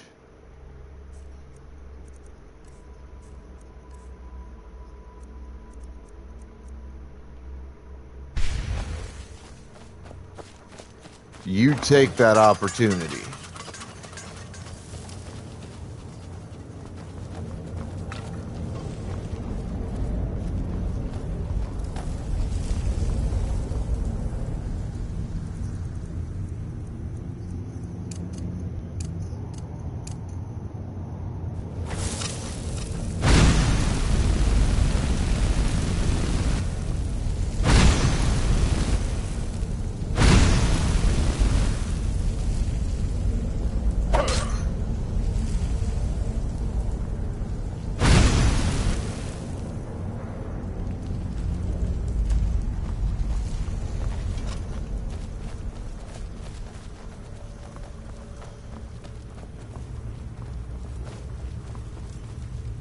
Looks like the area Agnes told me about.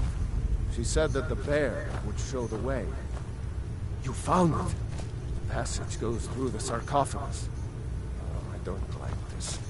But we'd better keep going. Until next time.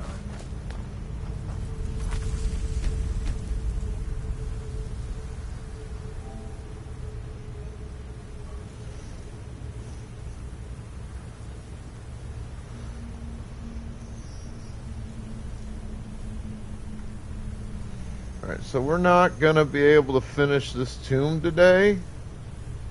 I'm sorry.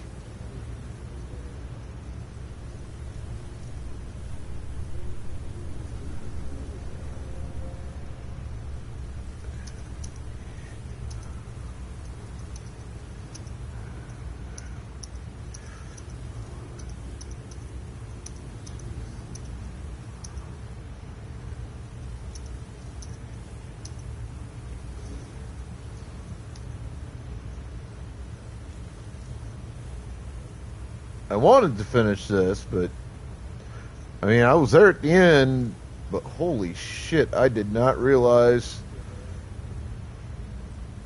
the guys there at the back side of it were gonna be that nasty to face.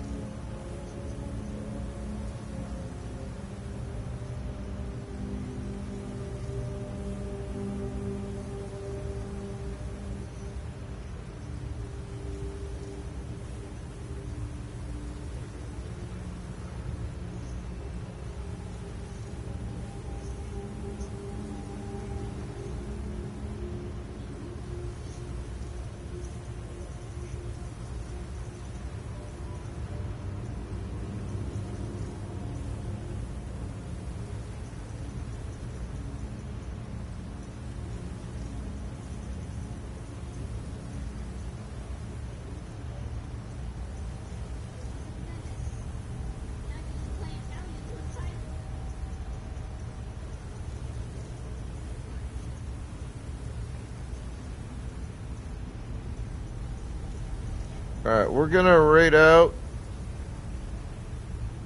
to an acquaintance, maybe a friend, Sailor Nuggy, playing Final Fantasy VI. So, be good to yourselves, each other, the planet, everything else. Have fun. Stay the fuck out of trouble. Exercise your rights, responsibilities, privileges, and or duties of wherever you happen to be from. As viewers, show that love and respect to streamers that you watch. Say it time after time, I mean it every single time. We really do appreciate it. It makes our day. As streamers, show that same love and respect to your viewers, because we do this job without them, but it wouldn't be any fun. This is your immortal Sith Emperor signing out, and I will be back here on Friday. See you then.